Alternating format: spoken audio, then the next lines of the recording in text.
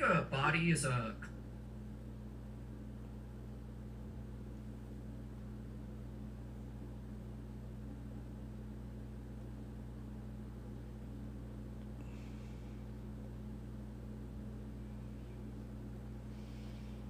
Yo.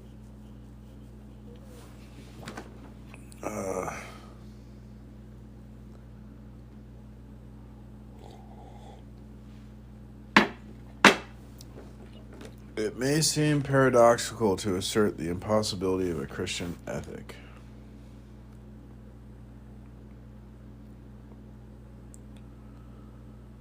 Holy crap.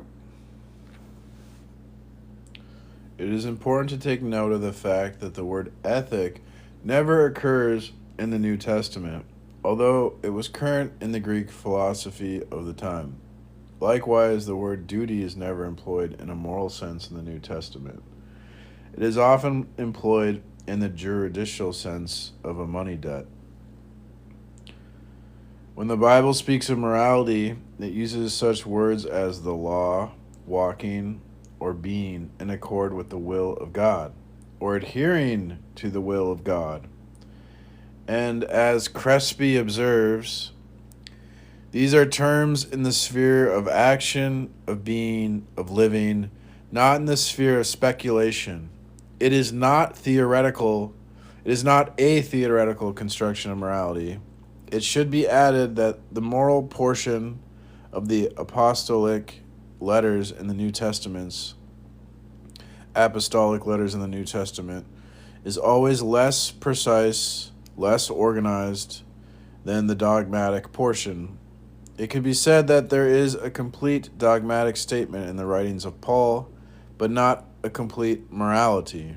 There are only examples of morality, a description of certain elements of the Christian life, but never a rounded moral doctrine.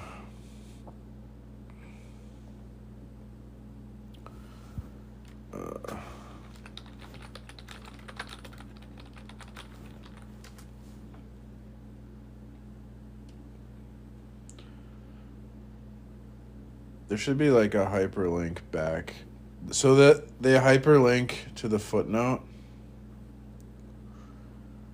but then they don't hyperlink back to where you were reading.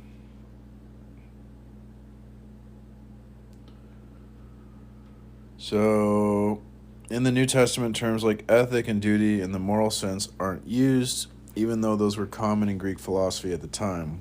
Instead, the Bible describes morality with phrases like following the law, walking with God, or aligning with God's will. All action-oriented, emphasizing how people should live rather than creating a theory of morality. The New Testament letters, especially those by Paul, are thorough in their beliefs about God, but less systematic about moral rules. Rather than setting up a detailed moral code, they offer examples and descriptions of how a Christian life should look.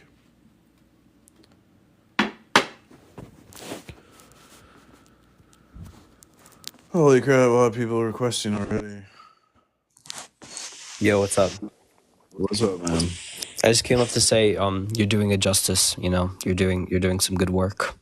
Because there are many lives that talk about, God saying the claim or giving the prompt that God does not exist or something like that. But there aren't many of the other, the other side doing it. Even if you are a Christian, it's good to it's refreshing, to be honest.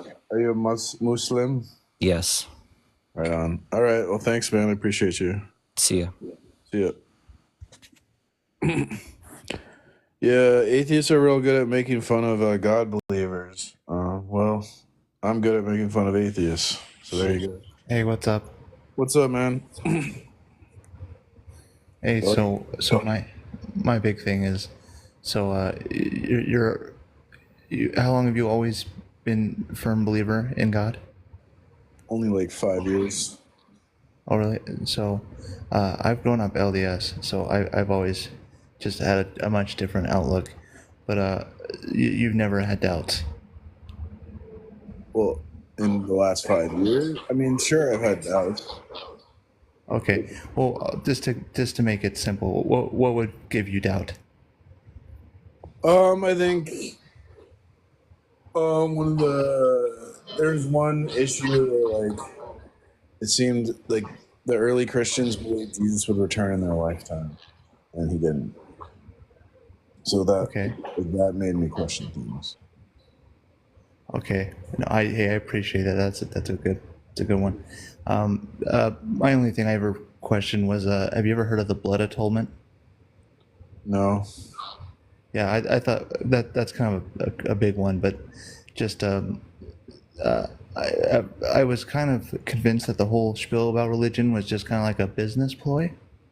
Uh-huh. So, yeah. But you don't feel that that's never the case. That what Christianity was started out as a business ploy. Just a thing to keep people under the thumb, tithing, all that good jazz. Well, no, because originally the government tried to eliminate Christians and they were persecuted. They were just like a small sect of Judaism. And so eventually, yeah, the state, Christianity became so popular that Rome adopted it. And then see, we live in this like corrupt world, we're in the fallen world. So human institutions that have power become corrupt. So when church and Christianity became institutionalized and they aligned with the state, like a lot of the bad things is like basically the state using religion to control people. But it's not like religion. It's not like Christianity was created to control people. It was just used to control people by the state. So, Okay, I think that's a good reminder. I appreciate that.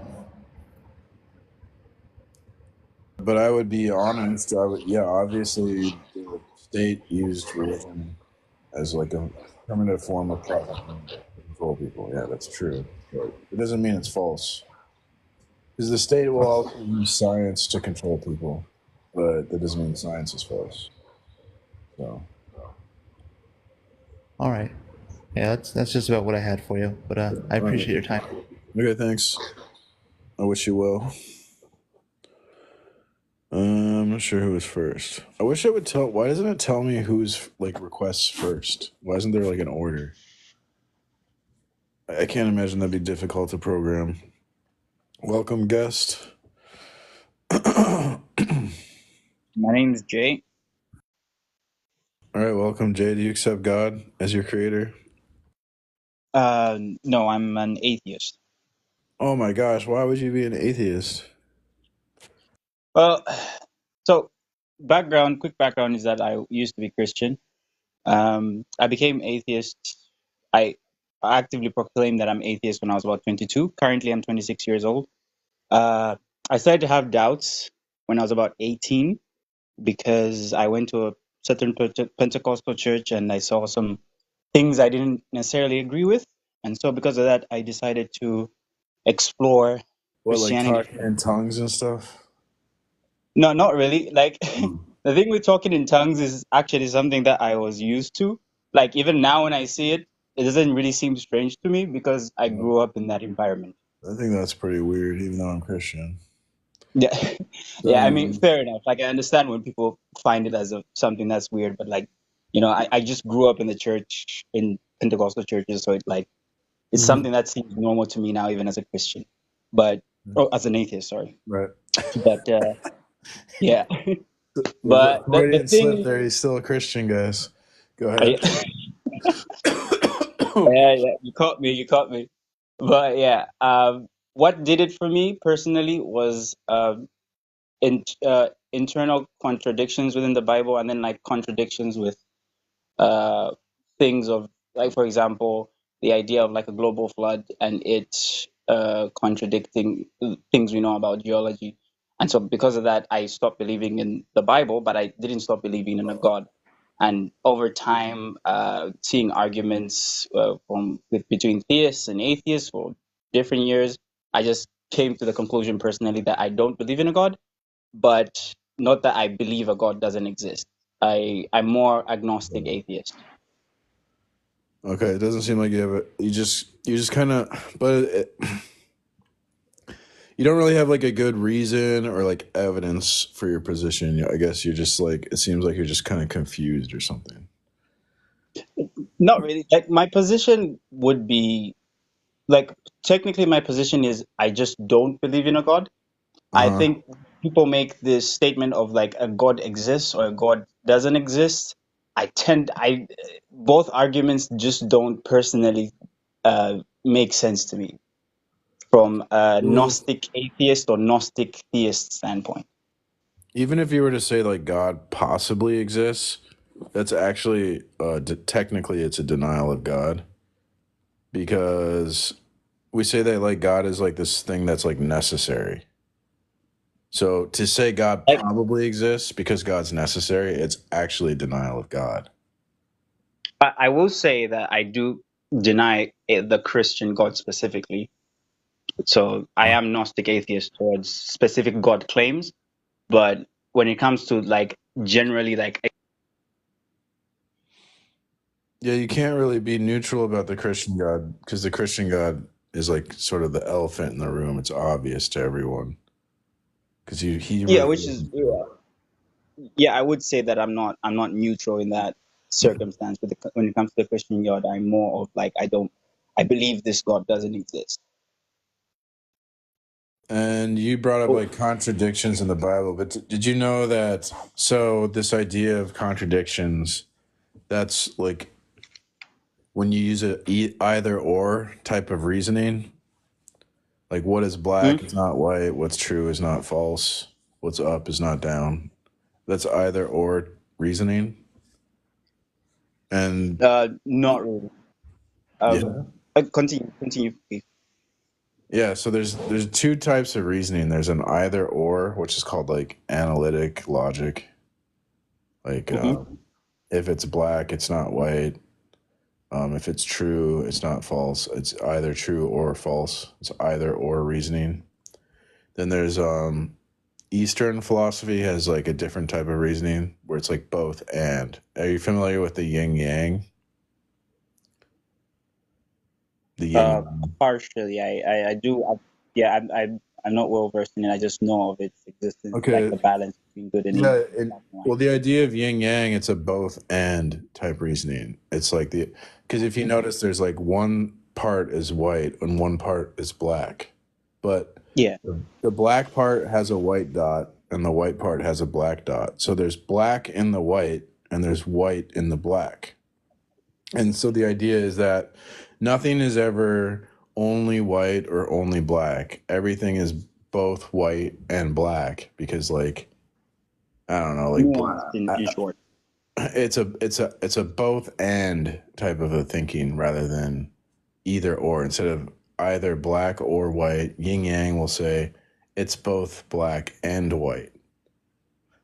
And Yeah, so that's a contradiction, but it's not real. Technically, the yin yang, if you use the either or type reasoning, it would be a contradiction. It wouldn't make sense. But people think yin yang does make sense because it's a different type of reasoning. It's an and or type of reasoning instead of either or both and instead of either or. And so the idea yeah. is what I'm trying to say with all this is that when the people wrote the Bible in the West and modern world today, we think either or. That's how our minds work. We're constantly either or, either or. But the authors Hmm. of the biblical text, they use the Eastern type reasoning where they use both and. So they intentionally Yeah, put contradictions into the Bible. It's intentionally contradictory. That's on purpose because that's the type of reasoning that they use. So contradictions are really not an issue in the Bible, and all these like deconstruction Christians on TikTok, they're not going to tell you this because they want to like manipulate people into thinking Christianity is like dumb and contradictory, illogical, irrational. And they're making money off of people who feel like they were disenfranchised by like some kooky Christian cult or something. And then I feel like they're taking advantage of them because they're not giving an honest, accurate presentation of the truth of the Bible when they're saying, "Oh, look, there's a contradiction, therefore it's wrong." Well, you're not even analyzing it correctly because you're using a type of reasoning that the author did not intend. The author didn't use analytic logic when he was reasoning, putting his reasoning into the story. He uses both and logic or reasoning. So Okay. contradictions Is are an issue. Yeah, I understand what you like. This, I think this is the first time I've ever heard this argument, and I think it's quite is interesting. It's something I think I definitely would like to delve a lot deeper into. Um, but two things, right? I have two things in my mind right now. Like, for example, my question first would be, wouldn't that mean that someone of any religion or ideology could use the exact same reasoning to support the fact that the contradictions within said ideology or religion are not exactly contradictions, Well, but I mean, but it depends because you have. I mean, if we're going to be intellectually honest, we have to analyze the material on what the author intends, right? So if the author intends to use either or reasoning, then we would examine it using either or reasoning. But if the author uses a different type of reasoning, and we're going to go, let's examine this using either or. Well, he's not even using either or reasoning. That's not an honest way to like critique a work. Is to like you're basically creating a standard that the author didn't intend and analyzing it through an incorrect standard. yeah, which is fine. But my point still stands that like it's still something that can be used by not just Christianity. It's something that can be used by multiple Well, of religions course, because but it depends on the intention. I guess you're not getting this.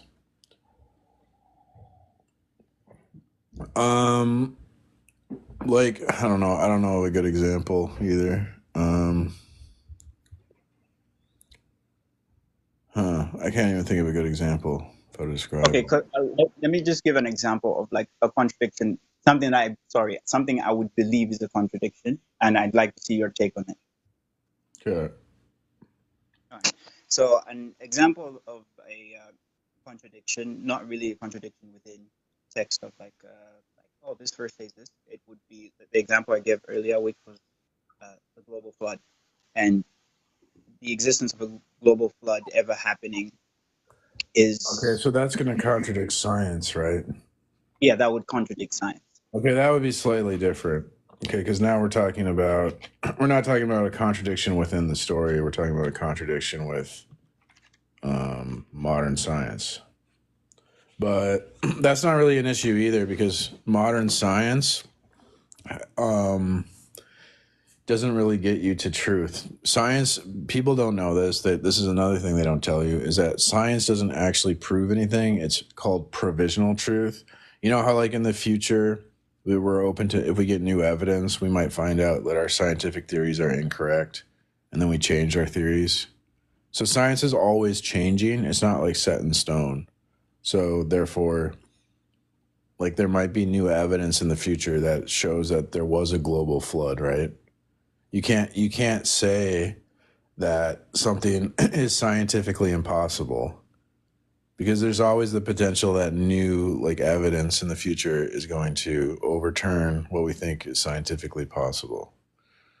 That is true, but the problem with that is that science, unlike almost any, not unlike almost any, science, unlike anything else in terms of belief systems or truth claims, has predictive qualities.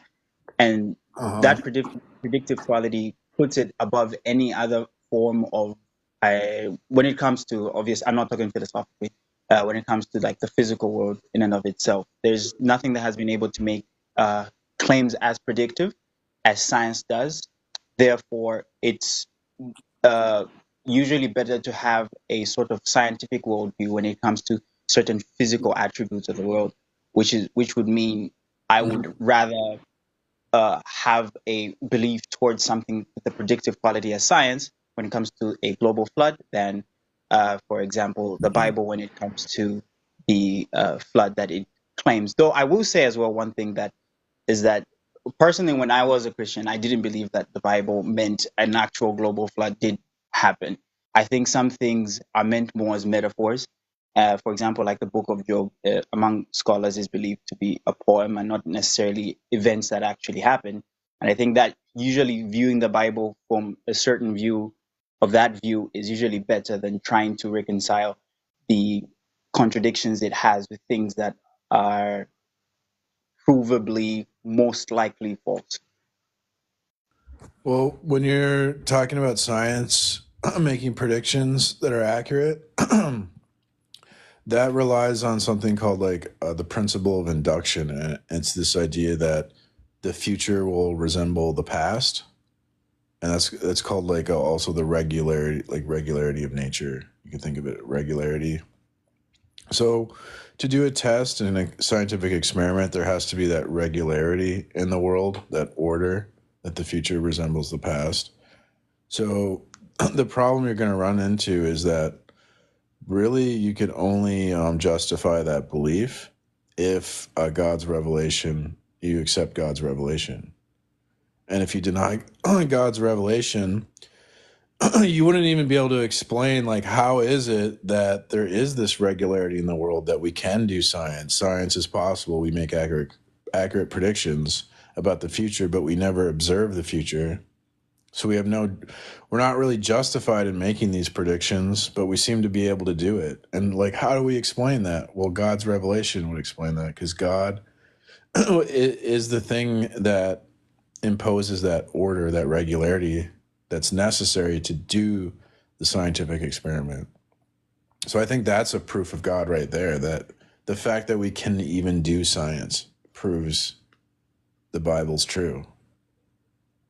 I would argue against that, because the way we understand science is that the universe, as much as it is as chaotic as it is, has certain things about it that are uh, relatively constant. Now, the idea of Yeah, but this how do you constant justify that? coming from a god or coming from a different physical aspect is something that obviously would be up for debate. But at the end of the day, the one thing either you're Christian or you're atheist, or you're atheist scientist or Christian scientist, each and every one of these people can at least agree on the fact that there is constants of which we can follow.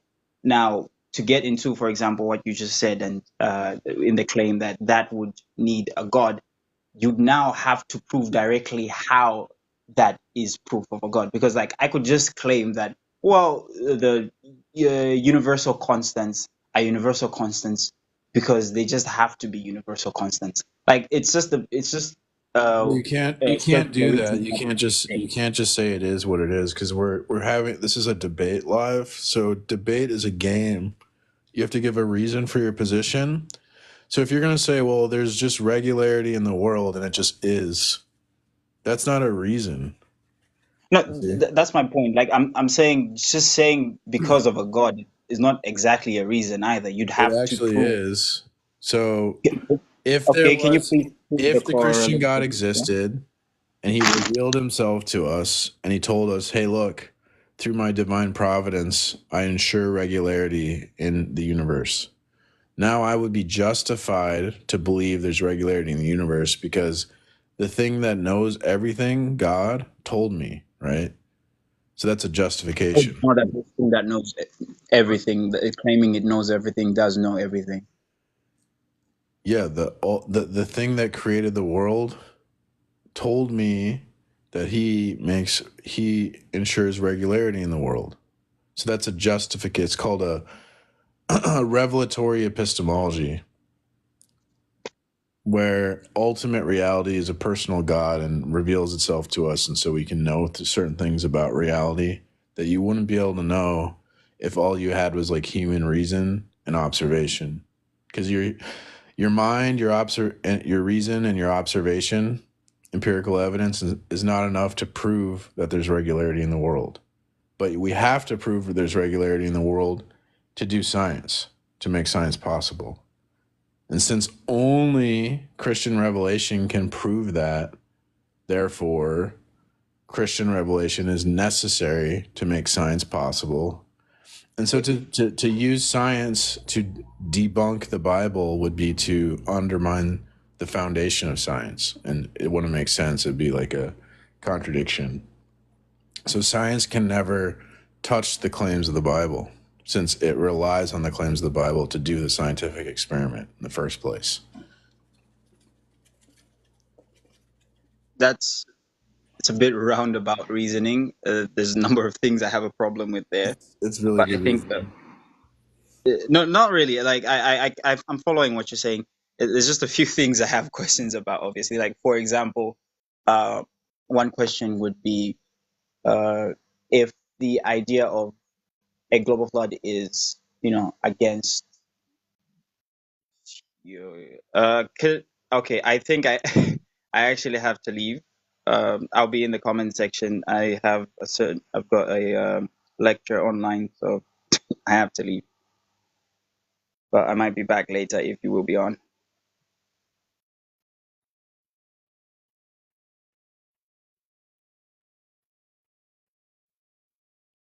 Oh, I'm muted. Whoops. It told me I was muted because I think it could hear me talking. Oh, yeah. Thanks for coming. I wish you well.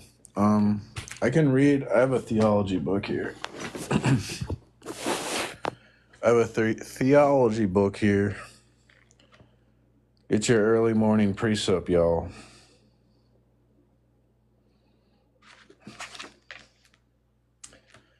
The contradictions. Can this show up? Whoop, co-host. No, I don't want to do that. Does this show up? The book doesn't show up. I can take this off. Let's see here. There. Whoa. This is a book. Atheists. Look. It's a book. Have you ever seen one of these things, atheists? Okay. So what does this book say? About the contradictions. You guys want to talk about contradictions in the Bible? Let's talk about contradictions in the Bible. I'm reading from my book here. I don't know about them non-believers. They don't like them books. They don't believe books. I believe books. Okay. Another germ of subversion took on a character that is in essential contradiction with Revelation. We have to recognize that everything in Revelation is formulated in an antithetical fashion in a dialectical way from certain standpoints. It unites two contrary truths that are truth only as they come together. I say advisedly that everything that the Bible presents takes this form. We never find a single logically connected truth followed by another truth deduced from it. There is no logic in the biblical revelation. There is no either or, only both and. We find this on every level. Martin Luther, for example, will express our human situation before God by the formula semper simul peccator et justus. Always at the same time we are sinners and justified. There are not two stages, first that of sinners, then that of righteous by justification. Paul, too, says that about salvation, that we are saved by grace through faith, but we are then to work out our salvation, and he gives various admonitions showing how the saved are to live. This is contradictory. We are tempted to say that either we are saved by grace and our efforts are worthless, or we are saved by our works and we do not see how grace does anything. Similarly, God is undoubtedly almighty and we are free. Unbelievers can never understand this. If God is almighty, they think, then we are not free, or we are free and God is nothing. I could give multiple examples of this kind, but we'll stop at just one. God is absolutely transcendent. He is in heaven and we are on earth. In a radical sense, he is unknowable. No one can mount up to heaven. No one can see him. No one can know anything about him. Only a negative theology is possible. We can say only what God is not, nothing more. He is the holy other whom we cannot know. There is nothing in common between him and his creation. He is sovereignly himself. He shares his glory with no one. Yet, at the very same time, he is the God who enters human history, who accompanies Abraham and Moses and his people, who is very close and intimate, who speaks with us, who imparts to us by revelation and love all that we can bear. As Karl Barth says, he is the hidden God precisely in that he reveals himself. And he reveals himself as the hidden God. At the extreme limit, he incarnates himself wholly as a man. He is fully and totally present in this Jesus Christ. He is not somewhere else. All that we can know of God is there. We do not find only a bit of God in Jesus. Everything is there, vowed and devoted to us. Humanity is the condition of God in Van Hanien's phrase. This is contradictory. We have to realize that everything in the Bible is contradictory. Yet there is revelation only as the contradictions are held together. God, the holy other, is incarnate in a man. He is still the holy other. And we have to understand, I repeat this because it is essential, that the truth is made up of the actual contradictions. Each aspect of truth is true only because it is linked to its radical opposite. If I say that God is transcendent and stop there, this is not the biblical God. If I say only that Jesus Christ is God, this is not the gospel. This way of speaking is basically contrary or contradictory to the mind. I do not say the human mind, but at any rate, that of the Western world. From 6 centuries before Christ, we have been functioning in the mode of either or. What is black is not white. What is true is not false. What is act is not thought, etc. We think analytically and with admirable rigor. We sometimes forget great synthesis, but I would say almost ontologically, we are unable to accept the existence of opposites or to hold together two ends of a chain that are logically exclusive. As, then, our mode of thinking has prevailed and been put to work on the biblical text, and from 2nd century AD we have begun to divide, to separate, to put in small intellectual compartments, to classify, and to order. On the sole pretext of resolving contradictions, we have enclosed ourselves in impossibilities that the theological mind has sought to avoid with unparalleled subtlety. Unconsciously, but all the more seriously, in splitting the two aspects, we have rendered each part false and deceptive. If I say that God is transcendent, this is false. If I say that God is Jesus and there is no other, this is false, meaning there's no Trinity. Because at first result of this dissolution is the multiplication of heresies, that is, of the condemnation of those who stand for one aspect by those who stand for the other. But the general consequences have been extreme and tragic for the Western world.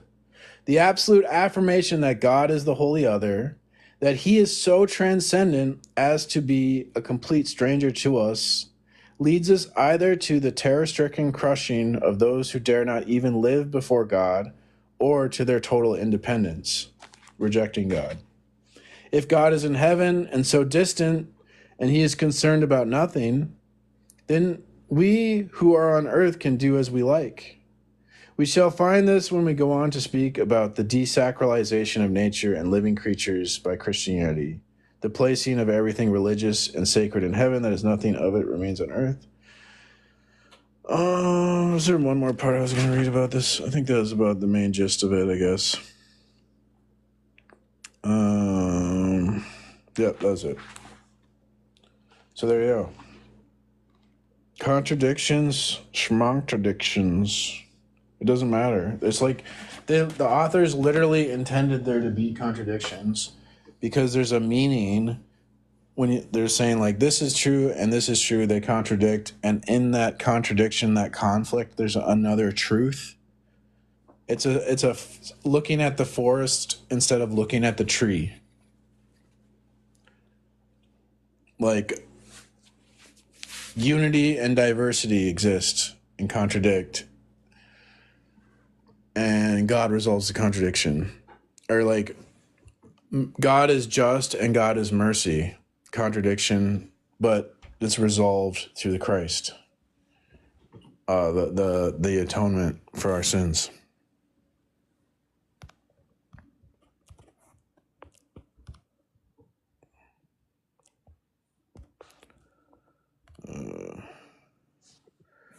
Yeah, the deconstruction Christians won't teach you that. They just want to take advantage of you hating God, and they want your money. They're a bunch of sisters. What's up, man? How we doing? I'm doing well. How are you? I'm doing well myself. Did you repent and become a Christian? You wish. Man, you can't be doing that well then. No. You're in despair. Exactly. I'm just in secularist despair. Yeah, you have no hope. What's your hope? No. That some scientist is gonna save you or something?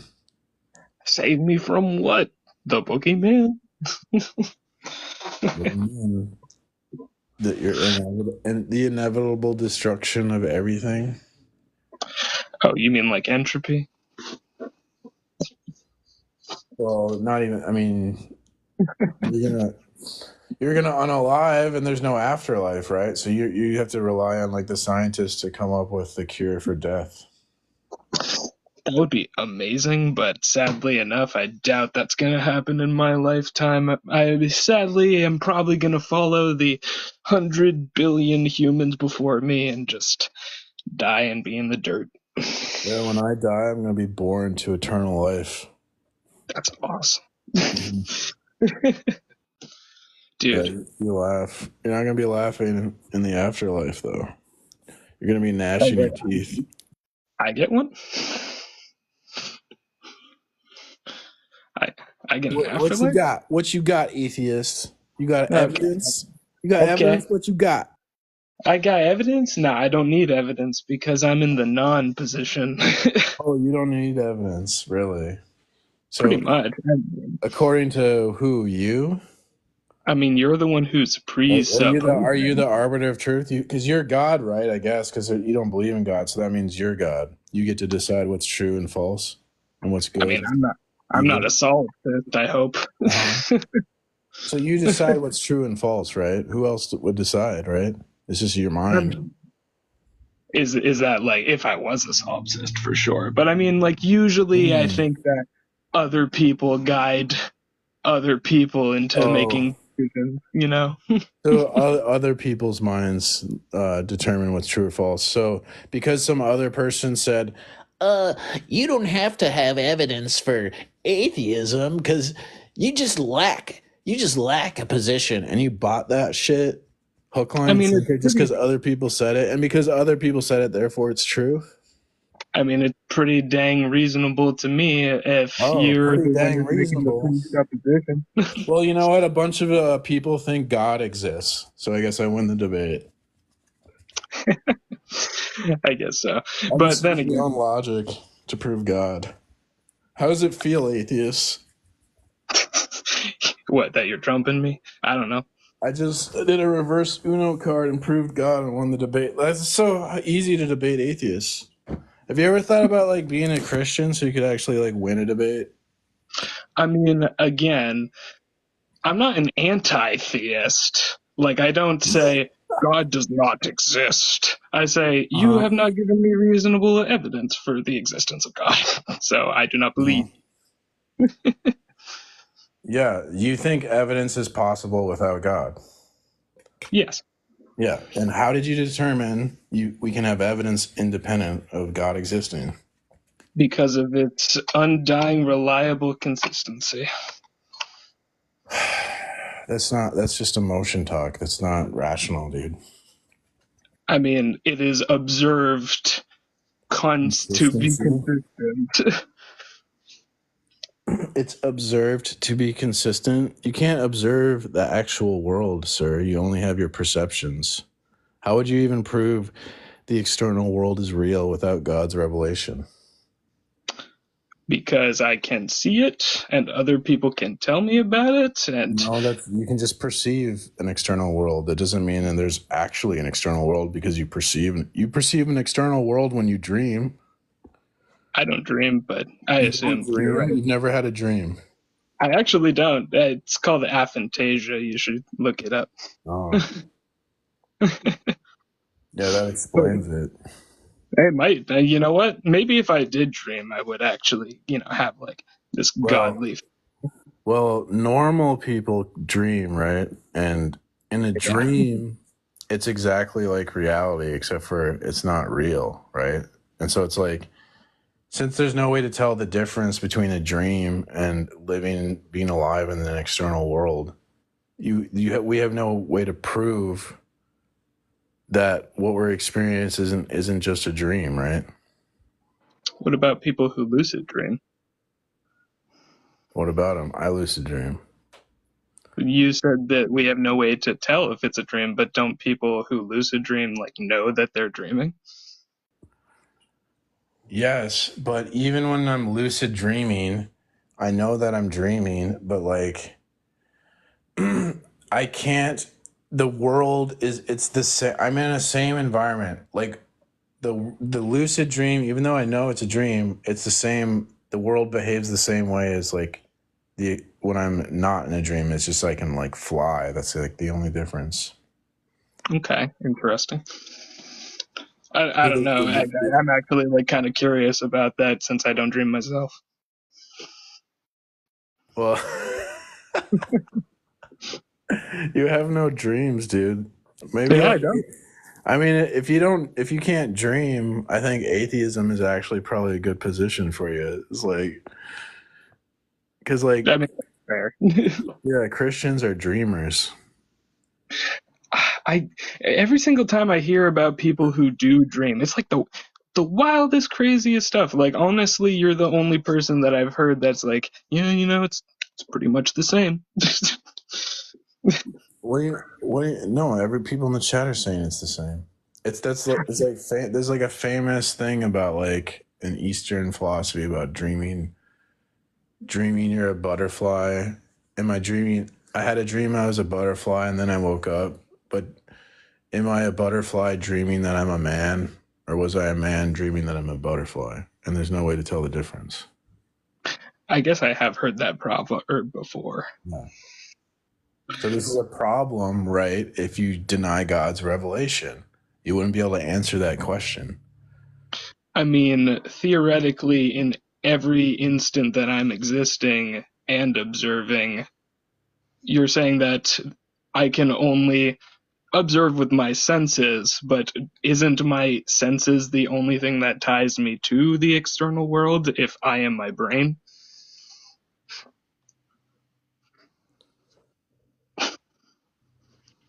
What? Just all we have is perceptions of an external world. We never your reason and your observation doesn't get you to the actual world. Right. I'm saying that right now, basically my position is that if I know that this is not the extent of reality, right? I know that my perceptions are not the extent of reality. And even though we've made great machines and science that have probed really far into the extents of reality, but we're still not there yet, I still don't know. No, we don't have machines that can detect the actual world. All we have is our perceptions. Wait, okay. So the machines and the probes and the researching tools don't do that, or they do that. No, we can't get to the world as it actually is. We can only get to a perceptual external world. Then why are they doing that? Because science studies our perception of the world. It doesn't study how the world actually is. To study how the world actually is, that's metaphysics. that requires God's revelation. We can only know the world as it actually is if ultimate reality takes initiative to reveal itself to us, or else we're just stuck in our minds or perceptions, and that doesn't get us anywhere. The human mind on its own, without help from God, can't escape itself. You're like a solipsist. You get stuck in your own mind. There's no way to know the world. I mean, I know that there's no way to know the world as myself past my senses, but theoretically, you see how absurd that is, though? If you can't, you're basically claiming I don't know the world, but then that means you can't know anything and you can't learn from the world. But that's obviously not true because we do science and we do philosophy. So Christianity must be true then, because Christianity allows us to know the world and learn from the world. I don't believe in knowing things for 100% certainty. I don't think about certainty. I'm talking about any knowledge of the world at all. I don't believe that requires God to do that. But you can't even prove the external world is real. How are you talk about a world that you don't even know what the hell it is? Are you saying we need 100% proof that we are? Proof. You don't have any proof. You have zero evidence the external world is real. You have nothing. Zada. You and I are talking right now. I can at least say that. So your position has to be false, and my position has to be true because we're having a conversation. Therefore, Christianity is true. That is such a weird loop around. It's not. It's logic, dude. I know you don't like logic. We're having a conversation that the only evidence right now that supposes is that we are having a conversation. That's it. There's other things that allow that to happen, but the phone between you and me, the technology that allows that to happen, you and me existing, the universe existing, all of these things allow this to happen, but that doesn't mean that they have to presuppose something for that to exist. Sure, there's a lot of things we have to presuppose to be true to have this conversation, like logic, the self, time, space, math. I think logic is a human invention. Words, the meaning of words. Again, I think they're mostly human inventions. Well, then you're just absurd. Your life is a fantasy. I don't know. I'm kind of looking to talk to rational people, but you want to play your whole life is like you're a Harry Potter character, right? I was gonna bring up Harry Potter. Yeah, you're like a Harry Potter character because you reject revelation, so now your whole life is a fantasy and it's just an imagination. Whereas I'm a Christian, so I'm a realist, right? The world's real. Math is real. Words have meaning. We can make arguments. You can't even make an argument because your position's so absurd. You can say that all you want, but I can bring up evidence for what I say. Yeah, but then you'd be contradicting your so you have cognitive dissonance, basically. Your beliefs contradict what you do, but you don't care because anything but God, basically, is what I'm hearing. So, I still don't think that there's enough evidence for God, really, to be honest. You don't have evidence for anything because God's necessary for evidence. There can't even be, there literally could not be more evidence for God, since all evidence is evidence of God, as God is necessary for evidence. So I know you're not, you don't really care about circular reasoning, but that's pretty much that. What do you mean? How is it? Where's the circularity? So, if evidence, then God. We have evidence, therefore God. Where's the circularity?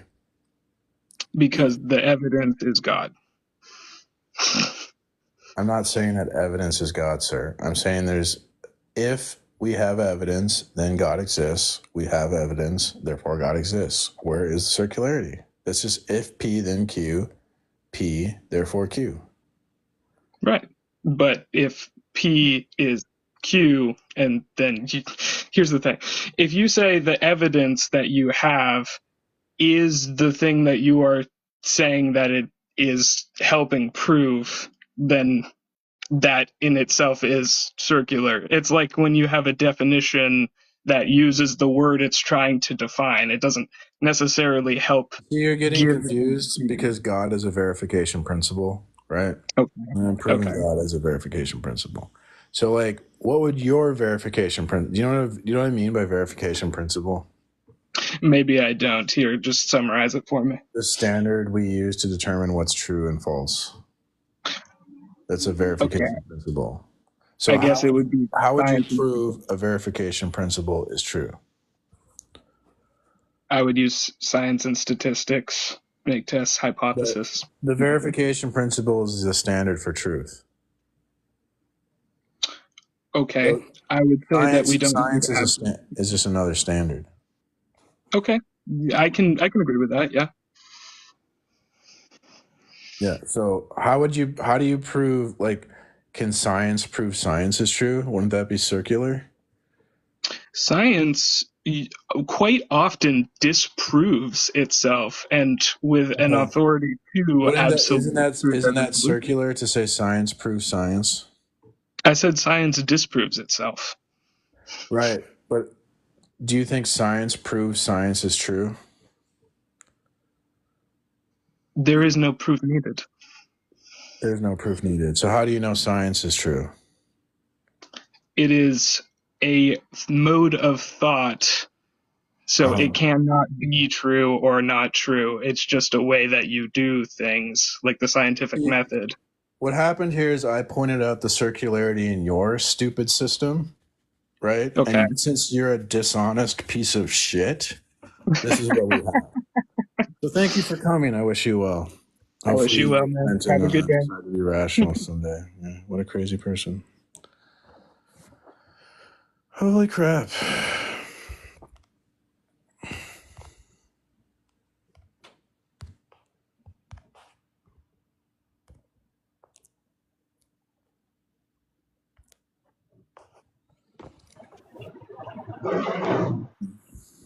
Hello.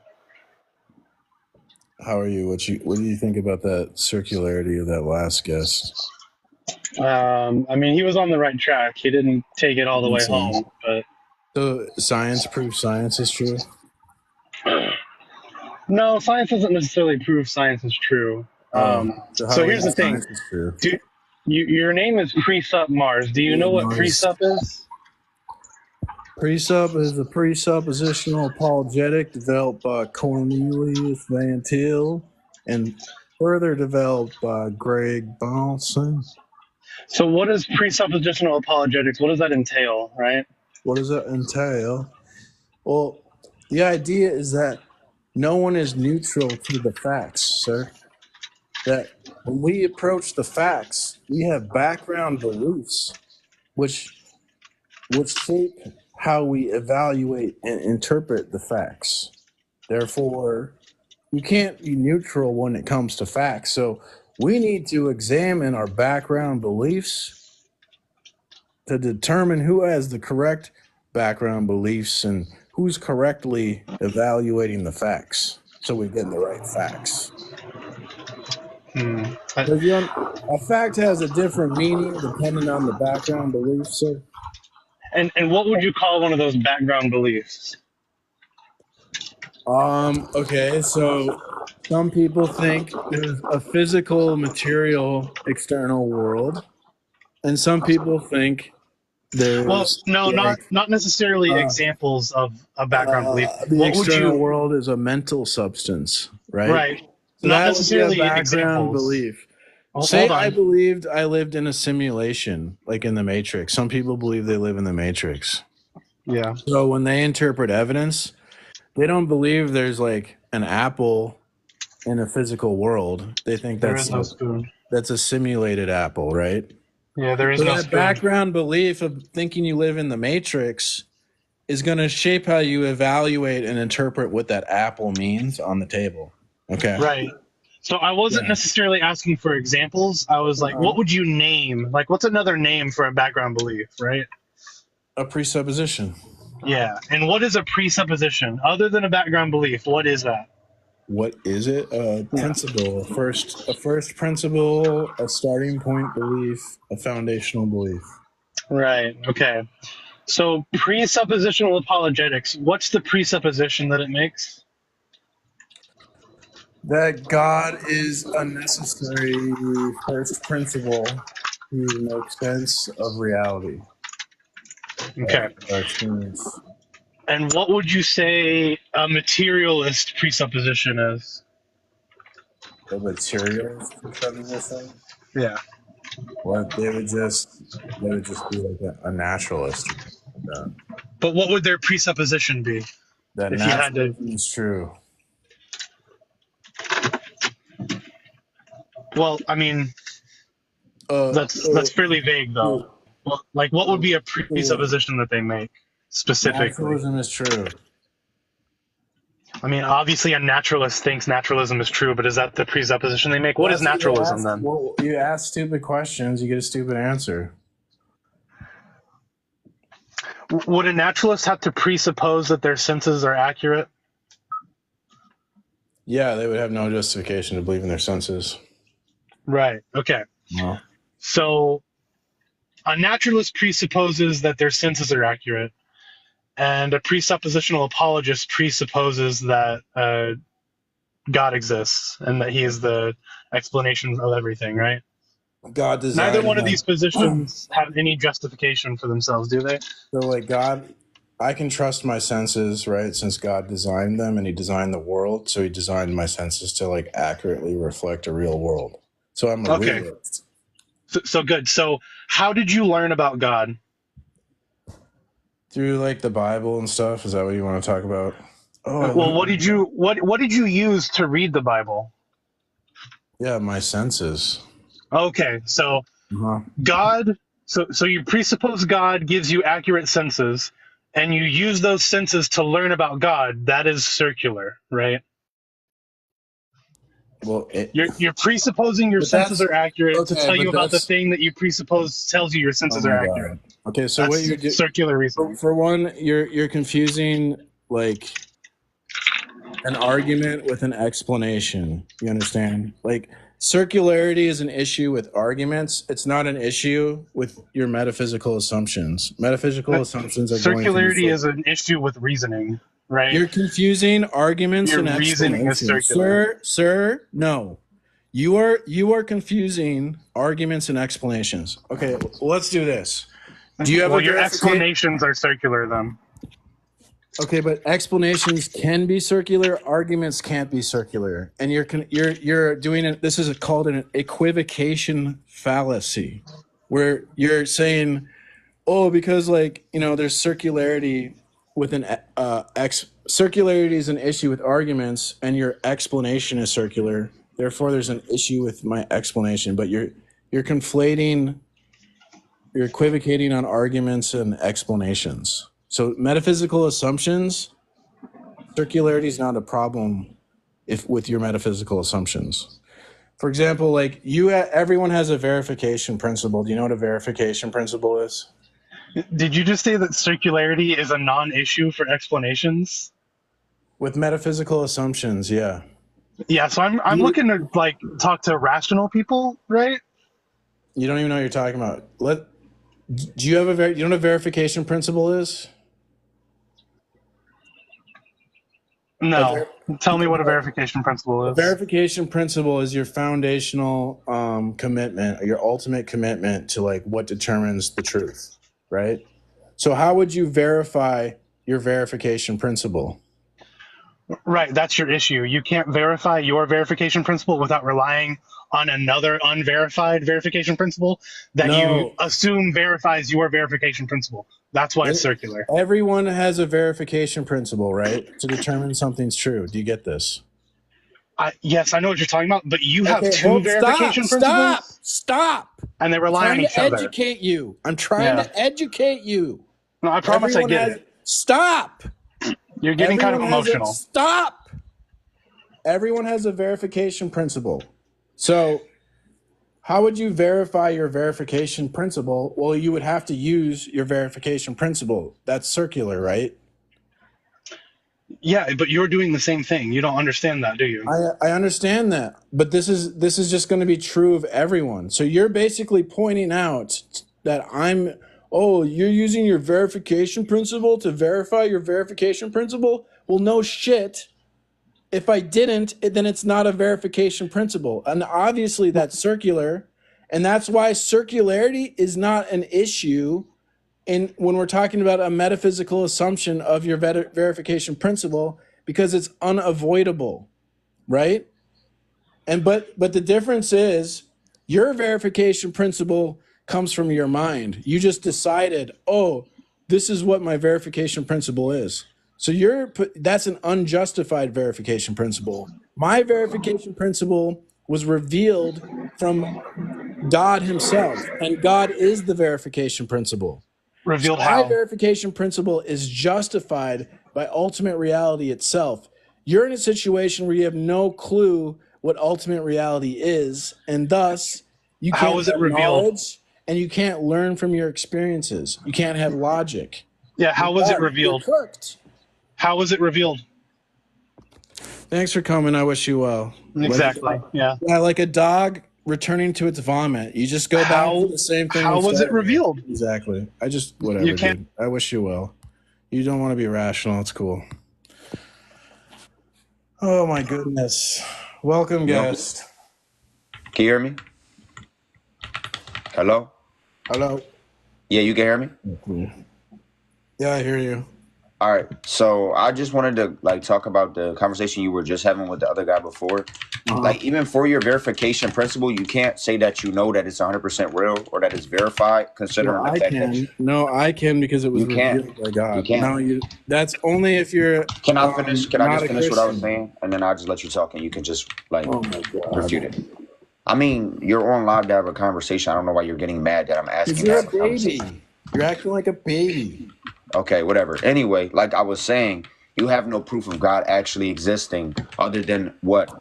Words on a page. And those came from what? Senses. They all came from senses. Regardless of what you say, everything that you know about God came from a sense. It was either hearing, seeing. It doesn't matter. I'm not an empiricist. But it all came from a sense of so what you already I'm not seen. an empiricist. You said what? I'm not an empiricist. Who cares if it comes from sense data? Because you're saying that you need a viable reason, but if all your viable reasons come from senses, and one of your arguments was that senses, you can't use senses to prove a viable reason, then that makes no sense. You have no basis other than what you see. How do you know what you see is true? I'm not, because I'm not an empiricist. So it doesn't matter. I'm asking you, how do you know what you see is true? Shut up. You're mad. Yeah, because you're acting like a bitch. You're cursing now. This is not very. Yeah, you're a little bitch. This is not very Christian of you.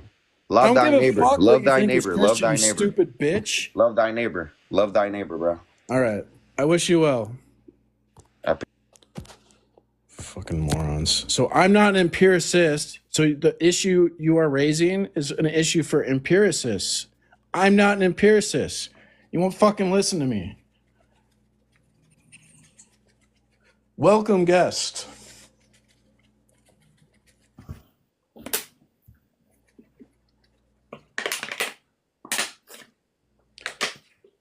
Welcome, Dick. Dick. Hey, Dick. Hey.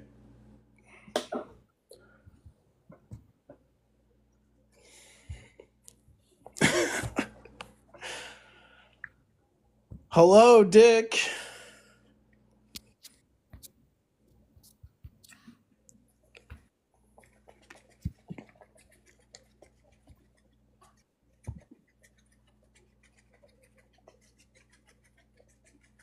Okay. Thanks for coming. I wish you well. What, is this the same person? All right, there we go. Wait, what's going on? Dude, my guest thing is all bugged. I can't see people. What?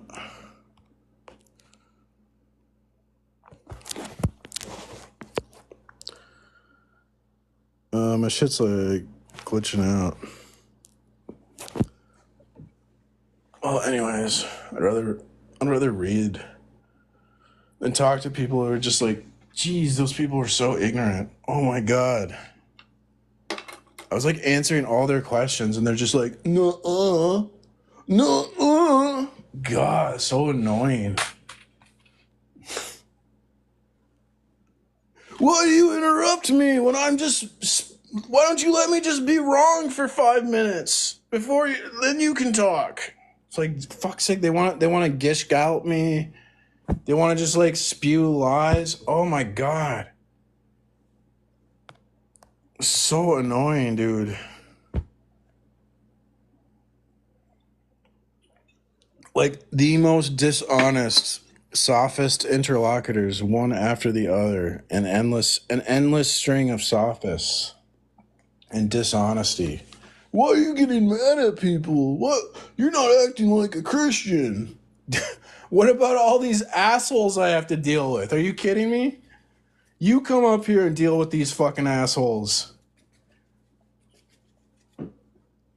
Yeah, it's easy to throw stones from your glass house. I'd like to see you fucking talk to these people and not lose your shit.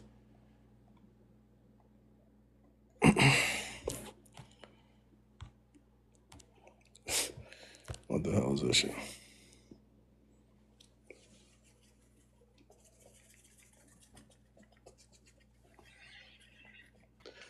Hello, Welcome. can I be heard well?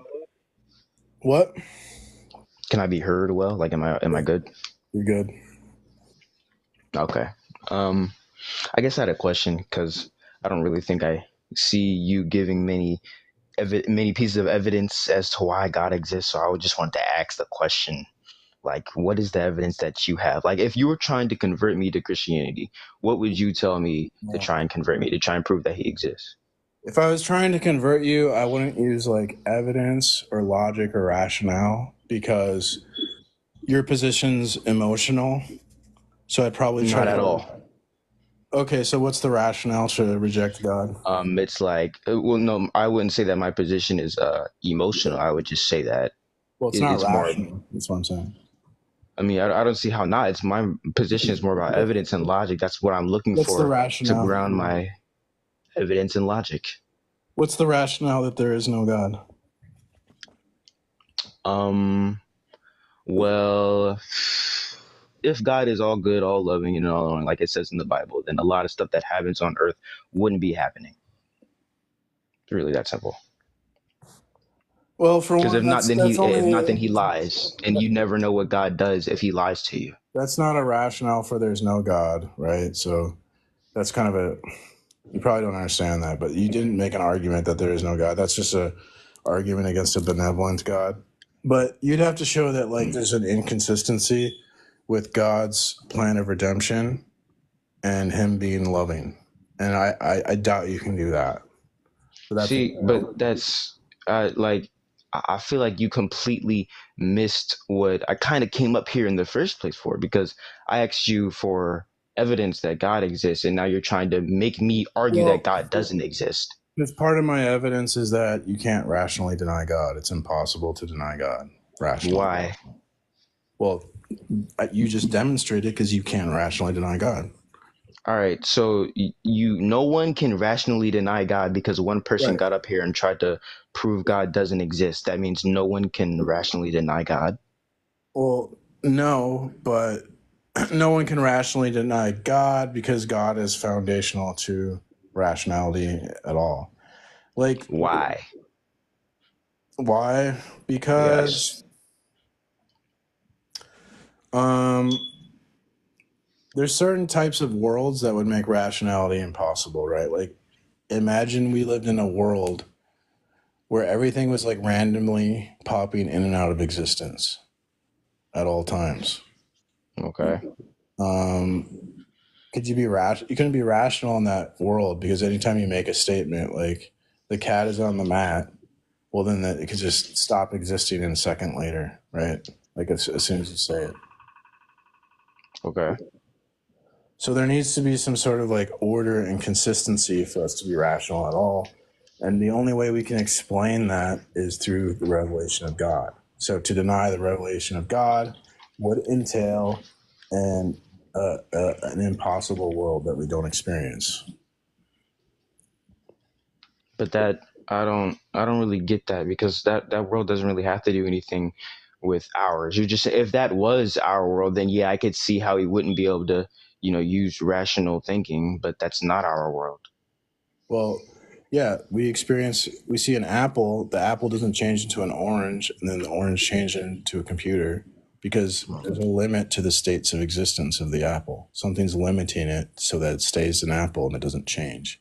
And God is the thing that limits it, right? If you deny God, how would you explain, like, why wouldn't that apple change into an orange? But like, how I feel like you're trying to put God as this thing that controls everything. Like nothing exists without God. You can't understand anything without God. But why is that's what it says in the Bible, that God creates everything. He's ultimate, and he sustains creation through divine providence. why would I believe that book? That book doesn't Because give if me. you deny it, now you have to explain, why does the apple stay an apple and doesn't turn into an orange? How are you going to explain that? All right, hold up. Let me I'm gonna try and drop this for now and try and approach this from a different angle. So I get that you're basically a precept. It says precept Mars, so I guess I'm gonna ask you, try and trap you in something. You trap me. I'm gonna try. I'm new at this, I'm trying. But all right. So you believe in the Bible, you believe in the Christian God, right? Yes. Do you believe that he's all powerful, all knowing, and all loving? Yeah. Yeah, because it says it in the book, right? Mm-hmm.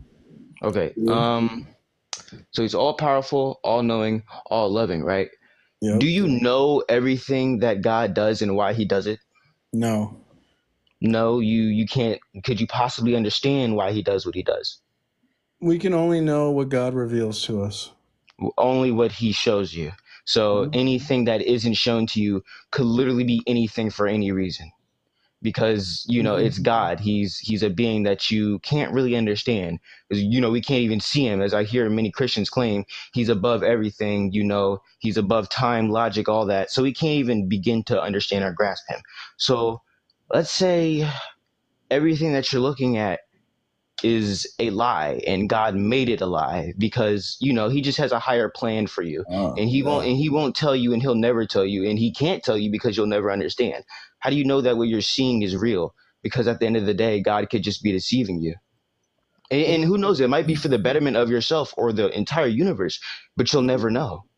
Okay, so the problem is, like, if God is deceiving us, then we wouldn't be able to say that that claim is true. So Why? The claim would be a contradiction, because if God's not always truth revealing, then we wouldn't have truth. That would destroy the possibility of truth. Why? Because God being always truth revealing is necessary at a foundational level to have truth at all. So to have a God that lies would mean there's no truth. If there's no truth, then the statement, like, there's a deceptive God, can't be true. So but there can. That's called a self-referential contradiction. It's a performative contradiction. All right. Well, for one, there can be an objective truth without God having to tell the truth. Like I can tell you, I have an apple in my hand, and then I walk up to you, and you physically see that the apple is in my hand. I just told you the truth. That what was the truth. That doesn't get to objective truth. That just proves that we have a uniform experience. We only have our perceptions. You never get to the actual world, because human reason and observation isn't enough to get to, like, objective knowledge. All right, I'm still not dropping all that. So like I've been said, you don't know why God does anything. So everything you think you know could be a lie. So how do you know that? What the explanation that you just gave me on why God cannot be a liar? Why can't that all just be a deception from God? I told you, because that worldview, that paradigm, is a self-defeating paradigm. You wouldn't be able to have truth in that paradigm. So then the claim would have no metaphysical content and would mean nothing. All right, but how? And you said it because what? God is the truth, and if he doesn't tell the truth, then what happens? Then there is no truth, right? If God's not always truth revealing, yeah, then foundationally there's no truth. It collapses your system. So you're saying that God is what grounds truth. Uh-huh. How do you know that? It's revealed. When did he reveal this to you or any Christian? He's revealed it through the course of, there's thousands of years of the history of the church and God interacting with his people. Abraham, Moses, all that jazz. Then he incarnates as a man. Can you show me any proof of this, of any of these things? Yeah, have you ever heard of Jesus? I've heard of him, yes. There you go. But that didn't answer my question. How is any of the stuff that you're telling me true? Like, did it actually happen in history? You just said Jesus, and that's how it's true. You can't rationally deny it because it's a necessary. The claims of the Bible are necessarily true to be a foundation. Why? And then just because I can't disprove it, don't say that that's what makes it true. Why is it true? Reveals the perfect God that's necessary for truth. God is not perfect. If God was perfect, then everything he makes would be perfect, but we are not. And everything he does would be perfect, but it is not. You think when God unalived babies, that was perfect? Was that perfect when God unalived babies? Doesn't follow that because God's perfect and everything he creates is perfect. If God is a perfect being, he cannot be improved on anything. But if God makes things that can be improved, then his creations and himself is not a perfect being, because what he makes can be improved. So can God be improved? He's not perfect. What are you talking about, dude? All right. If you claim that God is a perfect being, but the things that he makes is not perfect, and what he does isn't perfect. Because if you're only perfect if you cannot be improved on, there's nothing that you can do better than what you're already doing. But if God, what do you mean, though? Dude, what are you talking about? God is perfect. Creation's not perfect. All right, but if it's a perfect being, why can't he make the perfect creation? We're in the process of that. We're in the process of redemption right now. He's going to fix everything and redeem the world, and it will be perfect. He's going to fix everything and redeem the world, and it'll be perfect. Who's going to fix the world in your system? A scientist? All right, cool. You can. All right, but that's not the only. Is your technology going to save you from death? Technology doesn't have to save me from anything. I don't want technology to save me from anything. I know what happens when I die. I die. There's nothing. I don't care about what happens afterwards. You have despair. There's no hope in your system. I don't care about what happens when I die. I'm dead. I lived my life. I don't need to live a second one. You don't care about what's true? Because I just proved Christianity's true, and you don't even care about that. You don't care about anything. You hate God. You hate the truth. You still have yet to do that. Where I was going with what I was saying. Your father is the devil. Sir, I didn't even get to finish what I was saying yet. You still haven't, you haven't really stopped me. I gave you multiple reasons as to why God isn't perfect, and you focus on the creations. But the other thing that I was talking about, reason why God's not perfect.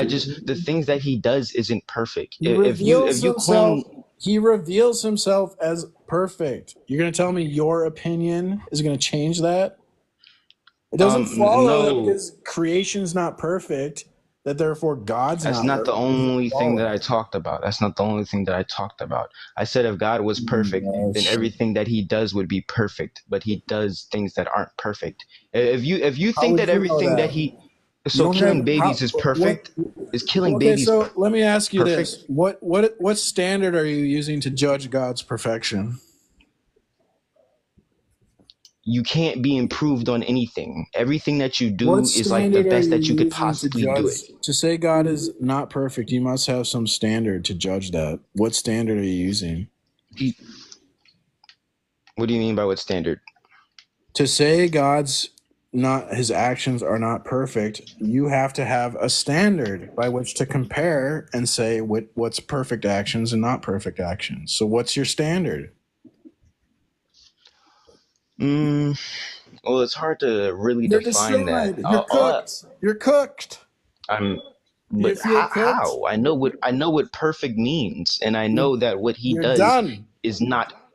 You're done. How? You haven't explained to me how I'm done. I just said that I couldn't give a standard. What is your standard? Then you're done. That's how easy it is to wreck an atheist. All I have to do is ask you. How? You're not explaining anything. You have no standard, moron. This is how easy it is to debate an atheist. What's your standard for that? And then they're done. Game over. For perfection, Yeah. just something that can't be, and if you can be improved on, you're not perfect. It's that simple. Thanks for coming. It's I extremely wish you simple. well. I feel like I don't have to give any extra I definition. wish you well. He has no standard. What a joker. Welcome. Hey, so that whole argument it's utter bullshit, dog. Because like you can What's flip that bullshit? same logic around on you.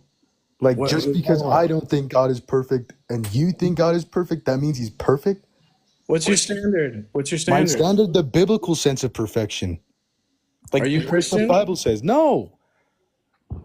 How are you This using? is just a stupid argument you can't in use general. the Bible. That's mine. What's your standard? Get your own standard. The What's Bi- your standard? That doesn't God make is any my sense. standard, and the What the Bible, fuck? God is the No, standard. that you can't just claim a standard. I gave you a standard. What's your standard? The biblical sense of All perfection. right, thanks for coming. What I it says. wish you well. You're stupid, dude. You're Piece of crap.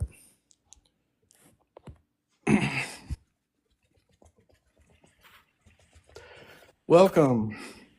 Hey, I don't feel too welcome, but hopefully we're here. Why don't you feel welcome? I don't know, man. I've only been here for maybe a few minutes, but it seems so hostile. Everyone's been. Yeah, it's a debate. It's a game. I don't know if debate's a game. I play to win. Well, you don't know what you're talking about. It is. It's a reason-giving game. You have to give reasons for your position. Debate. I mean, debate is ultimately we're trying to get to a middle ground, right? That's how I'd approach these. That I play to win. Okay, all right. Well, yeah, I'm gonna smash you. Give me your best. Yeah, you can't rationally deny God, right? I can, yeah. So what's your rationale? Well, the Bible says many things happened that we can prove didn't happen. Okay, but the Bible could be false and there still be a God. So like, what would be the rationale that there's no God? Well, God only really is talked about in the Bible. I mean, that's the only place He exists. So, okay, so you don't have a rationale. There is no God. So that's step one, right? First, admitting that you have a problem. Here's the problem with that. Mm-hmm. When you are asking me to prove a rationale that there is no God and to present a rationale that there is no God, it's an impossibility because you're the one making the claim that there is a God. I don't have to prove there isn't. You have to prove there is. That's called the burden of proof, which is on you. Okay, so what you're doing is a burden shifting fallacy. So step one is like, I don't know if you've ever been to like AA, but step one is you have to admit you have a problem. Okay, so your problem as a non-believer is that you have no rationale for your position. So I'm saying in this exact debate, I don't need a rationale because I'm not making the claim. You're making the claim, so you need the rationale. That would be a burden shifting fallacy. So just step one, all you have to do is admit that your position is not rational, or you could give me a rationale. You do one of those things. Again, this is the fundamental debate. I don't need a rationale because you're making the claim that God exists. It even says it on the screen right in front of me. God exists. That's your claim. And I prove it. Okay, prove it. Okay, so step one is admitting you have a problem that you hate. Well, I'd like to flip it. Yeah, you hate God. It's not first of all, it's not an intellectual issue or a matter of evidence and proof. You just hate God. That's step one. I don't know if I ever said that.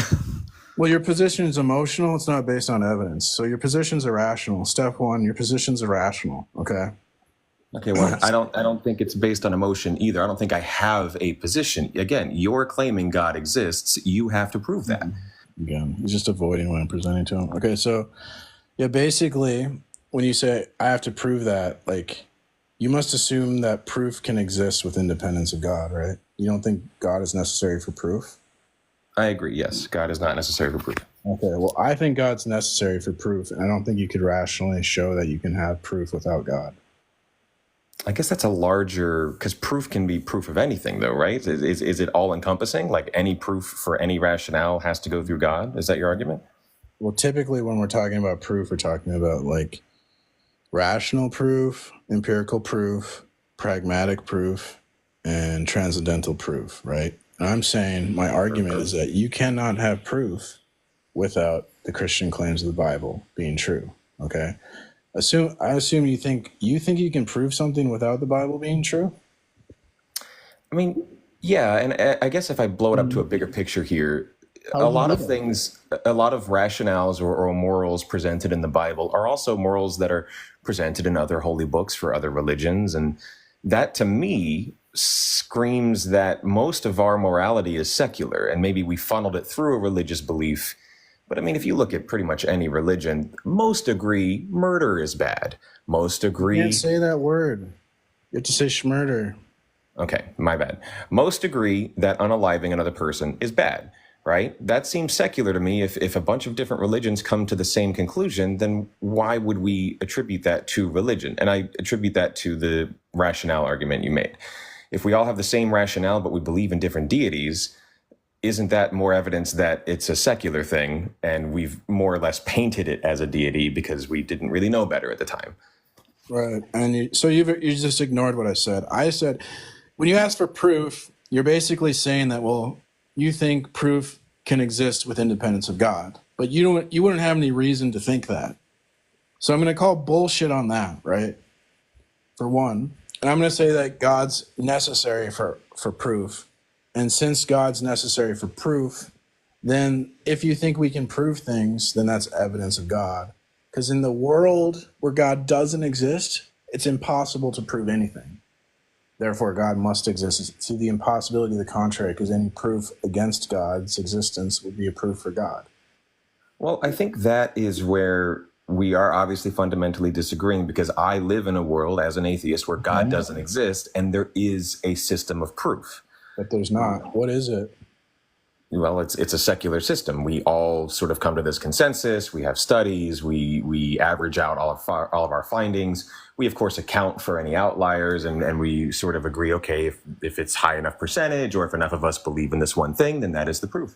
Okay, well, a lot of people believe in Christianity, so Christianity is true. No, it's a burden of proof. Well, you just said you determine if something's true if a lot of people believe in it. And if we've got enough evidence to back up that belief system, then yeah, that's how we prove the truth. Oh my God. You said evidence was when a lot of people believe something, therefore it's true. That's what you just said. Okay, evidence is when a lot of hold on. Well, a lot of people believe in Christianity, therefore Christianity is true. There you go. Evidence is when a lot of people believe something based on their evidence. That's the proof. It's belief is a tough word to use because we like to both wield it in different ways. So for lack of a better term, I did use belief, and I apologize because that clearly caused some confusion. Okay, so you think science is possible, right? We live in a world where we can do science. Yes, clearly. Okay, so for science to be possible, there has to be regularity in the world, some regularity in the world, that when we do a test, we get repeatable results. If there was no order or regularity in the world, you'd get different results every time you do a test, you see? Generally speaking, yeah. Okay. So God explains that regularity in the world so we can do the scientific test. And if you deny God's revelation, that you wouldn't have any way to explain that there is order so that we can get repeatable results in a scientific experiment. You just have to assume that's true on blind faith. But no, we prove that's true through that scientific process. You're adding in this divine element that we don't add in, and we still get to the same conclusion. No, science, this is a huge... See, you're not aware of all the criticisms of science because you've been indoctrinated. I'm 100% aware of the criticisms of science. I know it's not perfect. Well, are you aware of the problem of induction? I'm not, actually. Okay, so Bertrand Russell, who was an atheist, he said this is an unsolvable problem that we can't... Science relies on the principle of induction, which is that the future resembles the past. And the problem is there's no logical, rational reason to say that's true, and there's no empirical reason to say it's true. Bertrand Russell will say this, and he says it's an unsolvable problem, and if we can't solve it, then science is impossible. But he only thought it was unsolvable because he's atheist, because God's revelation can actually solve that problem and make science possible. So to deny God's revelation would be to undermine that which undergirds science itself and makes science possible. Therefore, God's revelation is necessary for science. But how can you prove that God's revelation is necessary for science? I You're making a claim. I literally just did. You said this is this because this is this, but that is That's not. how proofs. It's if P then Q, P therefore Q. That's how proofs work. It's called modus ponens. That's how you prove things. Okay, but here's the thing though. It's you and me in this room. You're saying words that you have no proof of. Okay. I don't care. To rational people, so you don't want to deal with the logical proof. Would you like an emotional argument? Here's the thing, man. You're going to get to a point where you're going to ask me a question that you think you're going to stump me on because it's an impossible question to answer. You don't want to be rational. I'm trying to be rational with you here not rational, and now. So you are completely emotional. So would you like an emotional argument for God? Wouldn't it make you feel good? Like, do you have loved ones that passed away? You can see them again in heaven. Wouldn't that make you feel good on the inside with your feelings? This seems more insulting than a rational conversation. No, I can't do the rational thing with you. God loves you. Doesn't that make you feel good? God isn't real to me, so I don't care that he loves me in your eyes.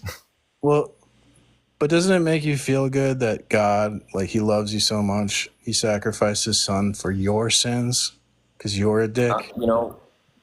I'll be honest. I would love for God to be real in that sense because it would be nice to have that sense of peace. But I don't believe he is real, and so but you should, because it makes you feel good.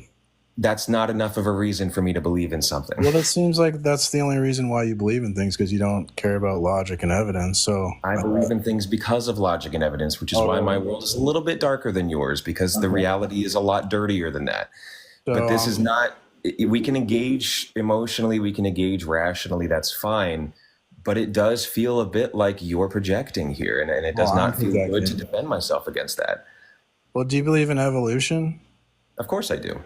So why don't you evolve into a Christian? That is not at all the same thing as the theory of evolution. Oh, okay. Well, thanks for coming. I wish you well. I'm kind of looking to talk to rational people. Thanks.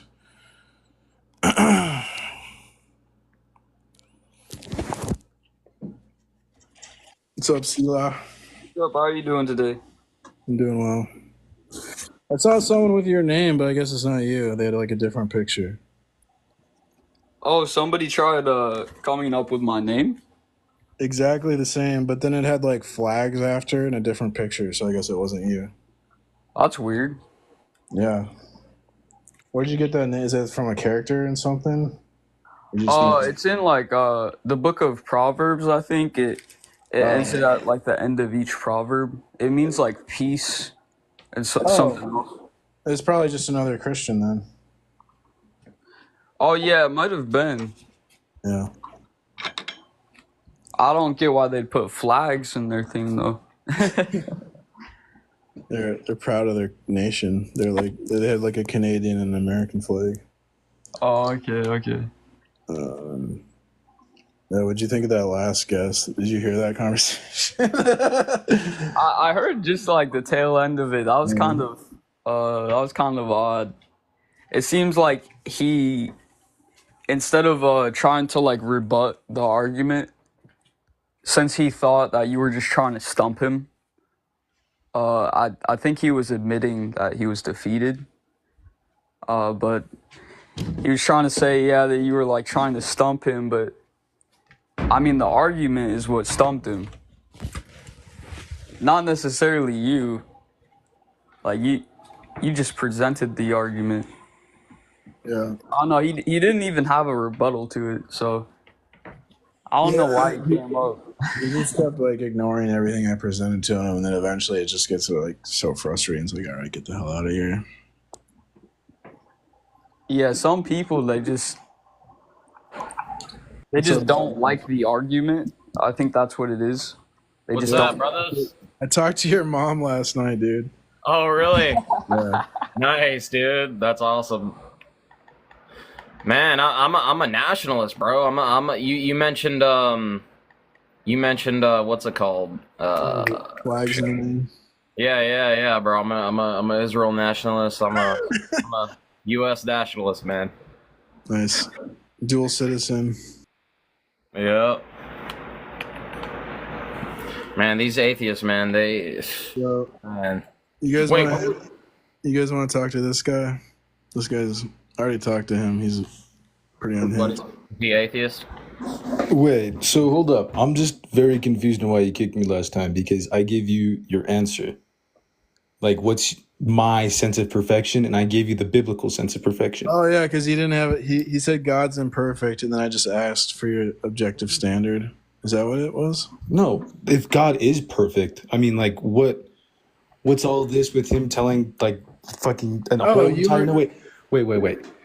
He told a whole entire army to rape and pillage an entire civilization. Say those words. Oh my gosh. Oh. That is completely false. Yeah. Yeah. What is he interpreting the scripture by? What is he exegeting it from? Just his own understanding?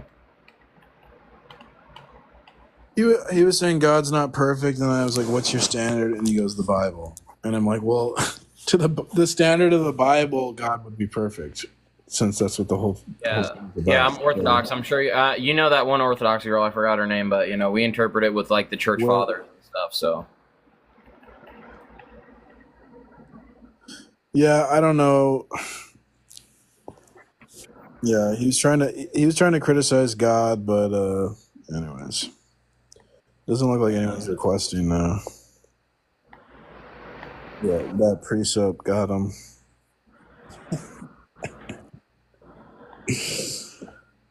Anyways, I was gonna read this. I guess I have this book I could be reading. Is that a book by Joshua? Is it really that good? Does it live up to that? I read it. I loved it. I thought it's like a really great.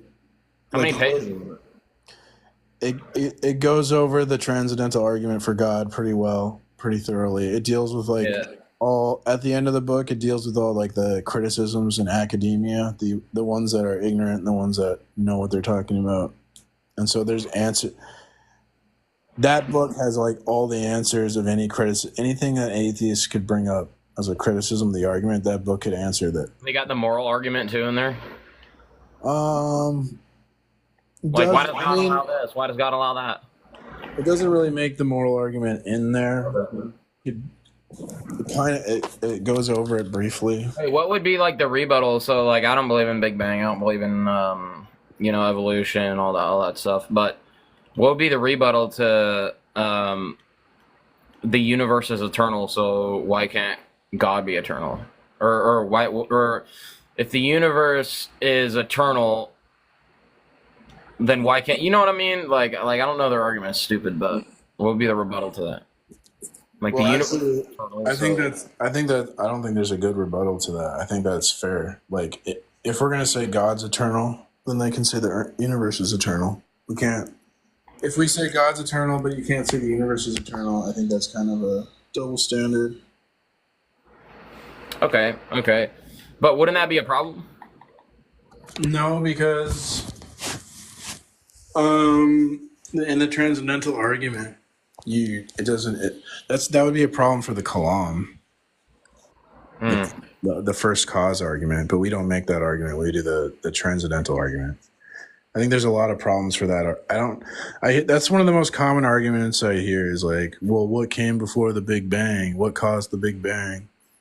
And the problem is there's like an equivocation fallacy where you're saying like, well, we observe all these natural causes, therefore the universe must have a supernatural cause. But you can't go from a natural cause to a supernatural cause. That's equivocation. Yeah. Do you believe the universe is eternal with God, or like that would be like no. I think the way Darth put it is like God, the life of God represents the first moment of time, and then after that, he started creation, and all subsequent moments derive after that. So I don't. The whole time thing is confusing to me. I got to study that more. Yeah. Timey-wimey. I'm kind of a feminist, so I always. All right, man. Well, I'm gonna drop and I'm gonna listen. I'm doing some stuff right now. All right, man. God bless, brother. He's good. Thanks. God bless. Welcome, Sky. Hey guys, Hello. what's going on? You guys getting angry in here? Yeah, I was getting pretty angry earlier. Like, it's very frustrating talking to people who they claim they're rational, but they're really not. Okay. Well, I mean, we might be frustrated talking to you guys too. They're frustrated with God and they hate God. That's what it is. So they just don't want it. I think there's different sides, and so I mean, your debates on does God exist or does he not exist? But what if God used to exist and he's not here anymore? He used. All right. Well, God got really depressed and went away.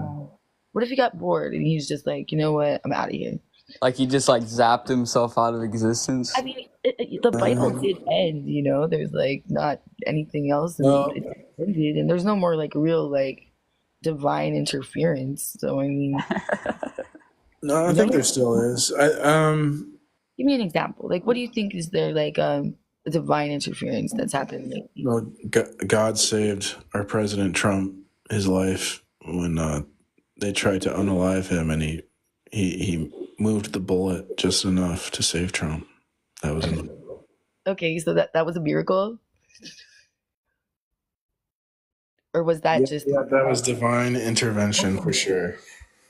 Okay, you could believe that, but I don't know. What if God's what if God comes back sometimes and then leaves or takes a vacation or something? You know what I mean? Well, that would be kind of like a deist God, and that's like the God in Dogma too. Oh yeah, Alanis Morissette, right? Which is a woman, a god, essentially. So. Yeah, very edgy. What do you think?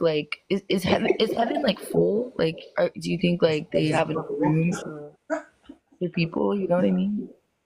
I don't know. All we know is what the Bible tells us. It says it says the streets are gold and there's rivers of wine, but you can't get drunk, and there's no money needed, but there's jewels everywhere.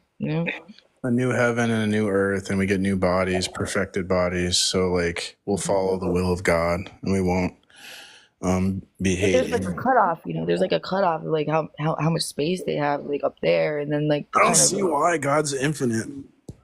Okay, well. So why do you care so much about the salvation of others? Why do you care about other people's souls? Are you trying to just validate, or are you just trying to get people to join the side? Well, I'm not trying to be rude or anything. I'm just really curious. I mean, there's several things. I have personal reasons where I became a Christian at age 37, right? And it changed my life, and it helped me a lot with things, struggles, right? And so I feel like it can help other people who struggle, because life can be hard and stuff, and I want the best for others, because God commands me to love others, and so I think the best for others is Christianity. Do you read do you study the Bible? Yeah. So don't tell the atheist that.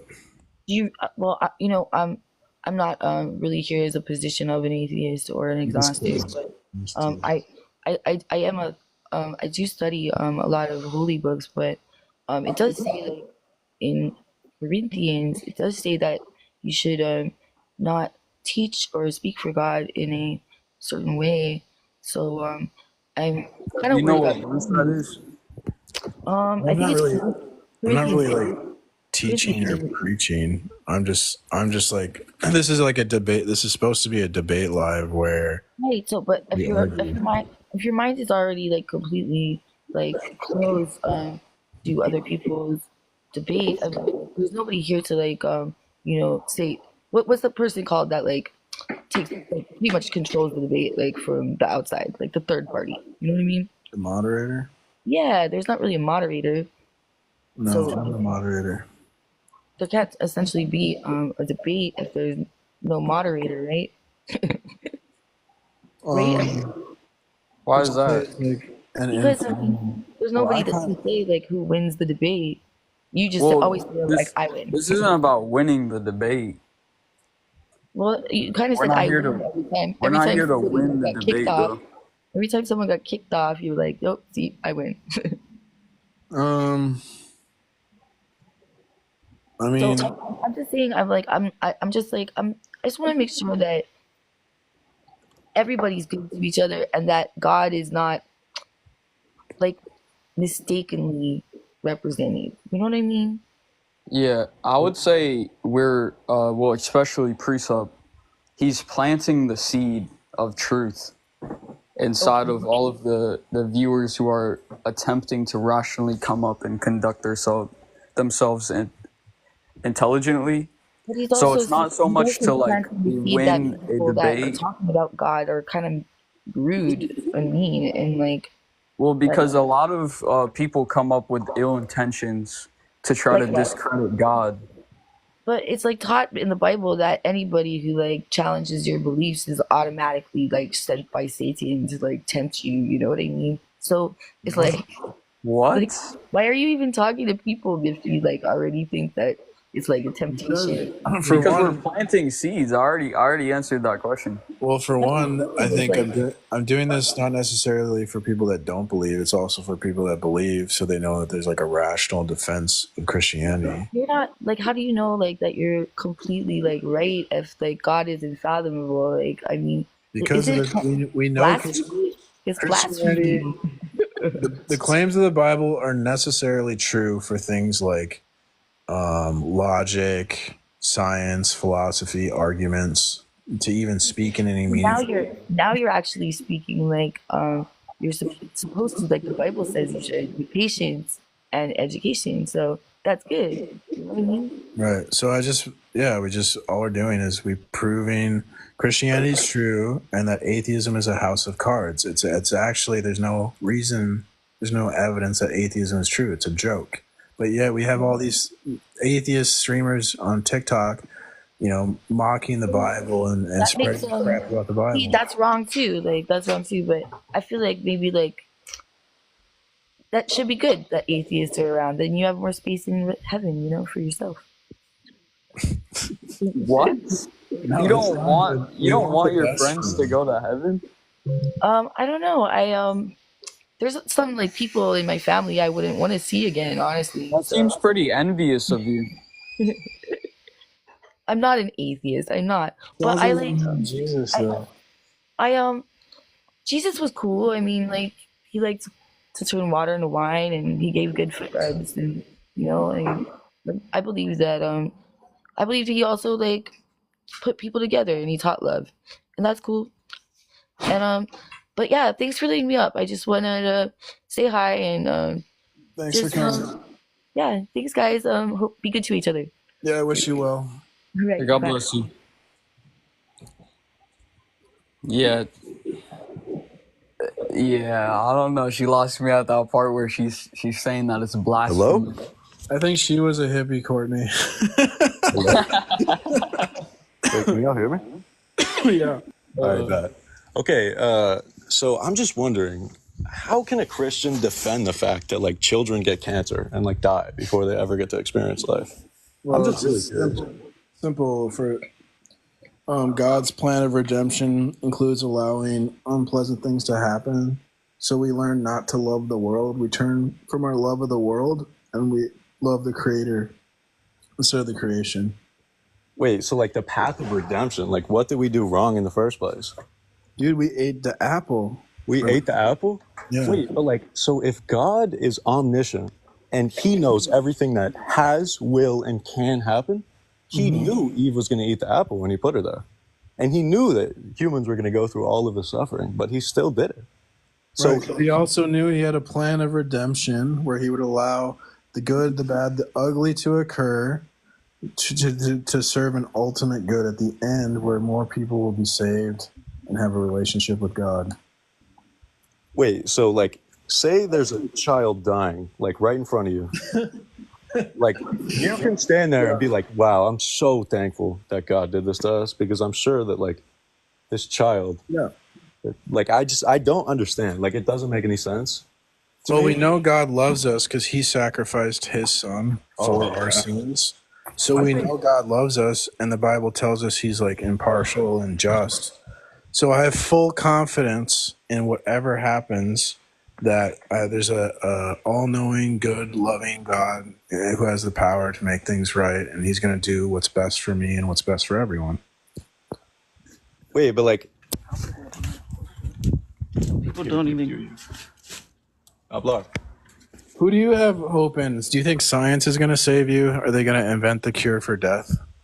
Because when I die, I get born into eternal life. I just think that after death, there's not much there, and yeah, but that's lame. Wouldn't you rather have eternal life?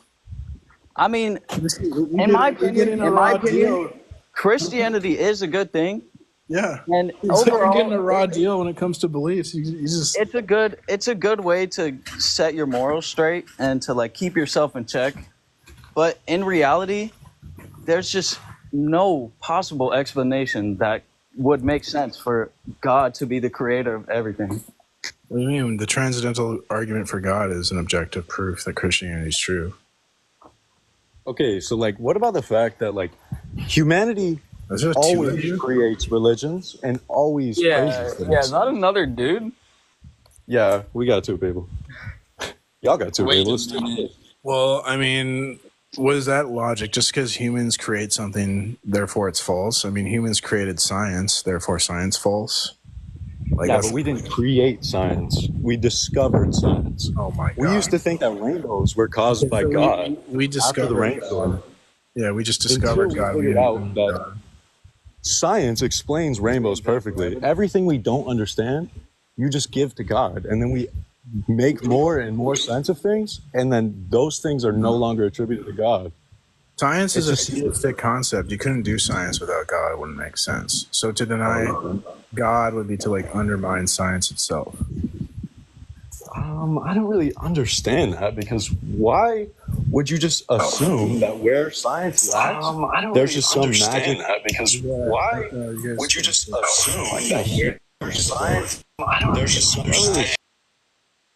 You gotta like swipe out the app and swipe back in. That will fix the echo. But yeah, you can't really go the science route because I can show that science is a theistic concept. So atheism would undermine science. But atheists don't know this because they don't teach you about the philosophy of science. They don't teach you about the criticisms of science. They just indoctrinate you into this like scientific cult where accept what the scientific priest says, never question the scientific priest. Do you know they used to chain the Bible to the pulpit and people weren't even allowed to read the Bible? Also, they would read during Mass, they would read from the Bible in Latin, knowing that people didn't even understand Latin.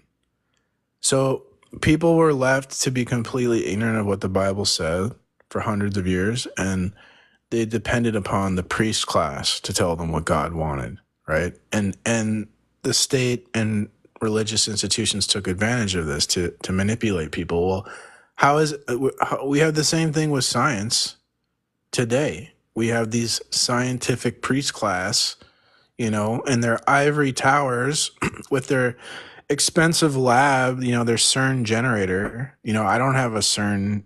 I can't do like an experiment like they can do at CERN. You need some of these experiments that they do require like high-tech equipment, expensive equipment that requires funding. So you have money involved, you have power, you have politicians getting involved, appealing to science to push political agendas.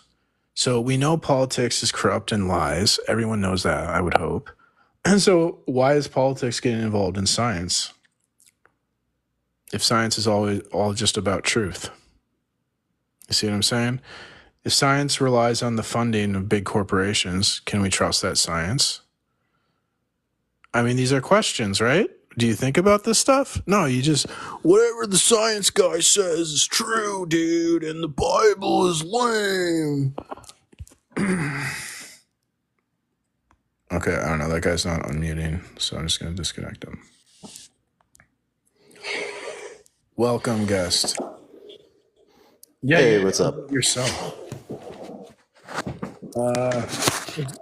Someone who doesn't know. Can y'all hear me? Yeah, I guess I was just debating someone who doesn't know how to use the mute button. That went pretty well. Yeah. Yeah. He was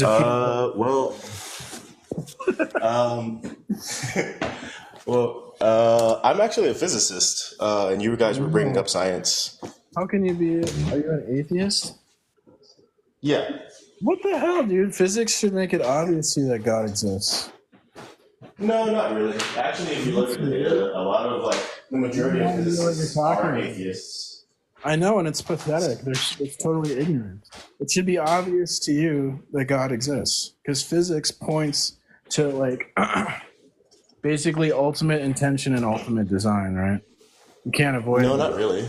That's an assumption. Yes, really. It's not a fucking assumption, guy. That's what Richard Rorty said. Fuck you. Hi. Okay. So sick of this shit. Yeah, we provide, especially you. You provide a logical argument, and then they just come up with the stupidest answer I've ever heard.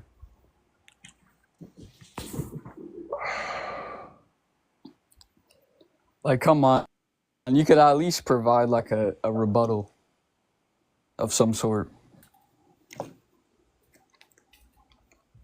Yeah, I'm going to get the quote.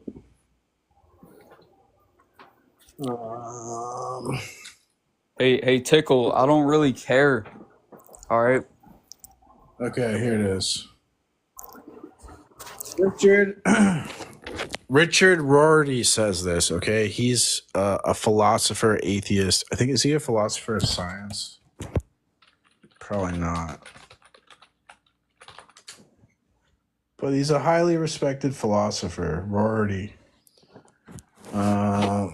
What was he?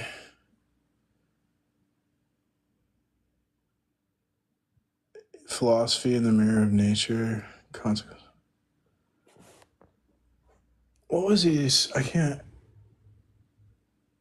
He had a PhD at Yale. Okay. Anyways, I don't know what he's spent. I know he's a philosopher, PhD at Yale. Okay. Very respected philosopher. He's famous in academia. Rorty says the very idea that the world or the self has an intrinsic nature, one which the physicist or the poet may have glimpsed, is the remnant of the idea that the world is a divine creation, the work of someone who had something in mind, who himself spoke some language in which he described his own project. Only if we have some such picture in mind, some picture of the universe as either itself a person or as created by a person, can we make sense of the idea that the world has an intrinsic nature, right? So the idea is physicists look for this intrinsic nature in the world, right? And for the world to have an inherent nature, inherent meaning, that requires ultimate intention and ultimate design. There you go.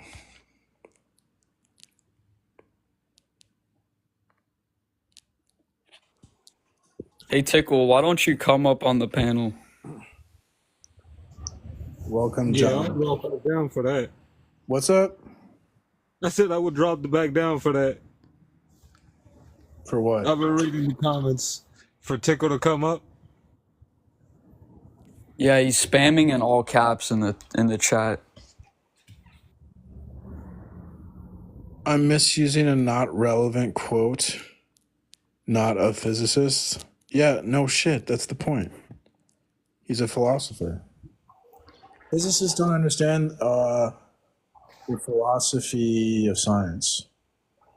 They're clueless. That guy's clueless. Physics is evident. Someone who's a physicist should believe in God because they're studying this inherent nature in the universe. And that only makes sense if there's intention behind the universe. If there's no intention, there's no inherent nature to the universe. So what they'll say is it's like an illusion of design or something like that. So do you like subscribe to any of like Michio Kaku's stuff? No, I'm not really into science. I'm more into just like debunking atheism. I just like learn stuff to make atheists look stupid. Basically. Same. So you're a Christian?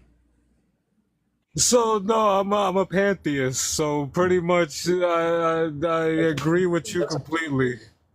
No, a pantheist is an atheist because you deny the creator-creature distinction. Well, no, the personhood of God.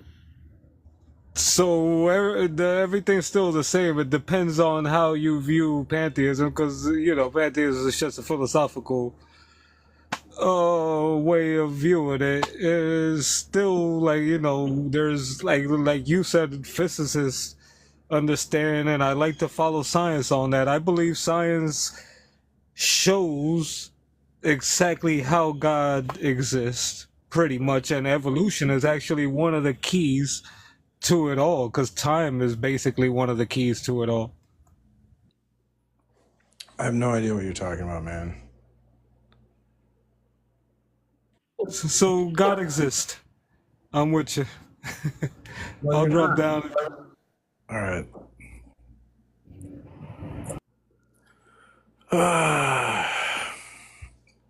A pantheist is an atheist. Pantheists don't believe in God. God is the creator. Hello? Welcome, Austin. All right. So I would consider myself an atheist, but I feel like I'm open to hearing about Christianity and why you believe it. So is there like any specific like points that you can make that would try to convince me to become Christian, or like specific proofs of God? Usually what I find is atheists don't really care about like proof, evidence, logic, that sort of thing. Like it's more like an emotional position, because there's no like rationale or evidence that atheism is true, right?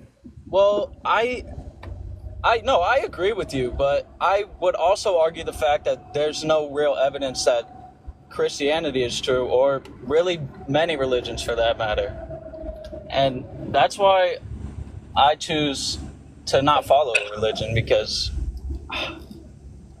why are you so sure that Christianity is correct and all the other ones are incorrect? Because of a transcendental argument for God, which is the idea that human reason and observation alone without aid from God is not enough to make science possible or make arguments possible. And so do you believe that God is like actively in the decision-making process and like humans? Well, it's the idea is that we're made in the image of God. And so because God designed us in his image, we think God's thoughts after him, right? So that's kind of how it works. We can think like God, sort of, because God designed us. How did God create us in his image if we're so far different than him? Well, that's what the Bible says. I'd have to research to go into details. I mean, honestly, I don't research this topic much either. It's just the idea that we have there's this relationship between our minds because of we're designed in his image, and due to that relationship, we can have knowledge.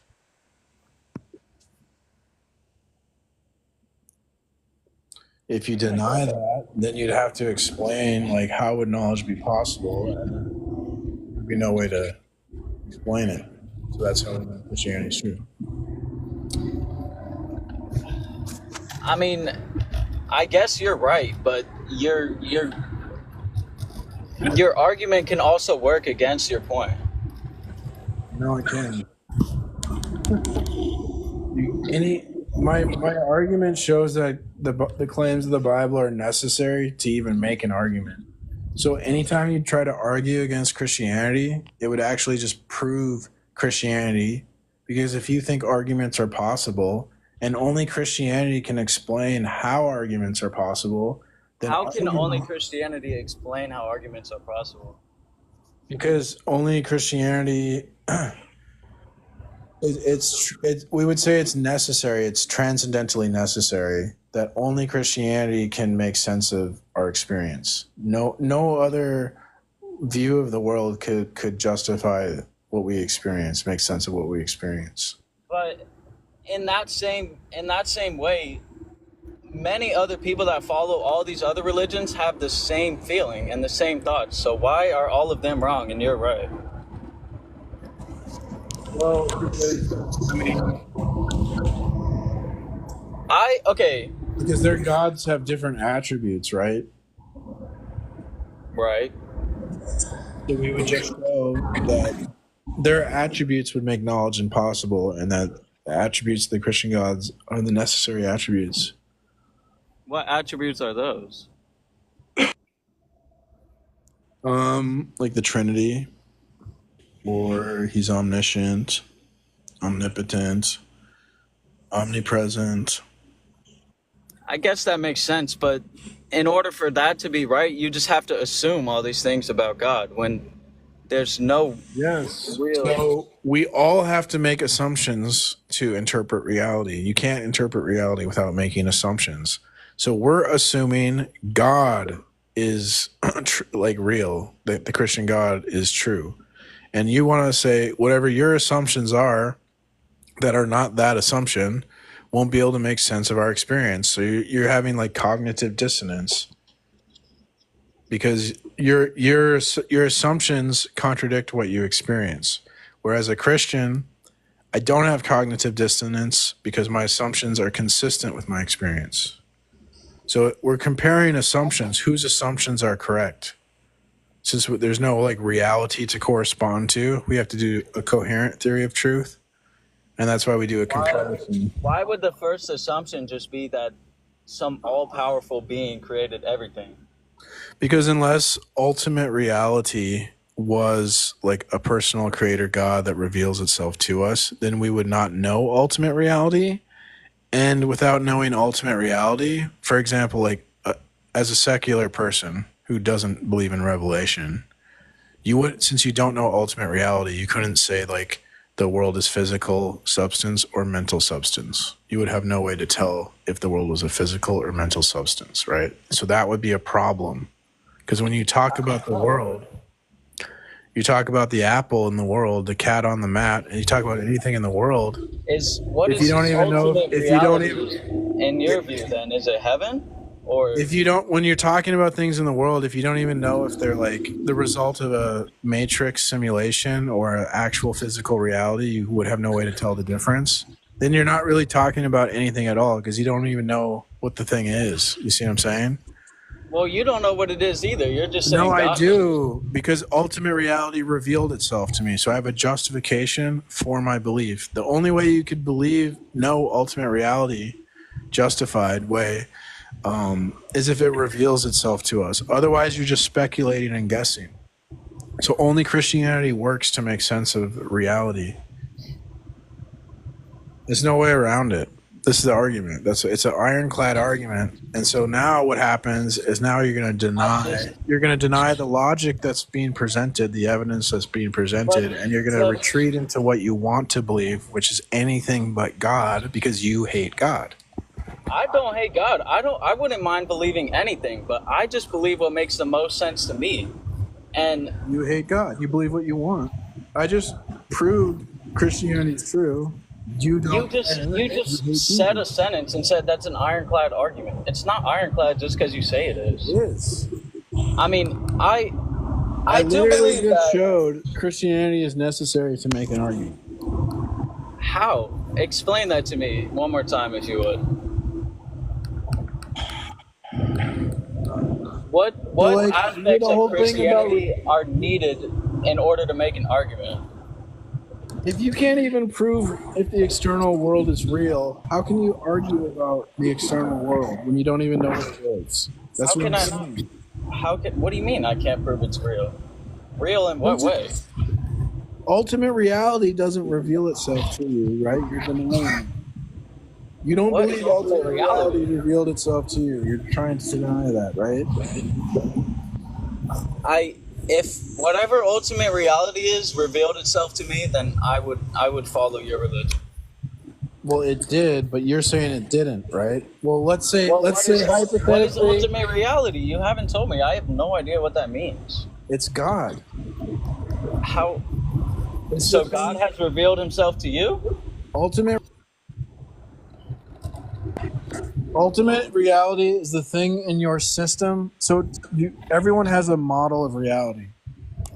Whether you're aware of it or not, everyone operates out of a model of reality. And your point is that there's one person kind of controlling the entirety of our reality, and that's ultimate reality. Listen to me. Model of reality is like, you can think of it as a system. Ultimate reality is the part of your system of reality that dictates what's possible, impossible, or what's necessary and contingent. That's what ultimate reality is. So in my system, the Christian system, ultimate reality is God. And I know that through revelation. And I'm saying that any system without revelation could never justify what they claim ultimate reality is. They would have to just guess or speculate. Because revelation is the only justified way we could know ultimate reality. Anything else doesn't make sense. So due to the impossibility of the contrary, Christianity must be true, or you're going to have to say ultimate reality is unknown, in which case your model now collapses and you can't know anything because you don't know what reality even is. Well, if you want to put it like that, we didn't know shit about science like a couple hundred years ago, and now we know a fuck ton more. And I'm not saying that science will ultimately prevail and reveal the truth, but why is that not a possibility? And why is God the only possibility? I just explained it to you thoroughly, bro. Like, you're being stubborn because you hate God. So the issue isn't intellectual. You're just saying that. No, the issue is you're being emotional because I presented hardcore evidence in your face and you still hate Jesus. You still won't accept the evidence. It's because you're emotional. It's anything but God. You just don't want. It's honestly not. It's really not. And I am not very emotional. Well, then give me a defeater. Your evidence is not making much sense. Okay. Well, defeat or undercut my argument now, or you're being emotional. Well, I came on here saying I wanted you to prove it to me. I don't have a lot of. I presented an argument. Now you need to defeat or undercut the argument. The onus is now on you because I made an argument. What's your defeat or undercut of the argument? If you don't provide that, then you're going to be being emotional. It wasn't an argument, though, is what I'm trying to say. Like you're going, well, if I just deny the host is making an argument, even though the host clearly made an argument, I can just pretend he didn't. That's your strategy in the debate, to pretend I'm not making an argument. That's seriously your strategy. You just said that God explains everything that happens. It's not much of an argument. Here's the argument, bucko. All right? If we can argue Christianity is true, we can make arguments, therefore Christianity is true. That's the argument, dude. Okay. I have to go to work. It was fun talking to you. Of course. Yes. Well, you hate Jesus. I wish you well. I don't hate Jesus. You're in denial of your hatred for Jesus. I wish you well. Okay. Have a good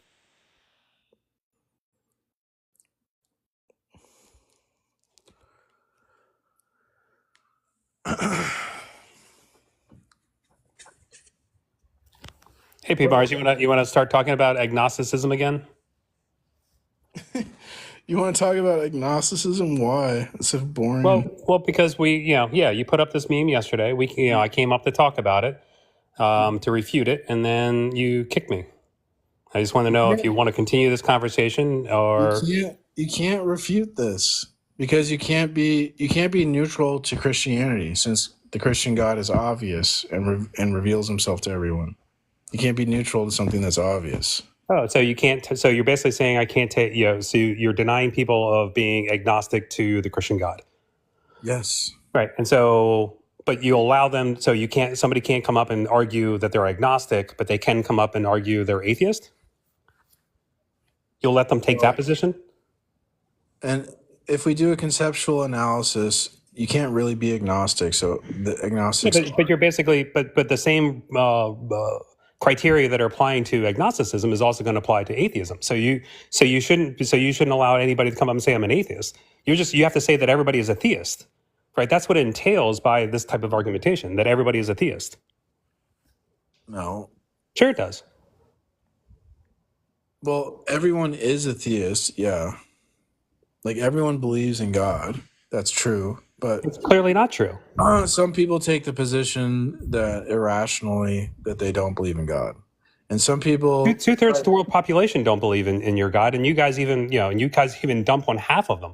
So you think Catholics aren't even real Christians. So that eliminates half of them. So now you're down to like 16% of the world that are even close to the realm of what you believe. Most of them don't believe that God is revelatory in the same way that you do. So you're down as a very small minority that don't believe in your same God concept.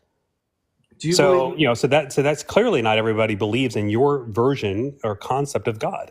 Doesn't matter. So do you think you can be agnostic? Well, it does matter because you just said that everybody does believe in your version of God. Yeah, but they're in denial. They suppress the truth and unrighteousness. Okay, well, how do you prove that? Well, what's your demonstration of that? Do you think you can be neutral that like 2 + 2 = 4? Can you be neutral, agnostic about that? No. Correct. And you know why you can't be? Yeah, because it's self-evident. No, well, it's because it's necessary. It's a necessary truth. Well, because it's self-evident. It's necessary. So that's the correct term. I mean, if you want to say, that, something that is, necessarily true because it's self-evident for it to be true, right? I mean, yeah, math is descriptive language, right? For us to explain the world around us. It's a type of a deduction where if the premises are true, then the conclusion necessarily follows. It's called deduction. Well, I understand what a deductive argument is. Yeah. Do you have a deductive argument? Do you have a deductive argument for God? 2 + 2 = 4. It's a necessary truth, right? So you can't be neutral on it because it's necessarily true. You can't be agnostic to 2 + 2 = 4. All I'm saying is God is in the same category as like that it's a so your whole argument. Sorry, I should have let you finish. Are you saying your whole argument for God is self-evident, that just God exists because it's self-evident? Is that your whole argument? That's not an argument. That's stupid. Well, that's what you're telling me. You're saying that because 2 + 2 is equaling 4 is axiomatic. It's a descriptive and it's axiomatic, right? We can observe. We know that it's axiomatic based off of our sense perceptions. If I take 2 of objects and put another 2 of objects that we now have identified as 4. It has nothing to do with sense perceptions. 100% does. You can't see number, right? How do you even see anything if you don't have sense perception? How do you experience anything without your senses? You don't. Math is not in sense data. It's conceptual. So, anyways, what were we talking about? Agnosticism. Yeah, you said, yeah. Yeah, so since God's necessary, that you can't be neutral about it, basically. Right? So even if you say God possibly exists, that would be... Basically, if you're saying, God is necessary, right? Then basically, and people say, I can't, hey, I don't know that God exists, right? Or I think it's impossible to know, take a hard position, right? Because agnosticism is about knowledge, right? Atheism or theism. Not about knowledge. Right? What's that? It's not about knowledge. Agnosticism is just a claim of neutrality about God. You want to pull up the dictionary and see what the terms, what the definitions of agnosticism are, or Gnostic? No, I know what's Gnostic. What is Gnostic? A Gnostic is a Christian cult. So Gnostic is not somebody with truth, or Gnostic doesn't have, and there's no definition of Gnostic of being No, it has with nothing. truth. No, it's not related. With knowledge. Sorry, with knowledge. Thomas Huxley invented the word agnostic. Yep. Which is to say that you should only believe a claim that you have evidence for, something like that as well. Sure, it was a methodology. He basically said so Thomas Huxley coined the term agnosticism for people who believe. It's a claim to neutrality. That's what it is. What's that? No. He did not. He did not. He took a hard, but no. Huxley took a hard position to agnosticism. He said it's the belief that certain claims, like the existence of a god or the nature of the divine, can't be known to be true or false. That was his definition of agnosticism. It's a hard position that we can't know it to be true or false. And then he basically said that people should not, and his position was people should not affirm or deny things that they don't have sufficient evidence for. He pushed and said that agnosticism is in the nature of science, that we should be skeptical until we have sufficient evidence for those things. But, and he might have said that, we should suspend, judgment on things until we have knowledge, a justification for the things that we believe, but not associated. He didn't mean that associated to God, because he said that you can't know it. He said you can't know it to be true or false. That was his position. Yeah, it's a claim to neutrality. Why do you It's not a claim to neutrality. It's a judgment that there isn't enough information to know that God exists. That's not neutrality. I do not want to argue about the definitions of words. Okay. Then great. Then never put up this. Then I hope I never see this meme again. Okay, well, I hope I never see you again. Good Lord.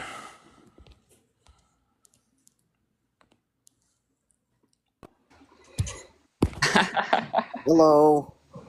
Welcome.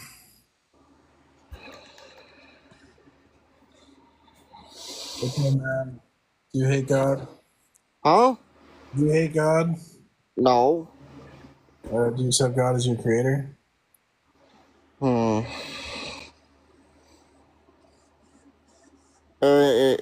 Creator in terms of what exactly? Thanks for coming. I wish Hold you on, would. what?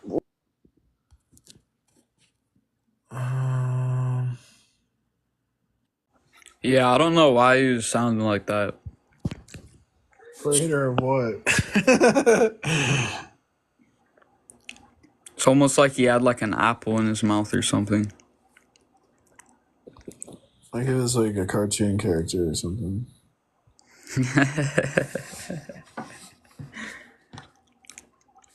That was a dodge. So anyways, I want to read this book. No one's requesting it. Okay, yeah, I've been studying Deuteronomy 21:10 through 14 because people like to bring it up because it's about the Israelites taking like the women to be their wives. And people like to bring it up that it would be considered like grape, but that's not the case. Yeah. I don't know too much about that. I haven't studied that, but anytime the atheist is interpreting the Bible, I assume that it's just like hate. I'm just hearing hate and emotions. It's not like a legitimate. Right. It was. I was researching the hermeneutics or whatever it's called, and they can false report me, and I'll just if he reports me, I'll just contest it or whatever. Yeah, like the appeal. Yeah, I'll appeal it. Yo, I was on earlier. I was just wanted to talk about the CERN, and you had brought up that like normal people can't use like giant scientific apparatuses. All that data is free and open source. Yeah, that's me. Okay, okay. I was trying to make a point that it's sort of science is this like esoteric thing that a layman doesn't have access to, right? Just so, like in the past, the Bible was this esoteric thing that the layman didn't have access to, and then science. Yeah, that's true. Just like priests would use that fact to take advantage of people in the past. Scientists do the same thing, or politicians use science to do that same thing. So I agree that politicians will try and use science they will use pseudoscience or scientific terms to make themselves sound smarter and like dissuade the population from making, informed decisions. But scientists themselves, have you ever met one of us? We don't shut the fuck up. We want you to hear our shit all the time. Like, dog. You can find all of the papers online for free. You can find all of our information online for free. You can use our shit for free. We have like citizen science portals, but also like the world's complicated and weird, and people don't know all the necessary information to understand a lot of like the cutting edge stuff. It's not like a cult of trying to keep you guys like out of the loop. It's just the shit's hard. Like, do you know multivariate differential calculus? No. No, yeah, and you just have a naive understanding on how the world works. I get it. You're idealistic, and that's cute, but it's just not reality. And I'm a realist. I'm a Christian. Like, what? What? Science doesn't work the way you think it works. Okay, it's controlled. It's used. It's used to like manipulate people and increase the effectiveness of propaganda. So, right? Indoctrinate people, right? Science is bad. Science isn't bad, and it's not science being used like that. All information is used to manipulate people. Like, that's not an issue on science. Science is really bad. It's controlling. How so? Can you give me an example? Yeah. Have you ever heard of COVID? Yeah. Yeah, there you go. Have you ever heard of Brave New World? You ever read the book Brave New World? Was that written by Ayn Rand? No, it was written by Aldous Huxley. It described a scientific dictatorship. The Lowell talks about it in the book The Technological Society. Bertrand Russell writes about scientific dictatorship and the outlook of science, or the impact of science on society and the scientific outlook. Okay, so the way I would respond to that is like pointing out that science is just a tool, like a car is a tool, like a gun is a tool. Of course. It's itself isn't like good or bad. It's how it's used by the people who have control over it. Very naive. Okay. Wait, are you saying that like that's not the case? Mm-hmm. So you're saying like a car isn't a tool? No, science isn't just like a tool. It's like an insidious like system technique, right? And it controls. It's enslaving us and controlling us, and it's bad because it doesn't really care about humanity. All it cares about is like efficiency and well, that's not good or that's not good or bad by itself. Like being indifferent isn't bad. If efficiency is valued over things like human life, that leads to bad things, right? Well, it's not valued over human life, though. It is. You don't know what you're talking about. I do. I probably know more than you do, given that I am a scientist in the field. You're like walking to a doctor's office saying you don't know what the fuck you're talking about. You're a low information scientist. You're a useful. Says the person who quoted saying, "I don't like science. I don't study science." Oh, come on. Okay, there we go. There we go. We can do this. Yeah. All right. Cool. The point that I was making was you said that all of the information from scientists isn't available to the public. It is available. You just got to look for it. You got to spend a little time reading it and researching it. It doesn't matter if it's available. They don't understand it. It's irrelevant. It does matter because all of the tools to understand it are also available. You can buy the books. You can go to college. You can have someone teach it to you. It just takes a lot of time and effort. Dude, this is unrealistic. People don't do that. What do people do? What happens in reality? In reality, does Joe Sixpack, when he hears a scientific claim, go do the experiment himself and determine it's correct?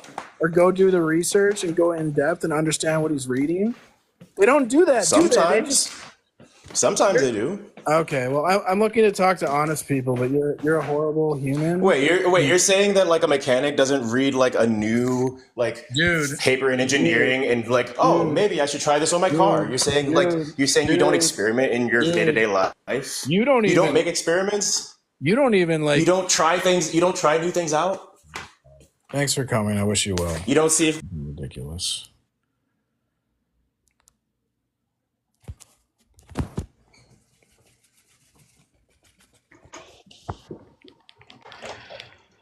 Welcome, DJ. What's up? I was listening just a little bit before. I hear that we don't believe in science. Yeah, I'll read a few quotes here. This is Bertrand Russell, The Impact of Science on Society, page 49. Scientific societies are as yet in their infancy. It is to be expected that advances in physiology and psychology will give governments much more control over individual mentality than they now have, even in totalitarian states. Laugh it up. Laugh it up. It's funny, isn't it? Laugh it up. Yeah, Fichte laid it down that education should aim at destroying free will, so that after pupils have left school, they shall be incapable throughout the rest of their lives of thinking or acting otherwise than as their schoolmasters would have wished. What do they do to take away your free will? That's science. Indoctrinate you through propaganda in the form of education. Wait, hold on. Let's just confirm. Do you believe in germ theory? They get you as a little kid, and they brainwash you into things like evolution and stuff. And they never talk about so you don't believe in evolutionary theory. And then you think, germ theory? and then you like grow up being a complete fool, thinking like, "Oh, we don't need God. Gravitational theory. We have science and evolution. We don't need God, right?" You're completely brainwashed and made a fool by your own education system. All right. But do you believe in germ theory? I don't know. Well, here's another quote. Wait, hold on. Can you answer the question? Do I believe in? I don't even know what that is, dude. I don't read about science. I don't. Do you believe in germs? I know, we can tell you don't read about science. I'm sure. I guess I wash my hands, dude. Okay, so you believe in germ theory. So germ theory is okay. How about gravitational theory? Here, how about this in the Scientific Outlook? Bertrand Russell says... I don't really care what Bertrand Russell says. Do you know who Bertrand Russell is? Yeah, he's an idiot. Bertrand Russell's an idiot? Yes. Okay, I'm looking to talk to rational people. Thanks for coming.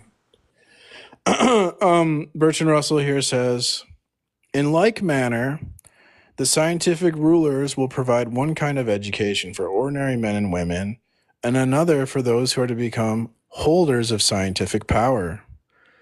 Ordinary men and women will be expected to be docile, industrious, punctual, thoughtless, and contented. Of these qualities, probably contentment will be considered the most important. In order to produce it, all the researches of psychoanalysis, behaviorism, and biochemistry will be brought into play.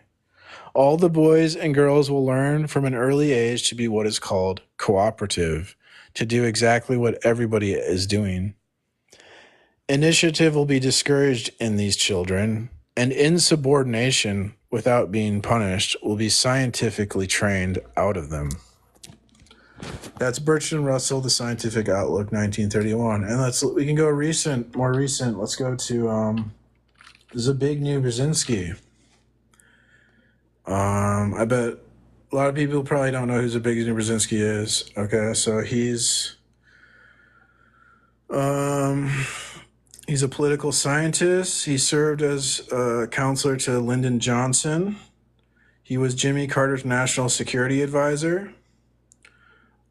He's a scholar. Okay. Primary organizer of the Trilateral Commission. Okay, this guy's a big player in politics. And what does he say? It's Zbigniew Brzezinski now. This is not Bertrand Russell now. This is a recent politician. Okay, he says, another threat, less overt but no less basic, confronts liberal democracy. More directly linked to the impact of technology, it involves the gradual appearance of a more controlled and directed society. Such a society would be dominated by an elite whose claim to political power would rest on allegedly superior scientific know-how. Unhindered by the restraints of traditional liberal values, we now have technological values instead of liberal values. This elite would not hesitate to achieve its political ends by using the latest modern techniques for influencing public behavior and keeping society under close surveillance and control. Under such circumstances, the scientific and technological momentum of the country would not be reversed, but would actually feed on the situation it exploits. Persisting social crises, the emergence of a charismatic personality, and the exploitation of mass media to obtain public confidence would be the stepping stones in the piecemeal transformation of the United States into a highly controlled society. There you go. Horse's mouth. Straight from the horse's mouth. I am not BSing. Welcome. Good morning. Good morning. You accept God as your creator? No, not really. No? Why not? Well, I haven't found I used to be religious before, and I started doing some critical thinking, digging up, and I guess I came to the conclusion that what we think is not true. Or, I mean, I guess what we were taught is not really true and has no evidence. You don't believe in anything? I'm sorry? You don't believe anything is true? What? What was taught to me. I mean, I came up in a Christian about God beliefs, yes. Oh, well, I mean, maybe you grew up, and I don't know what religion you grew up, but we now know that the claims of the Bible are true because of the transcendental argument for God definitively shows that is the case. It has to be. And what's that argument? It's the idea that the only way we can make sense of our experience is if we accept the claims of the Bible, because our human reason and our senses, our observations, are not enough to make like science possible or to make arguments possible. So to deny the claims of the Bible would be like to deny science. Let's say that. When we see the Bible, isn't that our observations? How can we trust our observations with that logic? Because we're not empiricists. We can trust our observations because God designed them, right? Because we believe that God... We can trust them, or we cannot trust our observations? We can trust our senses because God designed our senses to accurately reflect the real world. Again, no. Let's not jump into the conclusion about God. So, do we trust our senses? Yes or no? Only if God designed them. If there's no God, we can't. So you're just like putting a trap there, like, oh, I mean, is it yes, I'm right, or no? If you're saying it this way, you're not, and that's it. Or I mean, how does that work? Well, even if you do like trust your senses, let's say like I'm going to trust my senses, that still doesn't even get you the ability to understand your senses, because you perceive. I can't really explain this to you. I don't know, but because I mean, I know what you're saying. Like, I mean, our senses can be very deceiving. You can think of something and it may not be true, but following that logic, wouldn't thinking of a God or whatever you're seeing right now can be also false? Can be also just like you're making it up, or you're thinking of it and it's not real? The problem is because God is necessary to say anything is real. To deny God would be like to deny reality. So why is it necessary to be real? Or what do you mean by that? Because our sensing the world around us doesn't make it real, right? Just that we sense these things doesn't make it real, because we have dreams that are the same as our experience in the world.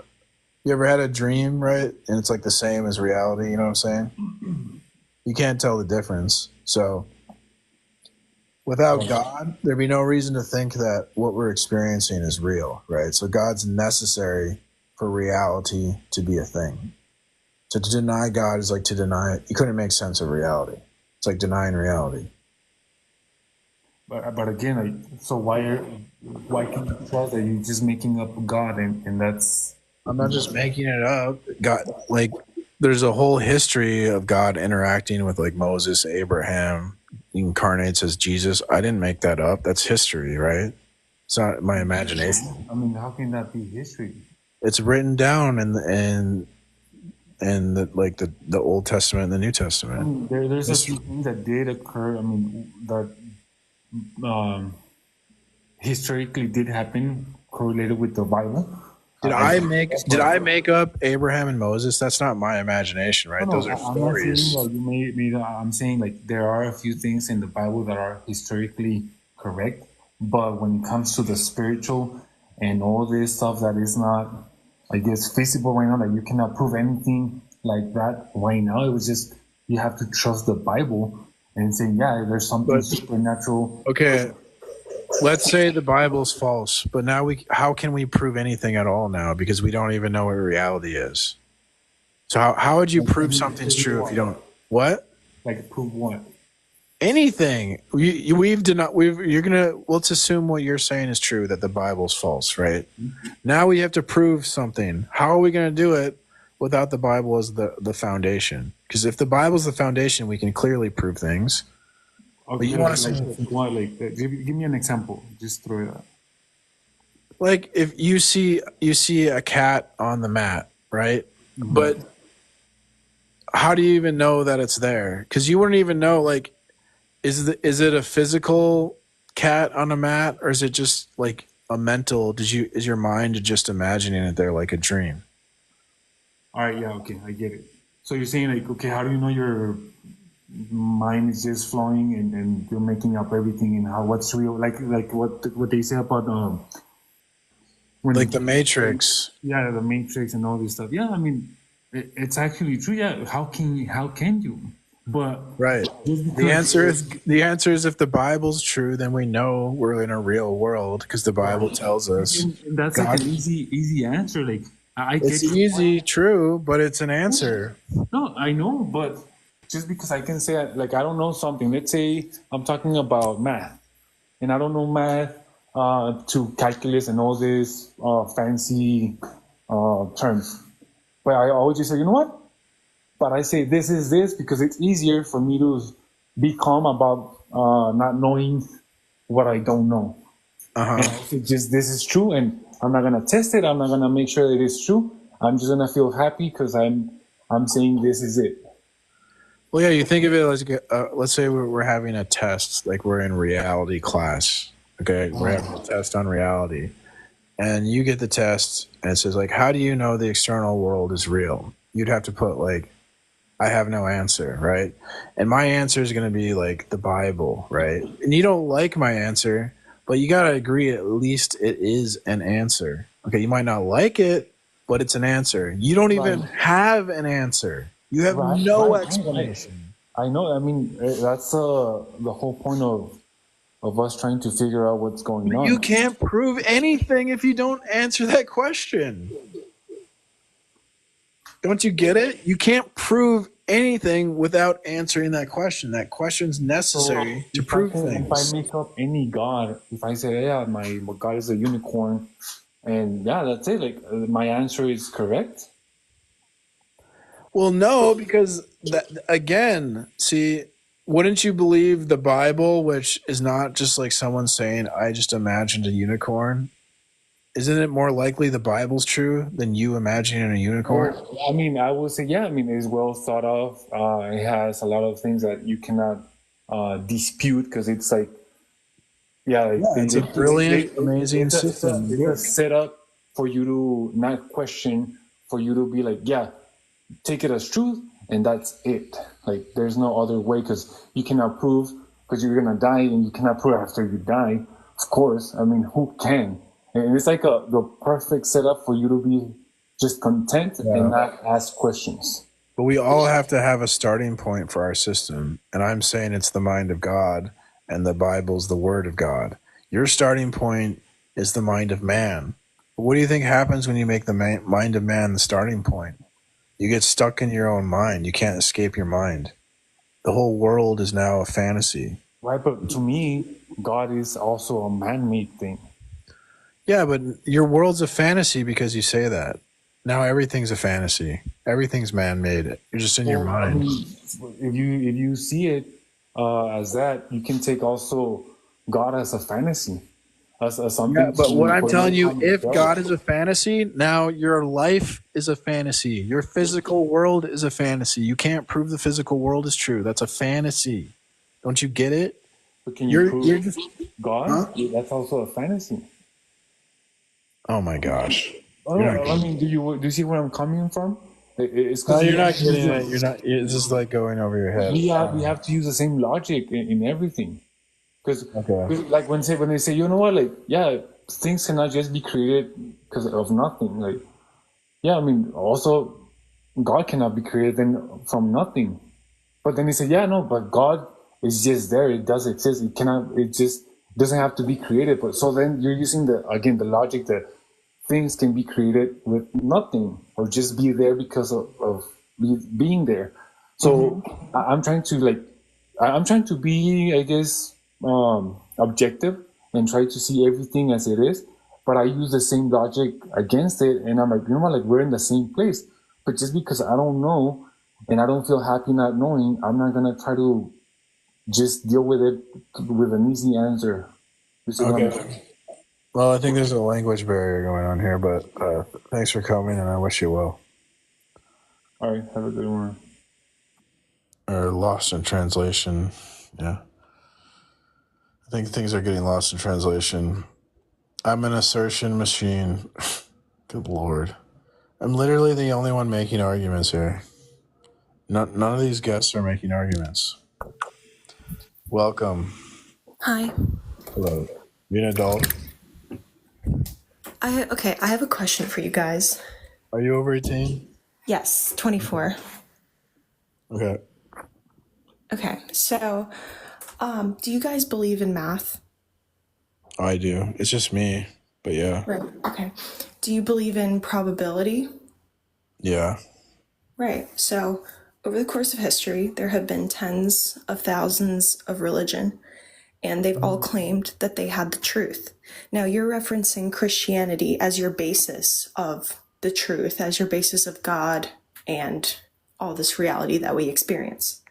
Yep. So even within Christianity, there are a bunch of different subsects of Christianity, and they're also claiming that they have the truth. So when you look at the probability, the math of you and your religion and your sect or subsect of Christianity having the truth of reality and what God is and what the universe is, what are the odds of that? The odds of Christianity are 100% because it's necessarily true. No, because there's also Islam, Hinduism, Judaism, and there's also a bunch of different types of Christianity and a bunch of other religions that do not fall under the bracket of the big world religions, right? So they are all saying that they have the truth, and they have millions, billions of followers. Hinduism, they have so many people subscribing to that religion, and they believe that they have the truth. I understand. So you cannot say that you 100% have the truth because you personally believe that that's the truth. We do not have any concrete proof that Christianity is the correct religion. It is the truth, and the probability is completely stacked against it. Sure, because like when you talk about math and probabilities, you would have to have like knowledge of ultimate reality to talk about those things, and only Christians have knowledge of ultimate reality, since in Christianity it revealed What's your proof of that? the transcendental argument for God, that only Christian revelation describes the perfect God that is necessary. His attributes are necessary to explain what we are experiencing and the fact that we're talking. Okay, can I ask you a couple more questions? Sure. So, do you believe that Christians are perfect? No. Okay, so if Christians are not perfect, then how do you know that the system, Christianity, the institution Christianity that they have created is perfect without referencing the Bible, without saying that that's the word of God? Because ultimately it's the people that are writing down the word of God, and those people are flawed, right? They're not perfect. There could be some loss in translation. So how do you know that these imperfect people have created a perfect system and a perfect God? It doesn't make sense. Well, the institutions of Christianity, the religion, aren't perfect. They make mistakes all the time. But God... Why do they have all the answers to reality then, if they're continuing to make mistakes, but they're claiming something as big as they have all the truth? Do you see where there's a bit of, confusion there? We can rely on the Bible because the Bible is the word of the one who is perfect. So we know the Bible is a trustworthy... But God didn't write the Bible. Imperfect people did, with their own motives, desires. No, we believe that those people were sort of like avatars or controlled by God, right? So God directed what they were putting into Scripture. So it is the word of God. That's what we believe, and you can't deny that rationally because it's like it's a transcendental necessity. It has to be true. But it doesn't. Wouldn't you make the argument that everyone is an avatar of God in a way? And then also, this happened thousands of years ago. This happened so long ago. And since then, since I guess the latest translation of the Bible, we haven't seen any new prophets or new people like that come around. And if they do come around, it's said that they're starting a cult. So we have this tradition that we are very comfortable with. And now that people are leaving the religion, a lot of these people who are very comfortable in the tradition, who have benefited from this tradition, this religion, this institution, they're freaking out. Okay. I'm not sure. What was the point? Well, the point is that, Christianity is something that is just very, very old. It's not relevant to today. Yes, you can cherry pick, but if you look at everything that's in there, it's mythologized. It really is. At one point, do we become like the ancient Greeks? What? And just say, oh, okay, all this stuff is outdated.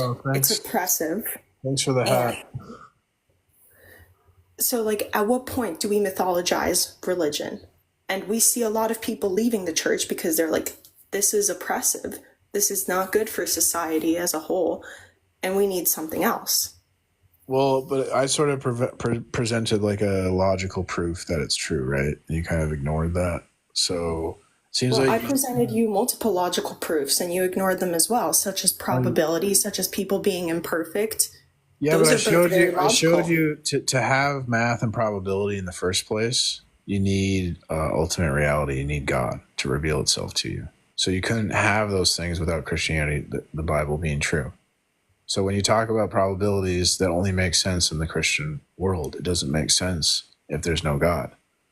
So we know God is true. There is no getting out of it. So anything else you would present, if you don't have a defeater or undercutter for that argument, then it's just emotion talk because you're not dealing with the evidence that I presented. Well, the evidence, you're just subscribing everything, and here's the thing, I'm not an atheist. I'm more agnostic.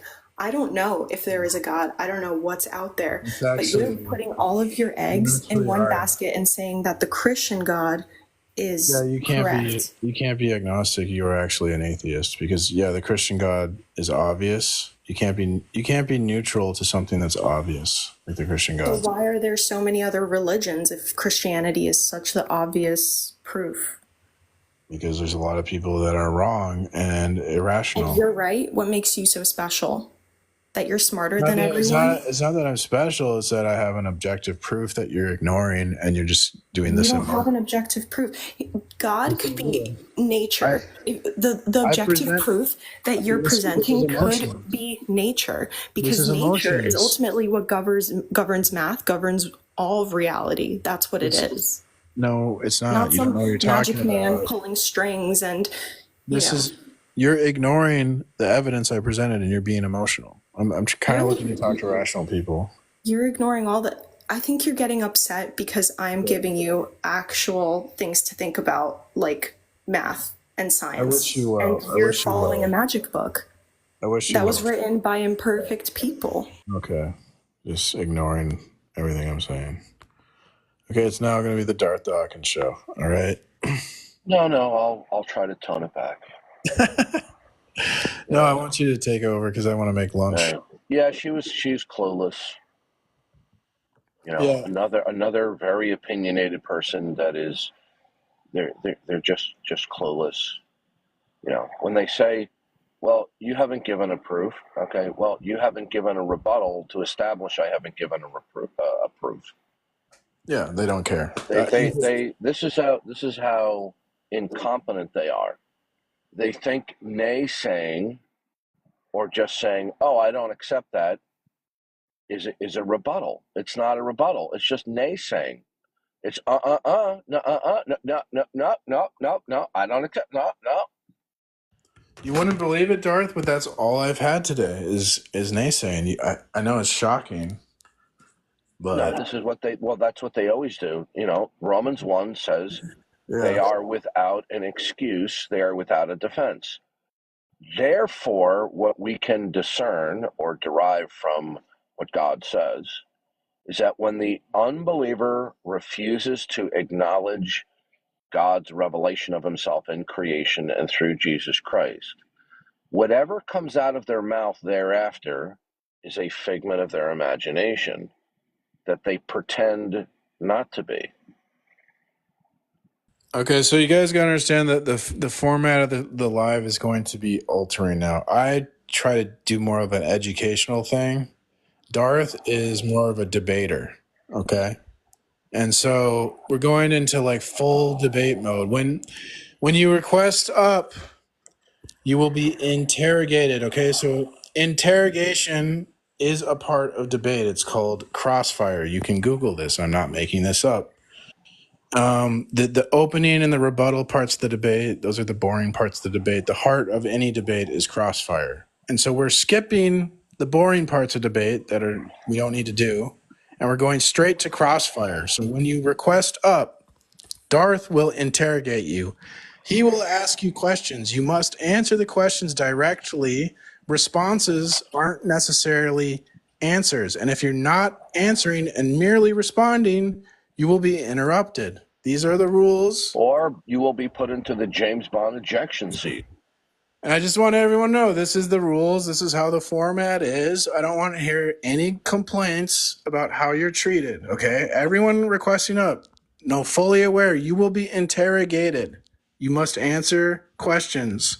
If you don't, you will be kicked. And here I'll just add Sela. He can By show. the way, I love the wallpaper. Absolutely great. Isn't it great? Yeah, that is good. I love it. Yeah. Isn't that from Scooby-Doo? I got yeah, that's from Scooby-Doo. And I got this one too. We got Bonson. Dat Priso. Okay. All right. So anyone know you're getting interrogated? Okay. Remember, I can't bring anybody up. Yeah, I'll start adding people here. Oh, anime debater here, I think. Nope. Oh, there we go. Welcome, Kay. Do you accept God as your creator? Yeah. Wait, why can't I talk? I didn't hear an answer. Kay, do you accept God as your creator? Yeah, Cade, are you there? We can hear you. Hello, Cade. We can hear you. If I don't hear a response, I'm going to have to remove you. I can hear you typing, Cade. Wait, are you for real? Yeah, you're on the panel. So you can hear me right now? Cade, do you accept God as your creator? All right, we're going to move on. Hey Darth, how are you doing today? Oh, I'm doing fine. Just gonna have some coffee. oh, that's good. That's good.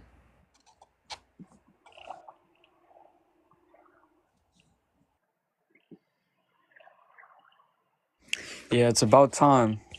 About time for that. How do you say your name? That's Sila. That's what was your other name? Or was that always? Oh No, the no, guy. my other The name guy. was Mizpah. Yeah. Oh yeah, Mizpah. Yeah, that's right.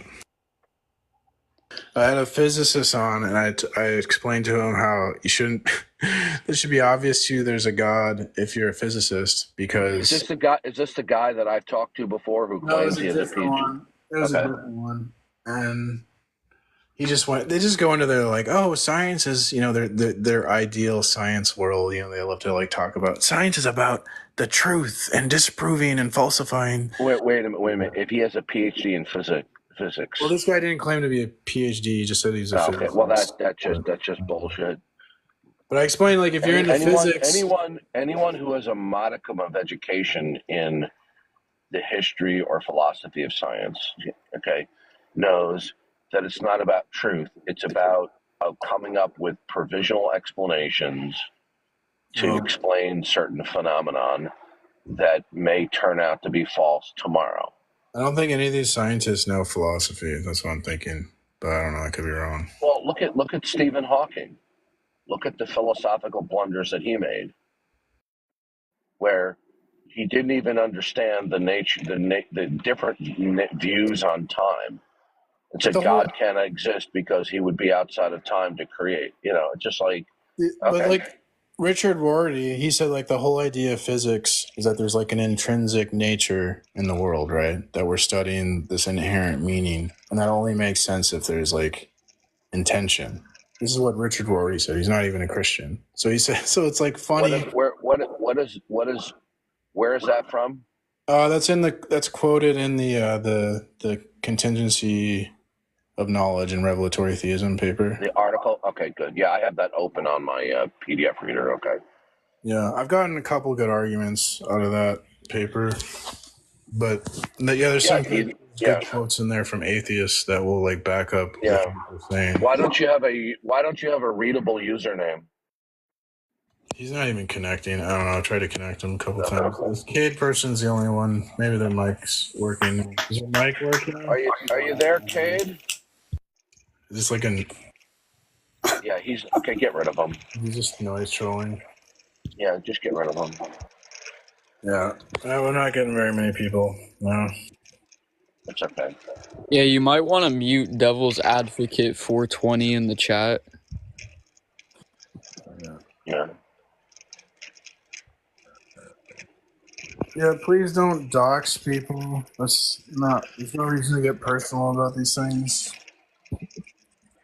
We disagree. Let's just argue like gentlemen. You can insult us. Well, if they're attempting to dox anyone, you should block their account.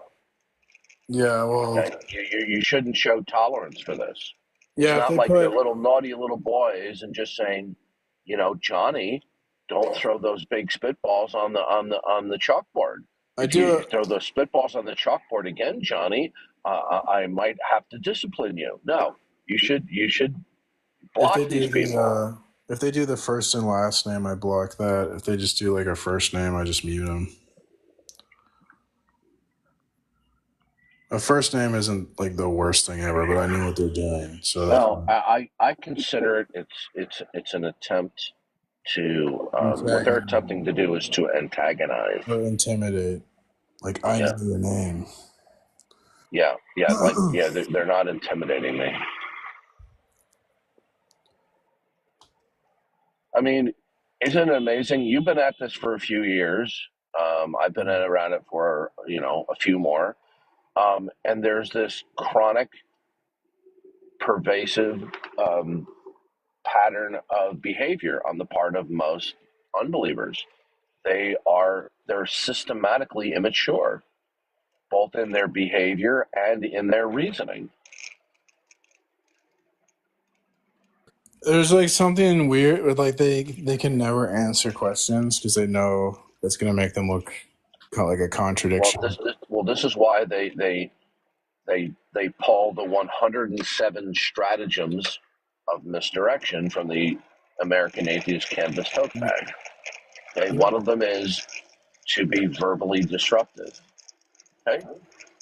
They went to the circularity criticism, one of the first guests, and I brought up the whole like, well, circularity is like an issue for arguments. It's not an issue for your metaphysical assumptions or your explanations, right? So you're making an equivocation. When they talk about circularity in our worldview, that's not the same as circularity in an Well, argument. then what you should say is this, okay? Then you ask the question, is it your position that no propositions are self-authenticating? Yeah, I do that. I also, Okay. another way That's to a look very at it. important question because it Yeah. blindsides them, right? Because if they say no propositions are self-authenticating, then they can't justify anything. Yeah, I think that's going to go over a lot of their heads, but Well, it's an important. Well, then they have I no agree. business talking about throwing out the charge of circular reasoning.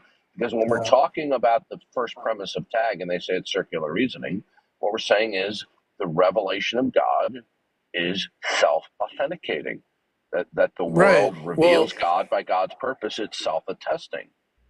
Okay, that the world indicates or exemplifies that which actualizes it, and you can that which also Go ahead. you can easily show like the circularity on their own positions. Like I could say, like, did science prove science is true? Right? Because they're going to appeal to science. Well, then how do you know science is true? That's an excellent point. Science proves science. Yeah. That's just as much as circular reasoning that they're doing when they appeal to science. Well, there's a clown that was on last night where he says, God doesn't exist. Prove me wrong. Well, the very fact that he's affirming the viability of proof and the capacity of negation, that some things can be designated to be wrong, establishes God's existence. Because in a world without God as the singular absolute, right, then there's no ultimate starting or reference point for proof, reason, or negation. Negation requires the principle of identity. The principle of identity is going to depend upon an absolute state of identity that will then provide for contingent states of identity so that you can exercise negation. Negation requires identity statements. Otherwise, you can't negate. So when somebody refuses to accept that God is the creator and that he's the ultimate identity state, right? That he is the ultimate or the absolute, then within their model of reality, they don't have a first principle for negation.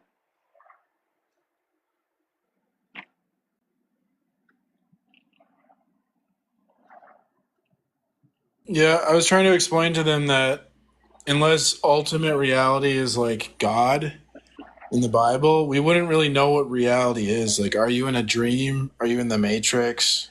Are you in the physical world? How is it, what institutes the relationship between any states of affairs? Right? What causally imposes that? But don't you? Their attitude is just it's reality. It's reality. Wouldn't it also follow that if we can't definitively say if like the apple is like a part of a simulation, if the apple's physical, is the apple like a dream? That also destroys knowledge, right? Because if you couldn't even say what the apple is, then we're like, what are you even talking about when you talk about the apple? Anyone who brings up a simulation is a numbnuts. Some people they wouldn't be able to know, like as an atheist, if they're in a simulation, if they're in the physical world, or if they're in a dream. Like they could not tell the difference, right? Yeah. Depending on which one of those is true is going to affect what truth is or what not. Well, Like, the crappy theory of evolution has emboldened these people.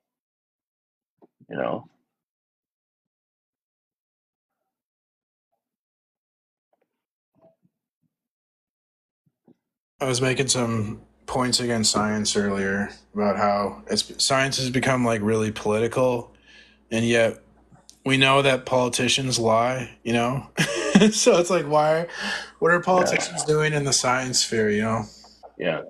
So if you deny evolution, if you deny anthropogenic global warming, you're a science denier. And then they'll turn right around and going, science is self-correcting. Well, how do you correct science if you're not denying certain aspects of the status quo? What are you correcting? They'll go, you shouldn't marginalize a group of people, well, unless they're young Earth creationists.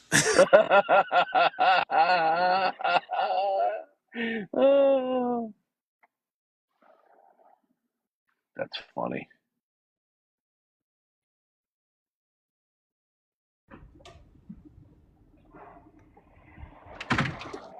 Hello.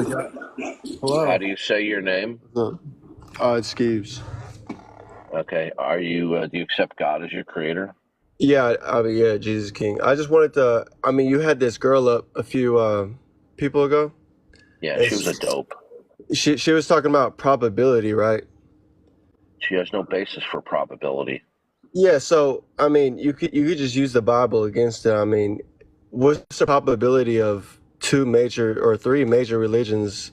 Using the Bible. You got Jewish, Old Testament, and you got Muslims who believe in Jesus. You're making a mistake.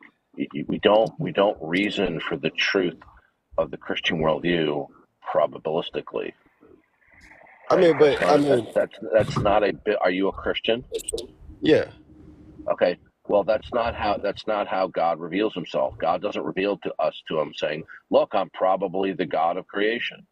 No, God speaks. He reveals himself authoritatively and says, "Look, No, I I'm understand revealing that, to you." but using her point against her own self is No, but you're not. But you're granting her that she can reason by probability for some things. She can't.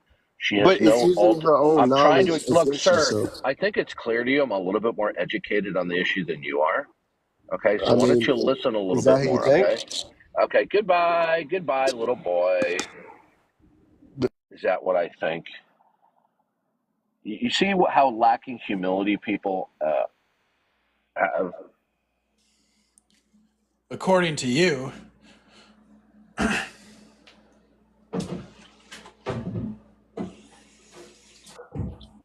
It's crazy how these are our supposed Christian brothers in Christ. According to you. What was I going to say about? I can't remember. What was that guy talking about now? Oh, he said is that what you really think, or some crazy thing like that? What were they discussing? Oh, yeah. He's saying use her own logic against her with the math. Yeah, with the Bible. Well, that's exactly what I did, because I was like, well, to even speak about math, math has attributes that are associated with the divine, like unchanging and universal, right? And how do you talk about Darth is going to bring this up with the background information. Probabilities require background information, that which is static and that which is dynamic, that what changes, that what doesn't change. And without God, what would be the unchanging background information, right? So Yeah, that's a good point. Wait, I accidentally invited you up. I don't know if you. I didn't know you might have dropped down, I guess. Yeah, I think he had a call or something. I have a quick question for you, Precept. Sure. So, I've been hearing a lot that, what do they call it? They say tag is circular reasoning. Yeah. But it's not fallacious circular reasoning or anything, right? Or do you hold to the position that it's not circular reasoning at all? There's different types of circularity, for one. Okay.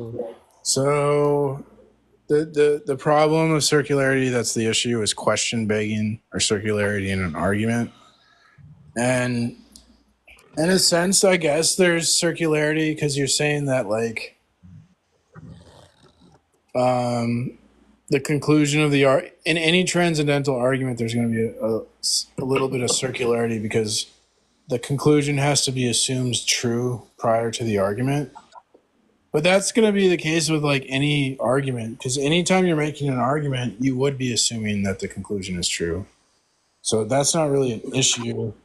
But it's not fallacious, right? Or is it? The argument is not fallacious. No, if they claim it's fallacious, they don't know what they're talking about. That's it. The circularity is more in the world view. Because we're saying that the Bible is our verification principle, that's where the circularity is, because we use the Bible to verify if things are true or not true, right? Right. The Bible verifies that our reasoning is accurate, so then we can use our reasoning to determine things are true, because the Bible verified our reasoning.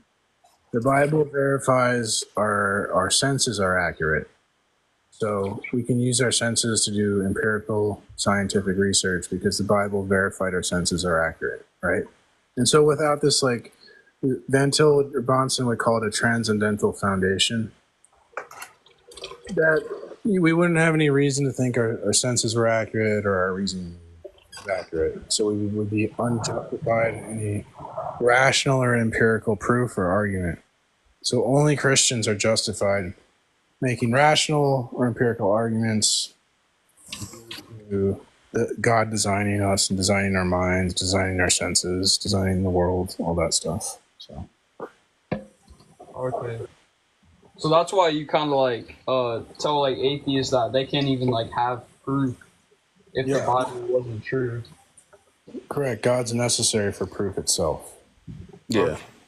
I was just my bad. You already said everything I was gonna say. I was like, that circular shit is the dumbest. I feel like it's the dumbest argument you can make because everything is literally everything. Like you already said it. Everything is going to your conclusion. So everybody that makes a statement is making an opening statement to finish on their opening statement, essentially.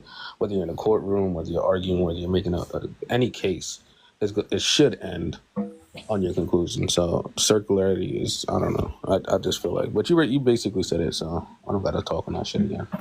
It's unavoidable in certain, like, you would have to use words to prove that words have meaning. That would be circular. You would have to use math to prove math. You'd have to use logic to prove logic. You have to presuppose. You have to presuppose in order to even get off of the thought process itself.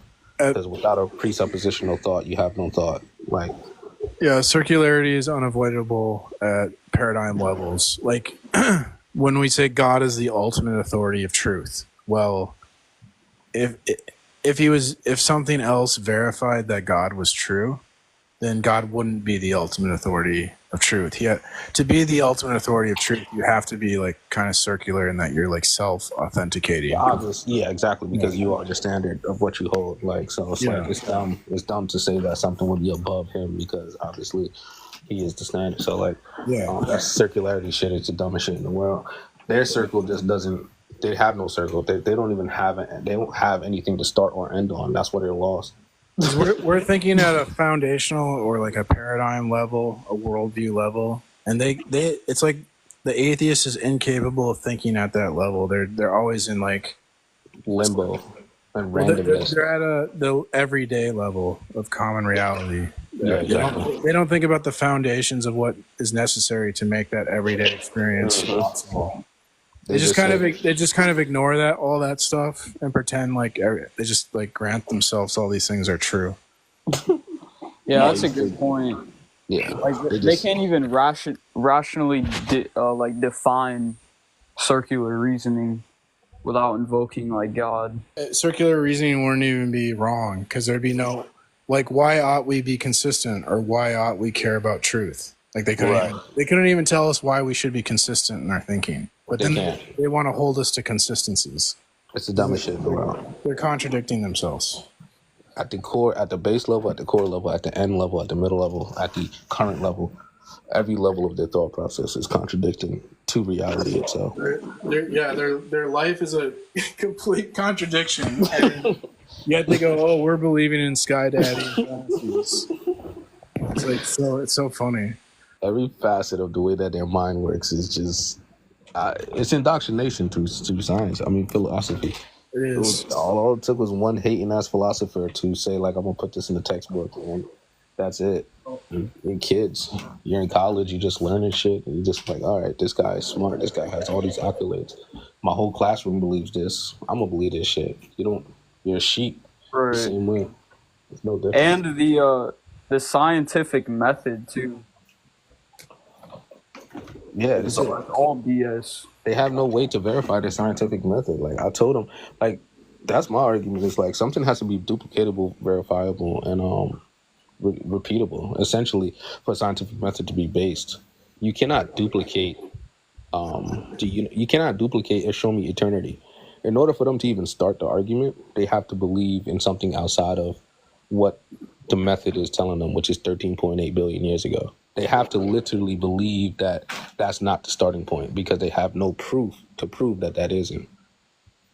So it's just a theory. And as soon as you say it's a theory outside of your own universe, you're going outside the box that you're in. So you just broke your own foundational rules just to fit your narrative at the core, right? Well, theory in science is a little bit different than hypothesis. It's like it's got more, I guess, it's got evidence to support it. It's not just a guess, but they can't never get to truth. Yeah. They do never get to truth. The better way to say it is like they only get to provisional truth, because there's always like the possibility that something in the future new evidence in the future will debunk what they currently believe. True, exactly. They can never escape that. So, but you're granting them that. You see, that's the statement that you remember. You say you can't even grant them that. That's what I'm saying. You can't grant them any of that shit. Like they can't get anywhere unless they presuppose. Yeah, you wouldn't even get to provisional truth because they're assuming like this order and coherence and consistency that they have no. Yeah, so they don't even. That's my point. They wouldn't even get that far. Essentially, they can't get that far. Yeah. Yeah. All right. Yeah. Everybody, you pretty much know that they're backwards. I don't got else. I'm about to get back to work. Thanks for coming. Right. God bless. Thank you, bro. I think he was a Christian. Yeah, it's safe to say. Idealism. Oh my God, dude, I'm not. You're just trolling, bro. You're supposed to be on my side, but you switched to idealism. No, I'm not gonna. Yes, you are, Clark. I'm not an idealist. Idealism. So, do you want to know the defeaters for idealism? You wouldn't be able to explain logic because everything is it. It's no not it. What's up, Lucas? Yo. Wait, what's it? So you believe God exists, or no? Yes, God exists as objectively proven. But like how? The transcendental argument for like God. Why? We'll say that God's a transcendental necessity. There's a lot of background noise there. So that means that Wait, God so what is God though? Wait, what is God though? The necessary mind that created the world. Huh? The necessary mind that created the universe and us. Is it part of us? No, it's distinct. God is distinct from us. Are we part of God? No, we are distinct. We're separated, not part of God. Yo, Luca, I don't think you're focusing enough, dude. You got a lot of background. Wait. My connection was gone for a bit. Wait, repeat that. So God is separate from its creation. Yes. It's separate of its creation. Correct. So God is not all. No, there's a creator-creature distinction. God would be separate, distinct from creation. Yeah.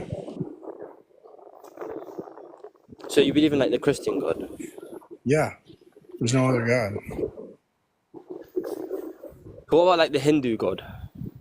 That's nonsense because there's no creator-creature distinction. It's just saying that the universe is the creator and that. But you know, if God transcends, yeah, that means it could perfectly be a contradiction. It transcends contradiction, so it can be the creator and the creation simultaneously. No, there can only be like one metaphysical reality. You can't have. Like, no, for you, but not for God. God is all powerful, all knowing. Even It for can do anything. No, that's not true. No. There's no. So God has limits.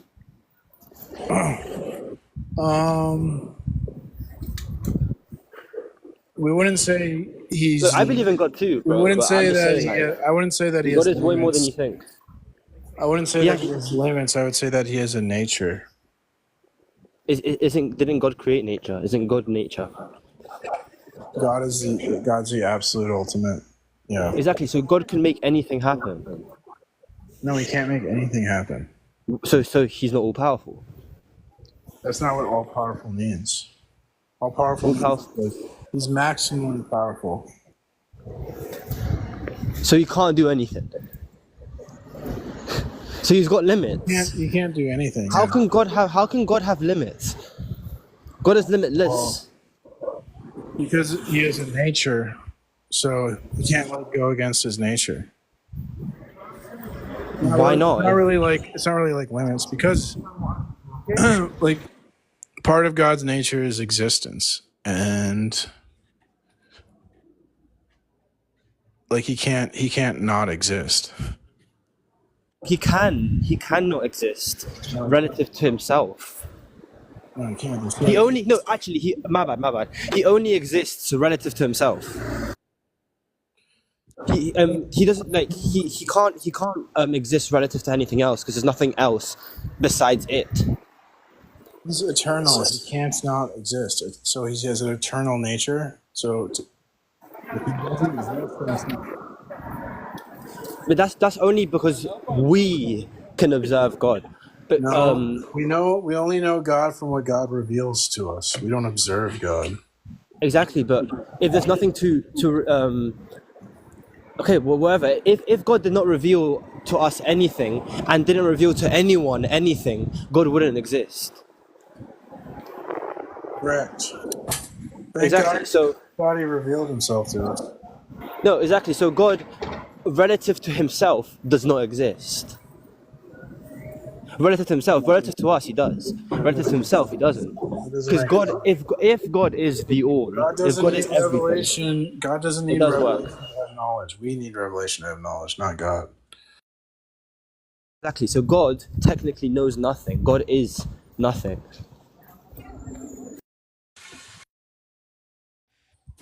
What? That sounded like complete nonsense. Precept, did you kick him or did he? I kicked him. He wasn't making any sense. This is just nonsense. So I don't even know how to talk to that person. So I wish you well. I just don't know what you're saying. I don't think we're like talking. You know, like you're just in La La Land or something. So, but I wish you well. I bet your mind seems like an interesting place. Was this the person we just had? Was his name Luca? Yeah, it was Luca. He was trying to say that God doesn't exist. Okay, what was this? This guy you were the Christian one, right? No. Yeah, so I just want to say one thing. If you're preaching about Christianity and you believe in the Bible, and I come up here trying to make a point, right? And then you claim to know more about my knowledge, or you try to belittle my belief, wouldn't that be going against the core principles of Christianity? No. If you're in a place of ignorance, then we're to openly rebuke you. But I never got my point across. So to say that I don't, or you know more about it than me, when I haven't made any type of point in belittling my knowledge, You did make a point. That be a hypocrite? You were saying you're trying to argue God probably exists. No, that's not at all what I was arguing at all. So to cut me off before I try to finish a point, then say, oh, I know more than you, or hey, this is our fellow Christian brother, wouldn't that in itself be hypocritical of what you believe in? Well, I mean, it says request if you're atheist or agnostic, right? So if you're a real Christian, why didn't you follow that rule that's for the stream? Because at the moment you guys weren't discussing anything, with somebody else, right? So I joined up. But you're not answering the question. Would that not be hypocritical? No. How would it not be if you claim to know more about my beliefs? You're in a sense belittling my Christian belief, and that goes against the core principles of which you are debating for. It's not hypocrisy if you say one thing and do another, right? Yeah, so you're defending the Bible, but you're being hypocritical by not following what the Bible would want you to say or do. The Bible would want me to openly rebuke you, right? So what you're doing right now is Wait, rebuke me for what though? What you're doing right now is inappropriate. No, it's having a discussion, and it's calling out. But you're lying. What? You're lying. You're bearing false witness. You're saying that like you didn't make a point, but you did. You came up here and you said that girl was talking about probabilities. Well, what's the probability that the same book is used by the three major religions? That's what you said, right? Did I So you was made really a gonna point. get into more of Jesus, right? What? It was Jesus. They wrote about Jesus before he was even alive. So I was going to talk about his prophecies. So what's the probability of somebody writing about Jesus before he even existed? Then when he came into existence, he prophesied 350 things in Priest Up itself. isn't arguing probabilities. That was his point. That the transcendental. So I'm not arguing against him. I'm more of the girl that came up talking about probability. You're not understanding. So Yeah, you're not understanding. I'm saying that there's a greater argument than probability. Like that's our stance. So we don't need to invoke probability because we would be there granting. is a greater argument. Hold on. You don't really understand philosophy, right? But the fact that Skibbs, you don't really understand philosophy, do you? Right? Can you just be I honest? didn't get to, say what I. No one cares. Just answer my question. You don't really know much about philosophy, do you? You're ignorant on philosophy, right? Hello? He's cutting out. I don't know. Yeah, I think his connection's bad. Gibbs, you don't understand philosophy. I more came back correct? up just to say, no, I do know a little bit of philosophy. Really? Okay, well, here, let me educate you on something. No, I'm following. I've been watching this live. I'm following what you're. If God's necessary, he can't be probable. That's mutually exclusive. You understand that? God can't be probable and necessary. That's understandable. Okay, so we argue God is necessary. We don't argue God is probable. So when you try to talk about, these predictions in the Bible came true, so God probably exists. That's like saying God doesn't exist. That argument doesn't work. But what I was really getting at is using their own lot. So they want. Yeah, but using their own logic against them would be granting them Christian logic. You would be granting them more than what they have. I don't think you're really understanding what's going on. I don't know. And yeah, me neither. He keeps on going back to the same thing that he was trying to say. Like we know what his point was. I didn't get to make my point. We understand your point. Like what the hell? These guys are. I don't know. Let's be charitable. Maybe he's not a liar. Maybe he's just like incompetent or something. And then, lost. Yeah. I mean, You gotta have a little humility. There are people who've been doing these like apologetics longer and know more about it than you, and you gotta learn from people. You can't just he's coming up here and trying to like teach us. It's like he doesn't know what he's talking about. Right. You and Darth invoked the tag because it's a better argument, and you wouldn't be granting them their own logic with our foundations. And he basically like disregarded that and started saying that you're belittling him, which is like the opposite of what you're doing. I was trying to help him like understand things, and he just wants to teach me when he doesn't even know what he's talking about. I'm like open to learning from people, but it's like, come on, man. Like I can clearly tell you don't know what you're talking about.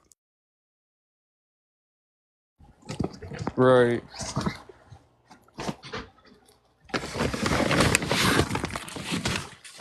Hello. Why do you think God exists? The transcendental argument for God is objective proof that God exists. I'm sorry, I didn't hear it clearly. The transcendental argument for God is an objective proof that Christianity is true. Why is it necessary? It's a transcendentally necessary means it's necessary to make sense of our experience or understand the world and have knowledge. Yes, why do you think that it is the case that it is necessary for knowledge? Human reason and our observation without the aid of God doesn't get us anywhere.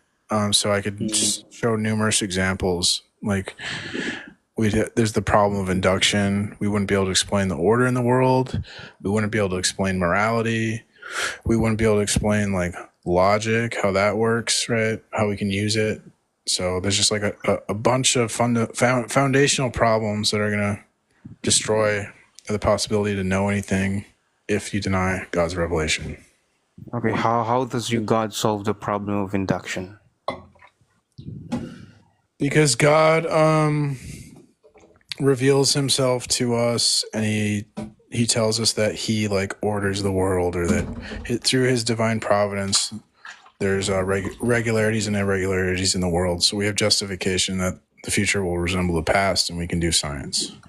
How do you know that his revelation is constantly revealing always every single day that the order in the universe will be the same order like in the past? That's what it says. So if the Bible says in the Christian system, if the Bible makes a claim, it's true because that claim comes from a perfect being that knows everything, right? I'm not questioning about the truth statement about the Bible. I'm questioning about the problem of induction with your God system. That's a separate dispute. Well, you can't dispute that because in Christianity, God created the world and through divine providence ensures and imposes the order and regularity that we experience. So that is an answer to the problem of induction. You might not. Right. How do you know that if every single day, or you've paused the life? I told you because the Bible tells us that. You're right. The Bible tells that, but how do you know that that is what the Bible telling every single day? How do you know that God won't change that? How do you know God won't change the laws of logic, laws of morality, whatever that is, whatever order that's given to us? You just keep asking the same question. I already answered this. You don't have answer to that too, so that is why God worldview cannot exist, and it's impossible because they cannot account for logic and the knowledge.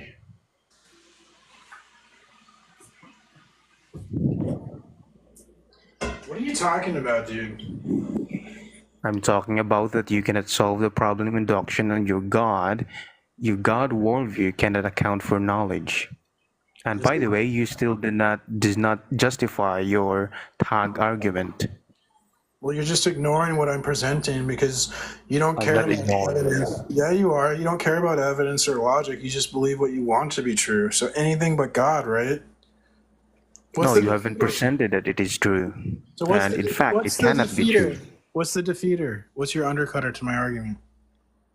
My defeater to your argument is that you cannot account for you cannot solve for problem of induction, and you cannot account for knowledge. So your worldview would be false. So if your worldview is false, then God does not exist. The proposition God does not exist is true. So atheism is true. Are you not listening to what I'm saying? In Christianity, there's a God who created everything, and through divine providence, he secures the regularity in the world, okay?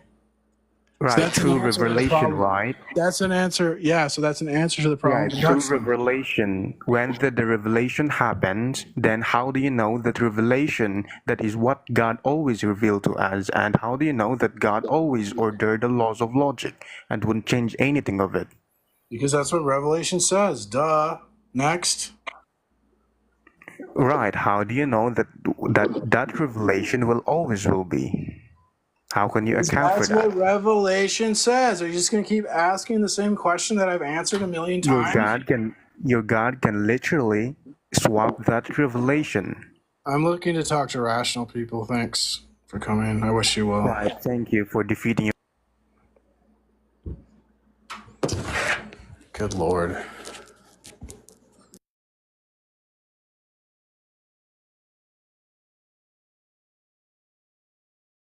Was that guy trying to claim that the revelation of God is just going to change one day?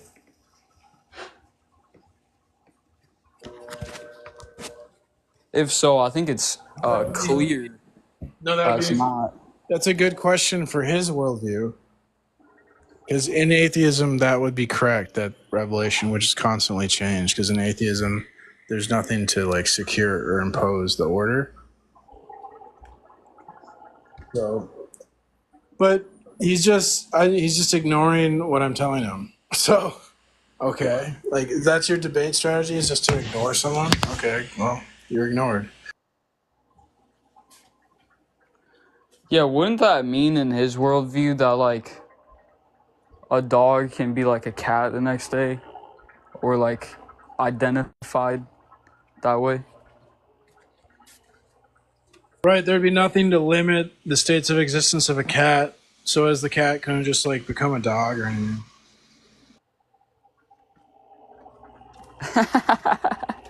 That's kind of funny to think, honestly. He's crying in the chat. You haven't justified uniformity of nature. Okay. Well, I'll read word for word what Bonson says on this matter, right? And so Bonson is a PhD in philosophy of epistemology. So he literally is an expert in justification, right? This is what he says. That was the wrong one. I clicked the wrong. Now I can't find it. What the heck? What the heck? What? Oh, here it is. Okay. This is word for word what Bonson, mind you, an expert in epistemic justification. Does appealing to God explain anything? Well, of course, when you ask philosophically, what is an explanation? The answer is, of course, it does. It may strike you as being as easy as a Sunday school child's understanding. But if I've got a heavenly Father who created the entire universe and controls every detail, even to the hairs on my head, and I say of this creative personality who has this sovereign might and plan that he sees to it that gravity holds on planet Earth day by day by day, that does in fact explain it. But it may not be the explanation that you want. I'm just talking about now what counts as an explanation. An explanation is something which enables you to predict the future and to account for why you predict it that way. So the previous guest doesn't know foggiest idea what they're talking about, of course. And since they're not a Christian, they're arrogant and they think they know everything, so they're not open to learning from someone who has more knowledge. Just like the other Christian who was on here. So this is what we have, people who are arrogant and ignorant. It's a bad combo. I need to like take a break. I need to eat. I wanted to like read, and now finally no one's requesting up, and I could read. Well, maybe I could just read instead of eat. I guess I do want to read, and when I eat, I'm probably gonna pass out. What? Yeah, I always like get tired when I eat, and I just like take a nap. Okay, the impossibility of a Christian ethic. It may seem paradoxical to assert the impossibility of a Christian ethic. And there's the footnote. Oh wait, I had the footnote already. Oh man, this chapter's long.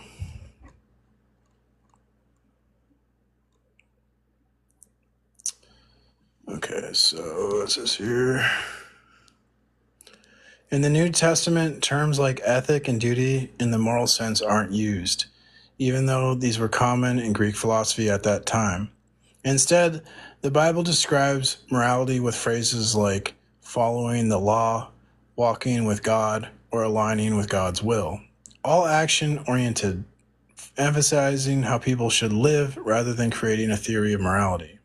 The New Testament letters, especially those by Paul, are thorough in their beliefs about God, but less systematic about moral rules. Rather than setting up a detailed moral code, they offer examples and descriptions of how a Christian life should look. In the eyes of most of our contemporaries, Christianity is a morality, first of all. And have not many epochs of Christian history been characterized by the church's insistence upon actions and conduct? Did not we ourselves speak in chapter 1 of a double morality, thereby indicating that a Christian morality does exist? Then there's a footnote.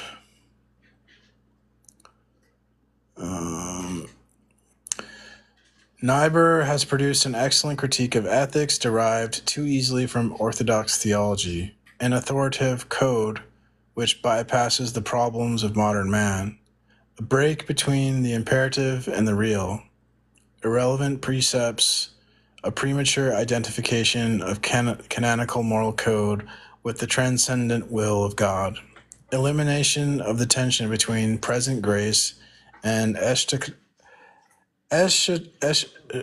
eschatological promise, suppression of the reality of human history in favor of eternity, acceptance of an authoritarian order for fear of anarchy caused by sin, complacency toward wicked historical forms on the ground that all is ultimately sinful, suppression of the positive aspects of the commandment of love on the ground that since it cannot be realized, its only function is to reveal evil, sin, man's incapacity, etc. All these criticisms are just and formidable.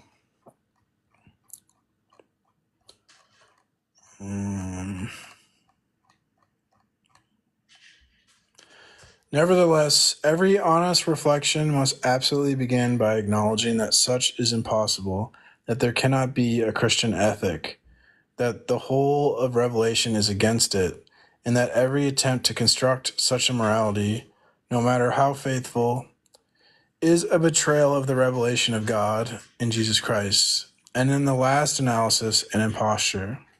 We must keep this judgment constantly in our hearts and minds throughout our inquiry. Otherwise, it will necessarily be false. He's talking about constructing a human theory of ethics based on the Bible. He's saying that's impossible. Because I think the idea is that in Christianity, the good is the will of God, and that we are supposed to act in accordance with the will of God, live the will of God, not just theorize it or something like that. And the knowledge that this search is by itself vicious, that the formulation of a Christian ethic is impossible, that every description of Christian behavior is at once vain and sterile, that the pretension expressed therein is prejudicial to the freedom of God. It is only with this judgment continually present to our intelligence and in our lives that we can proceed with this quest, staying within the grace of God, since we will have remained under judgment. I'm gonna like summarize that one.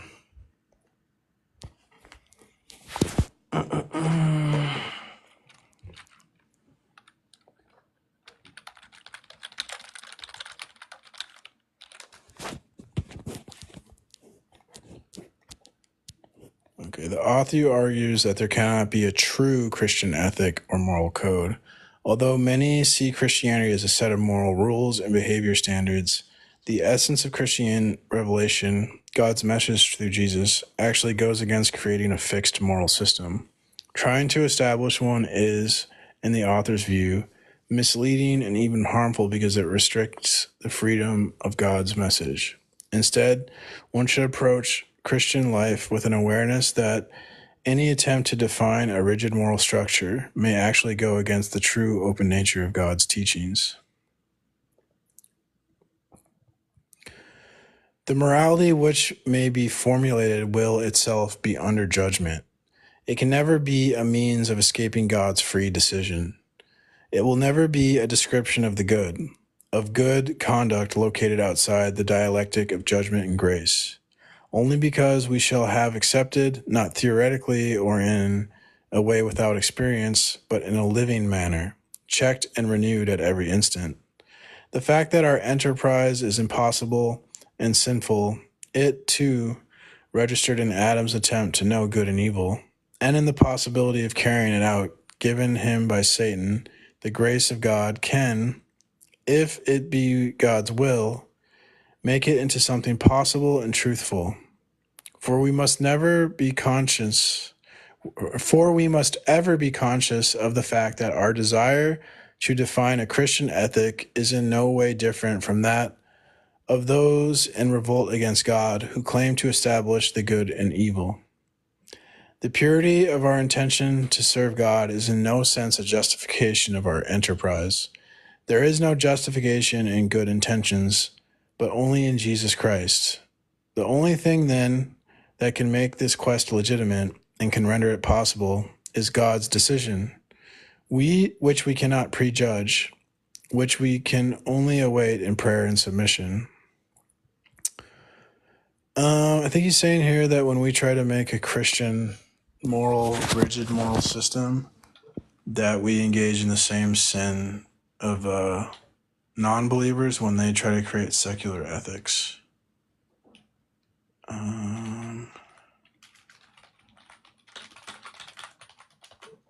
Because even though our intention's good and we're trying to do God's will, we end up like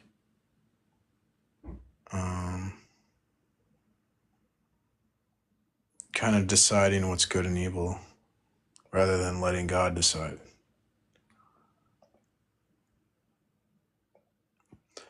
As Niebuhr shows very clearly, that which is finally inadmissible in the multiplicity of moralities is not the diversity of their contents, but the pretension of being the last and absolute.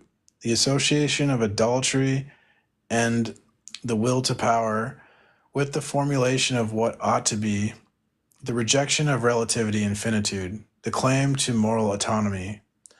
All of that in ethics is man's effort to deny the determined and contingent aspect of his existence, and it is just that which repeats the very sin of Adam.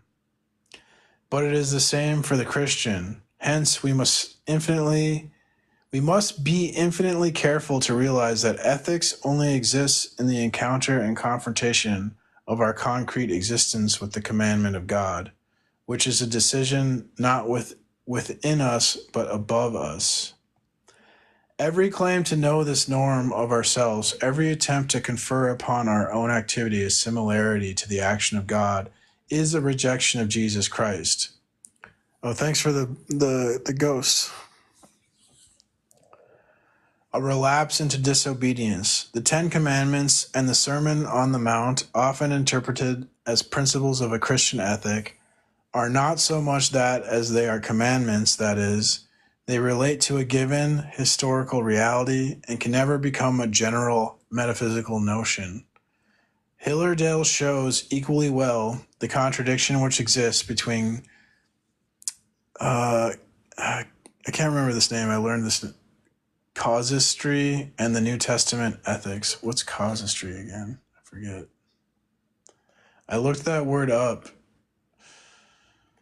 Oh crap. What is casuistry?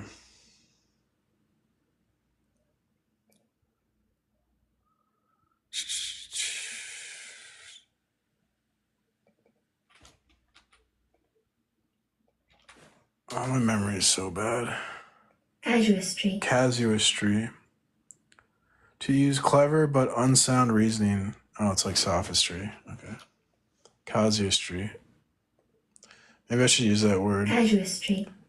Especially in relation to moral questions. Sophistry. Yeah, it's sophistry. Casuistry. Casuistry. Casuistry. So what's he saying here? This is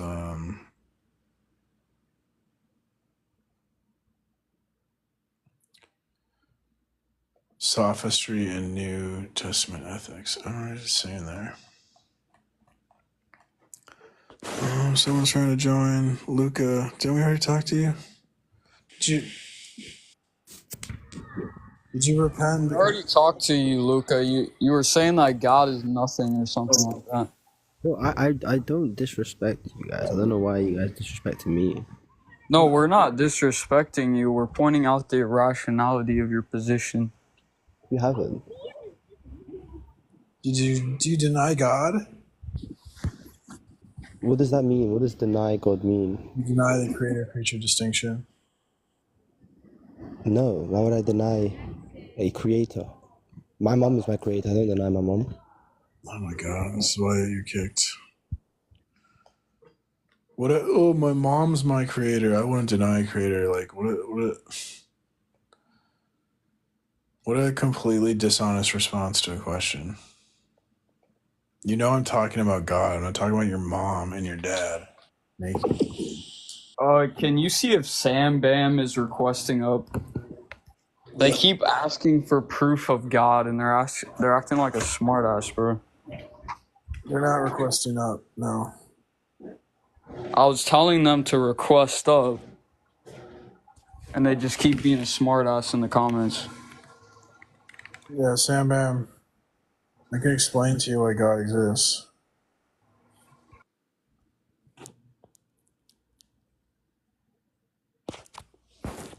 Okay, so what we're reading here. The author argues that any attempt to define a strict Christian morality is flawed and can even be considered sinful. Human efforts to set fixed rules for good behavior are ultimately a way to exert control and act independently of God's grace, similar to Adam's original sin of trying to define good and evil on his own.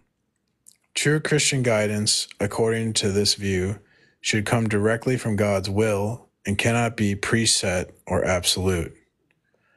The Ten Commandments and the Sermon on the Mount aren't intended as universal ethical codes, but rather as commands in specific historical contexts, meant to guide rather than define moral absolutes. Only through God's decision and guidance, received humbly and without presumption, can people live according to true Christian principles.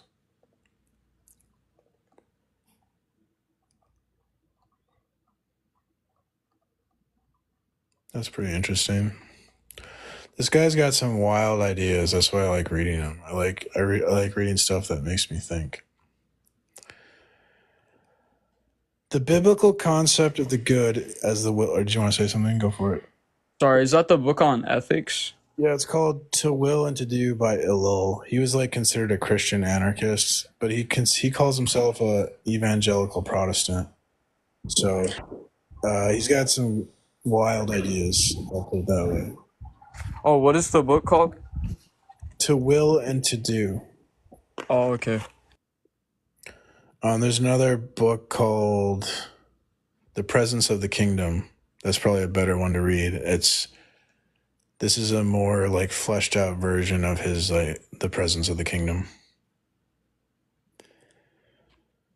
which I read like a couple years ago. I wish I had read it sooner so it was more fresh in my mind since this is like related. Okay, so the biblical concept of the good as the will of God immediately prohibits us from formulating an ethic. An ethic is always ultimately the formulation of a good in itself. There can be no such thing as the construction of an ethic which does not pretend to determine what is good. Even Sartre, who claims not to determine anything beforehand, nevertheless presents us with a model for the only human conduct which is possible and legitimate. In the last analysis, a model of the good, when he shows the necessity for existing through the confrontation with non-being. That is the good. Every ethic is a definition of the good, and that is to say, a taking over. It is man who defines the good, even if he proclaims the transcendent. An ethic is likewise an assumption that the good is some way knowable in itself, whether axiomatically or solely through activity, through the reason, through intuition, or through commitment, and that it is a step taken by man which brings him to this knowledge of the good. It is man who is the master, whether for knowing or for misconceiving this good, which is always clothed in a sufficient objectivity. In this way, it can be known, even analyzed and cataloged. All right.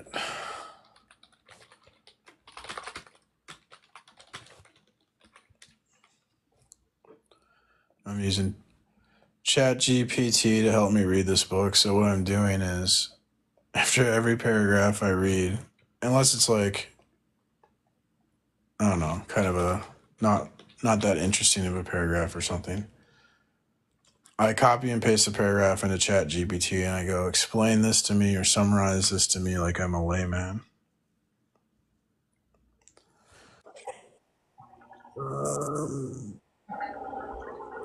What's a tip for any of you readers out there? If you're reading something you don't understand, ChatGPT can help you. Okay, there's a footnote for that paragraph. It says, let us add, or did you want to say something, Sela? Oh no, I was just gonna add. I have to use ChatGPT to read the objective proof. That wasn't too bad for me, but yeah, I think I did use it a few times. Yeah, it does address some definitions like in the footnotes, which I like. But some words are just way too hard for me. Like I need ChatGPT. ChatGPT seems to be good if you give it like a good bit of context. It can kind of like decipher a meaning through the context, I think. It does a pretty good job. It's not perfect, obviously. You can make a book you quote it, I guess. Right. I mean, I like ChatGPT. Seems like Darth isn't a big fan of it, but He likes it. Oh, okay. Warren's, you got to be aware of the limitations, but it's definitely That's true. Useful tool.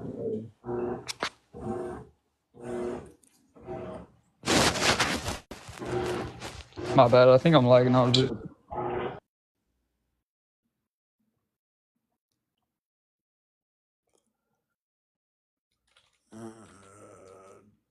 There we go. So then I just like put everything I read just now in the footnote into ChatGPT, and I'm like summarize it, and then it gets this. The Bible's view of the good as simply following God's will makes it impossible to create a fixed moral code or ethic. An ethic always tries to define what the good is in human terms, assuming that humans can determine and understand goodness. Even philosophers like Sartre, who reject set standards, still end up presenting a model of good behavior. Ethics assume that goodness can be understood in some objective way, like through reason or experience. But since the Bible doesn't present a single, unified moral code, any attempt to create one would be flawed, as it would be people, not God, deciding what counts as good.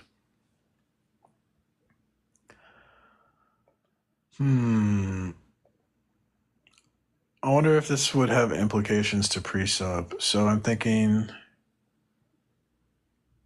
we can say that the good is the will of God, but it's not a fixed system. It's like an open system or something. As God's will changes, the good would change? Or like, because I mean, it seems like good is tied into situation and circumstances. Like, the Ten Commandments doesn't say anything about the internet or something, right? So, like, how would God give rules for behaving on the internet without the internet existing? So it seems like morals have to be sort of fluid and adaptive to situations and circumstance. And we have the will of God, the living God. We can adapt. We could have like an adaptive, objective morality or something, which is kind of like weird to think of it. Like, because you think of an objective morality as like a set, fixed morality, but I guess it could be objective, but not fixed, because God is the objective absolute, ultimate objective absolute. Okay, the relation between the immediate situation and the determination of the good necessarily entails the setting up of types and norms, in the end, a catalog.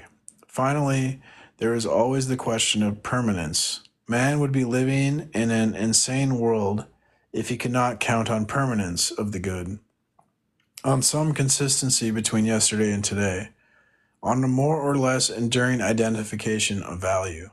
So true is this that man can never resist decreeing the universality of a morality and the permanence of the same values across all history. No ethical construct can escape these three characteristics. Now, to say that the good is the will of God itself is to deny the possibility of these three elements in any ethic which would attach itself to that will.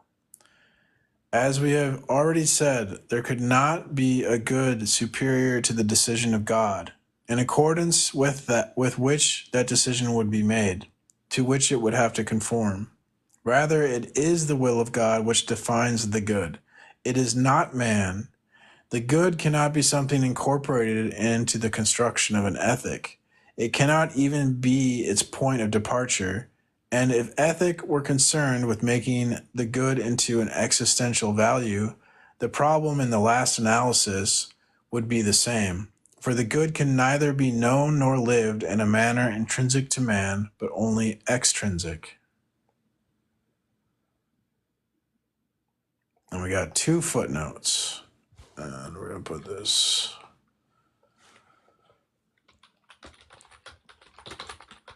This book was awesome. I always have to read it again, though. It's like heavy. We sit around here talking about morality all day. I don't think this guy's perspective of ethics is pretty unique. I like it.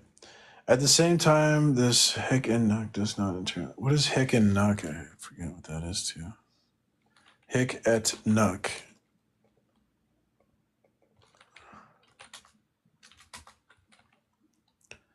Here and now. It's Latin. Stop writing in Latin. At the same time, this here and now does not entirely correspond to the imminence of the kingdom in Bultmann's last hour. The existential present, the renewed encounter with the kerygma, what's that? Is no doubt correct, but it neglects the continuity of God's will, and it reduces the whole of the Christian life to obedience in an instant, which is not. The kingdom of God is not only the transformation of each instant into a last hour, it is also a glory which really comes. It is wherever Jesus Christ reigns, and it is the revelation of this reign at an actual last hour.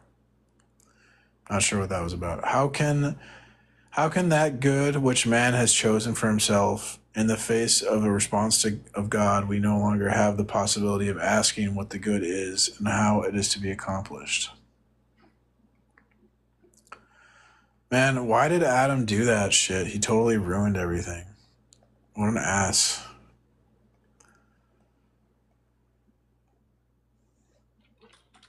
This is Adam and Eve is why we can't. It's Adam and Eve's fault, man.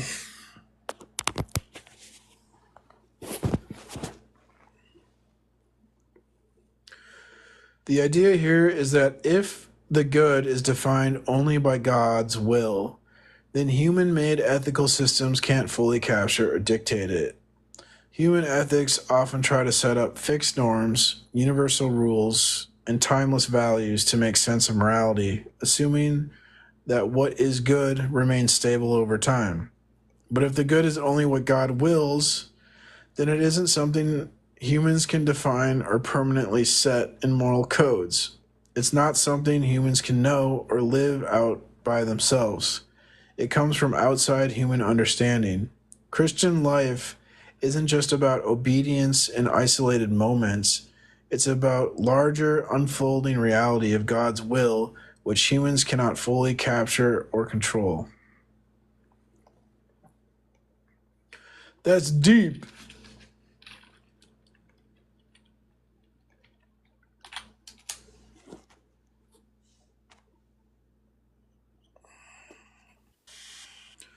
What's up, history lover?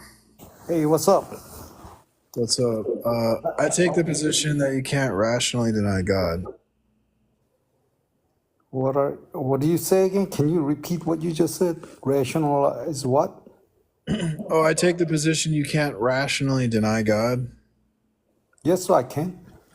What would be the rationale to deny God? Because you can look at the scripture that all religions are based on like scriptural text, right?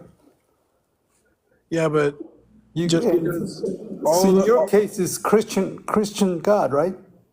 Right, but all the texts could be false, but they're still a God. So that doesn't prove God. How can you say that? If somebody comes to you and some scam artist come to you that I know I got $1 billion in my bank, can you give me $1 million? Would you give it to him? Well, you know, the scam artist is the person that says there is no God, because that's crap. Nah, because your God is saying that he created a universe. Why is he making claims like that it goes against proven science? Science doesn't prove anything. So you've Yes, been it does. Yes, it does. Well, Don't you like use detergent and soap to clean your hands? That's all made by science, right? Isn't science always open to like future evidence that could disprove? Yeah, but you're using soap to clean your hands, right? To kill the germs, right? It's not killing all the germs, but it's killing 99% of the germs on your hands, right? It's the same thing. But science is open to being changed. So why do you use soap then? It's created by science, right? Well, I use soap because of God. No, soap didn't exist several hundred years ago, man. Well, you believe that in the future, when you wash your hands, it'll like clean them. It'll kill the germs, right? Most of it, not all of it. Right, and we know that our soap is currently, maybe there will be some other soap in the future, but we know that currently, based on our understanding, right, our soap is made based on alkaline material, right? Right, so washing your hands would be proof of God because... No, it's not, because Jesus said you don't have to wash hands. And all the washing people your got hands, sick, man. For you to think that, well, in the past when I washed Why my didn't hands... Jesus say wash your hands so you won't get sick? Thanks for coming. I wish you well. You... Won't even let me talk.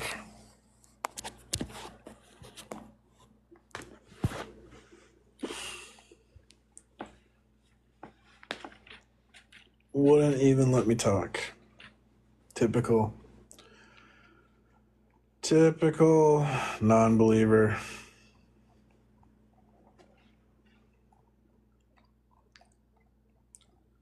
Yeah, so washing your hands, the fact that he thinks, oh, when I wash my hands, it's going to clean them, that's proof of God, because that would require regularity of nature again. There's no avoiding it. Every fact proves God. So get wrecked, non-believers. At no time can man of himself grasp the good. He cannot introduce it into his way of life, nor into his social organization, nor into any system or any category whatsoever. This will of God escapes him, and we have seen that he cannot discern it from within. He can only feel it as coming from outside himself. If he were able, even in the slightest degree, to live or to formulate an ethic of the will of God, and then next page, that would mean that he is superior to God, or what amounts to the same thing, that there is a good superior to God and that God is transformed into a thing. Now the good, the will of God, is not even knowable directly by man, but only through revelation. And in the degree to which God is the living God, and the degree in which his will is living, in the degree in which his word is not a dusted covered record or a closed book, but only comes into existence when God himself speaks, and the degree in which my ways are not your ways, in that degree that the revelation is an act ever new which cannot be systematized, nor analyzed, nor regulated to a past when it was alive, but now that it has taken place, it is delivered into our hands to do with what we will. In the latter case, it would be possible to turn this past amortized revelation into one part of a system. Then one could construct all theologies and ethical systems one wished. Okay, so we got mad footnotes here. Summarize this for a layman.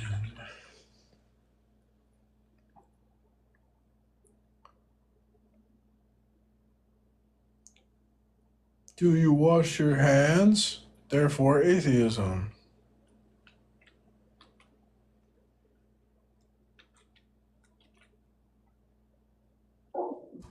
Hey, Precept.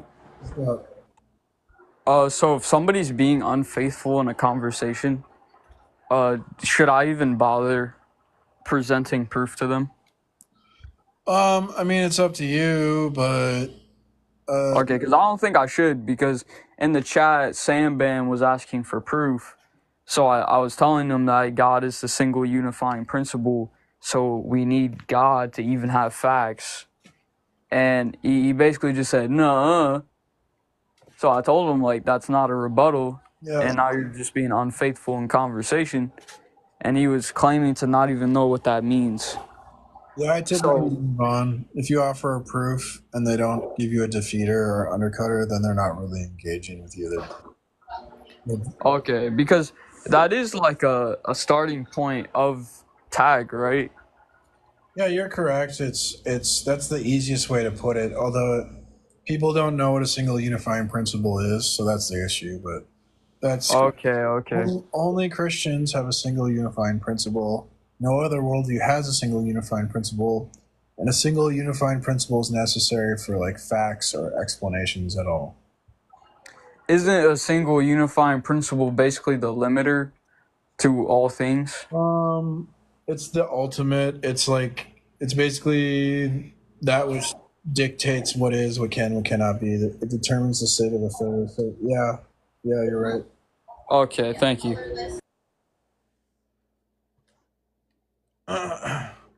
Okay, so here we go. Karl Barth has clearly shown that it is absolutely out of the question to grasp in its reality the form in which the commandment God ordains as permission and establishes a law as gospel. Every attempt at systematic definition can only end up either in legalism or antinomianism. That is to say, either the setting up of a system of duties apart from grace or the negation of all duty, of all commandment. That, in fact, is what experience demonstrates and teaches us the impossibility of constructing a Christian ethic.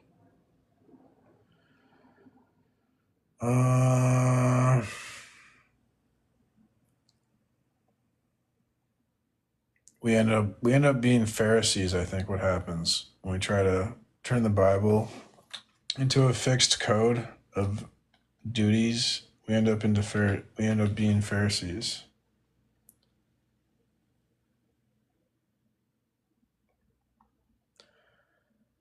Yet even though it is always a matter of particular commandments, the command of God never degenerates into a sort of incoherent chaos of special and contradictory directives addressed to different individuals.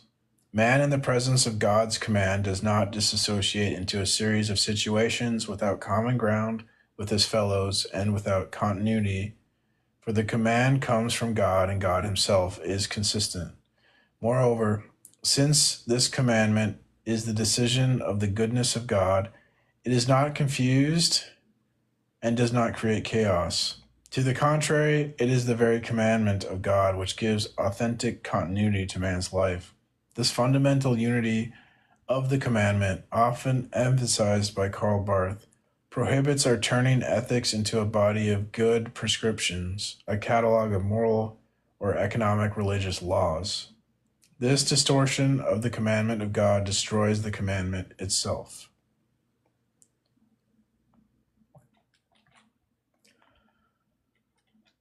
And then ChatGPT is going to tell us.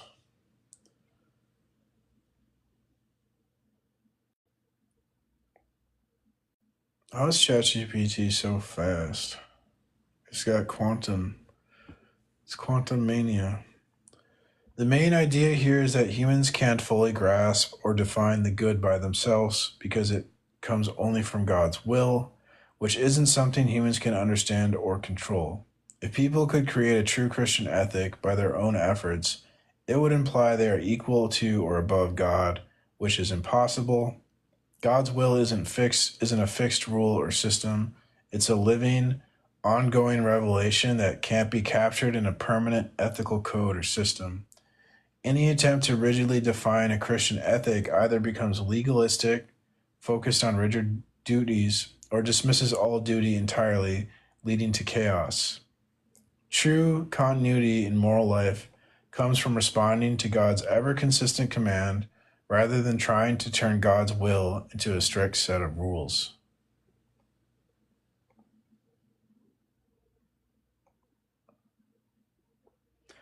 This makes sense to me because I don't think it's possible, any moral system, it's going to have moral dilemmas. Anytime humans try to define what the good is, it always goes nowhere.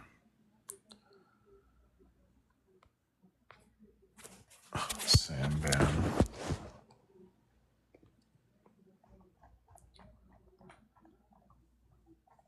It takes forever to read this book because I have to think about what I'm reading. Thinking.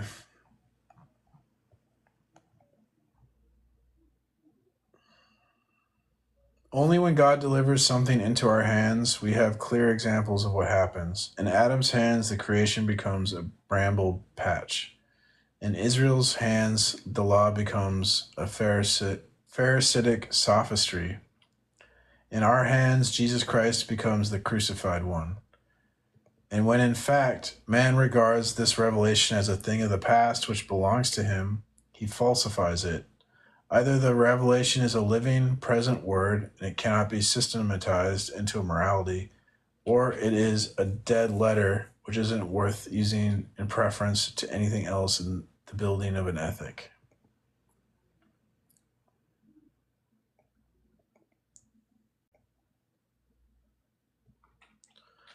So basically, what's right and wrong is we're constantly confronted with the will of God of what's right and wrong. It's a living will. It's like a challenge in every situation. It's constantly renewed. Wait, so what's the claim that we can't know the will of God? Is that what it's saying? No, it's that we can only know it through revelation. We can't. Oh, okay, I missed that part. My bad. We can't create a human system to know it. So there's no fixed system of what we should do. It's always this living, fluid thing of God's will being presented to us, and we're to obey it. Okay. argues that when people try to take control of God's revelation or teachings and treat them as something they own or have mastered, they distort them. Examples include how Adam turned creation to a place of struggle, Israel turned the law into rigid rules, and humanity crucified Jesus. If God's revelation is seen as a living, active presence, it can't be reduced to a fixed moral system. But if it is treated as a lifeless set of rules from the past, it loses its value and can't guide true morality. I like that. The moral system or ethics have to be living, so they exist in a living person, the living God.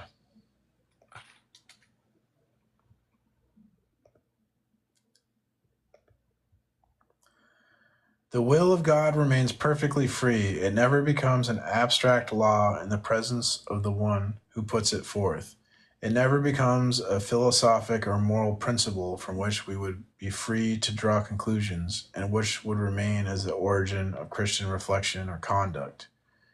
There are no Christian principles.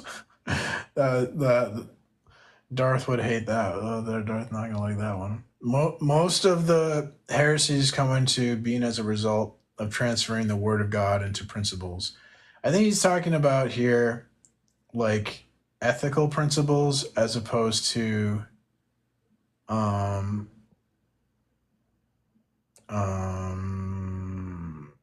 metaphysic or like ontological or epistemic principles. But there would be a Christian principle because we would say that the will of God is God's, or the good is God's revealed will. The good is God's revealed will. That would be a principle. So I don't know what he's saying there. Well, he's got a footnote, so I guess I'll go check that out.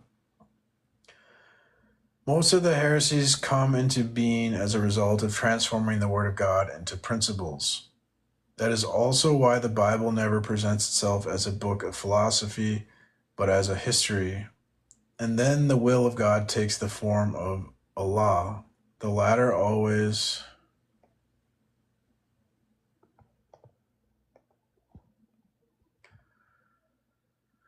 And then the will of God takes the form of a law. The latter always appears as a commandment. Thou, it says to the hearer.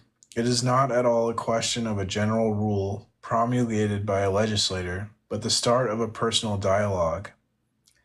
To this commandment, God addresses a particular person at that moment. The person either understands it as the present reality of God and will live in accordance with that word and in continued dialogue with God, or else he refuses to hear it as it is addressed to him personally. But in that case, he can, strictly speaking, do nothing in the category which begins with thou. He will have to substitute one in its place, and that is a falsehood. The ethic which is constructed from the standpoint is no longer Christian. It no longer has to do with God. Moreover, we shall be obliged later on to go more deeply into the significance of the presence of the law. Okay.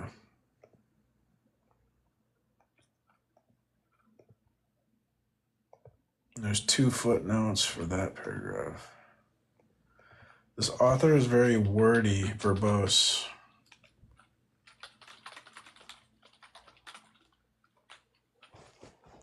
He's French. I wonder if it's a French tang. And then the footnotes. We have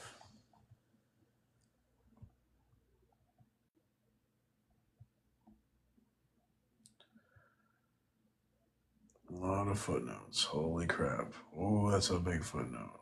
Oh my gosh. Okay. I'll probably take a break after this. Is anyone requesting? No. Okay, so the whole of the Christian life in its essence and origin is contained in the gift of grace given to it, by which God justifies it. Such then is the life of this man, Grace is the final reality of this life. There is no method for obtaining it nor for holding on to it. What presumption, then, to imagine that one can construct an ethic on it or out of it? The out of it is already significant, for it assumes that one has departed from it. There is no Christian principle to be deduced from it. There is no commandment which reduces this gift to a formula. An ordinance assumes the possibility of carrying it out. Grace is fulfilled outside of our possibilities. The problem remains intact to talk like theologians of the relation between justification and sanctification. It is false to confuse the one with the other. But how can we make them meet except intellectually and theoretically? On the possibility of Christian principles, see our book, The Presence of Monde Modern.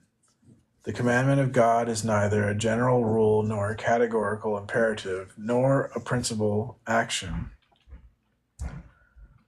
That's Karl Barth, I think, citing.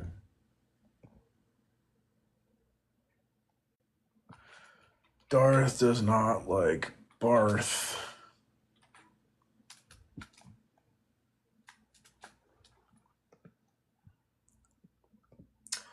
More Karl Barth reminds us that there could not be principles for a biblical ethic to the very degree to which we have only to do with the commandments of God. The important personages in biblical history teach us that in the command of God we are dealing with God himself and his action, not with principles. Or more exactly, the only principle possible in a biblical ethic is the very person of the one who gives the commandment.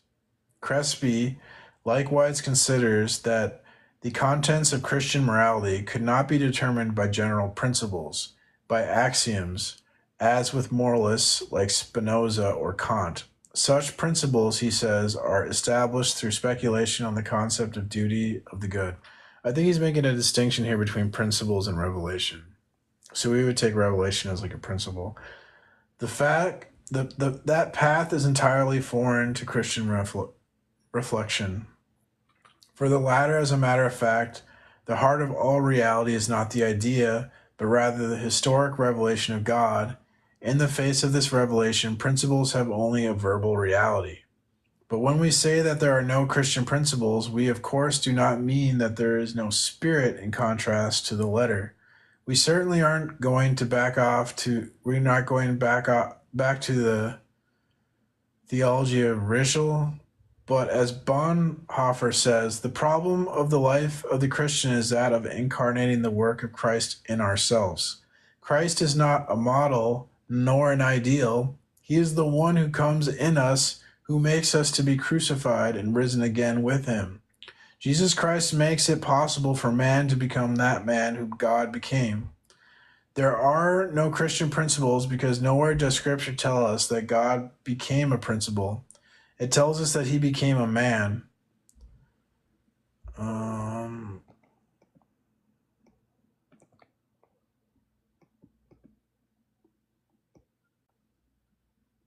Nowhere are we presented with ideas, with principles, but with God acting in reality. So much is this true that ethics does not have to ask the question, what are the Christian principles? But rather the question, how can Christ be incarnate in us? One understands readily that a formal, inclusive, theoretical answer is impossible.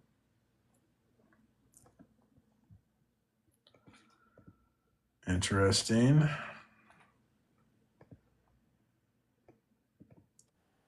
Yo, this dude Sam Bam is such a troll.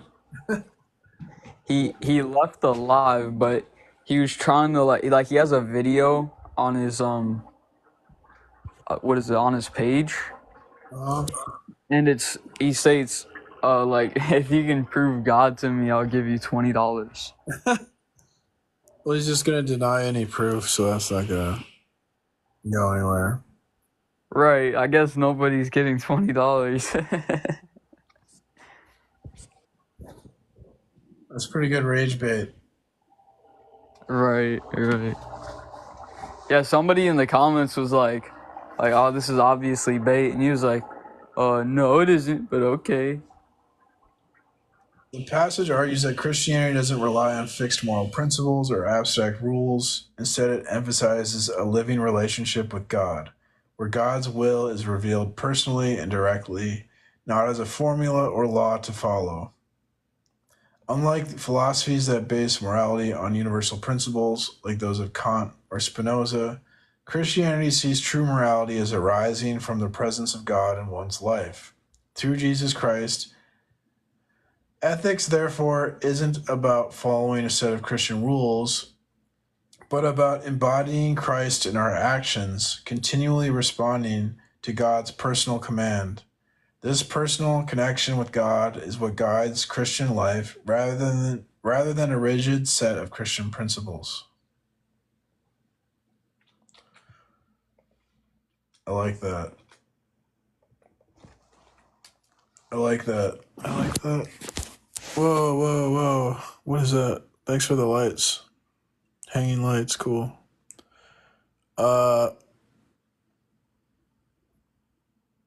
I was just gonna end the stream though. I'm like super hungry. What's impossible to prove? They aren't the 10 suggestions. Oh, you're disagreeing with what I'm reading?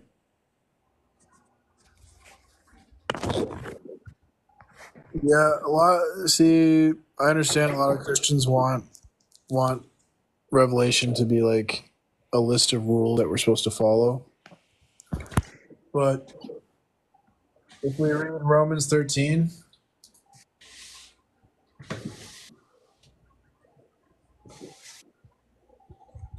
Romans Yeah, 13, what is Revelation generally considered?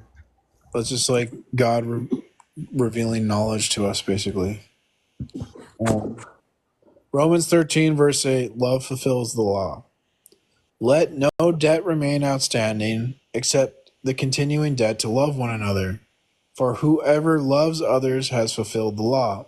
The commandments: you shall not commit adultery, you shall not murder, you shall not steal, you shall not covet, and whatever other command there may be are summed up in this one command: love your neighbor as yourself. Love does no harm to a neighbor, therefore love is the fulfillment of the law. So love, the law of liberty, the law of love, freedom. Love and freedom are connected. So yeah, we don't have to follow all these like commands. The idea is we love God and we love others, and that's love is an act of free. Like love is like a person, like Christ and His presence in our life. Right? It's about our actions.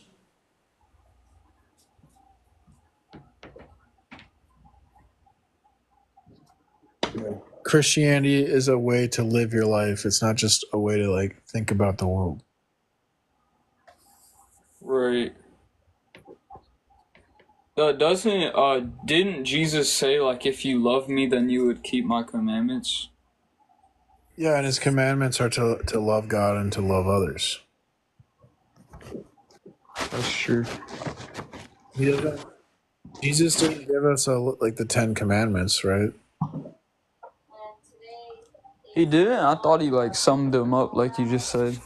Well, He just said to love others, but that's the mineral lab right before our quiz, okay? So that He's talking about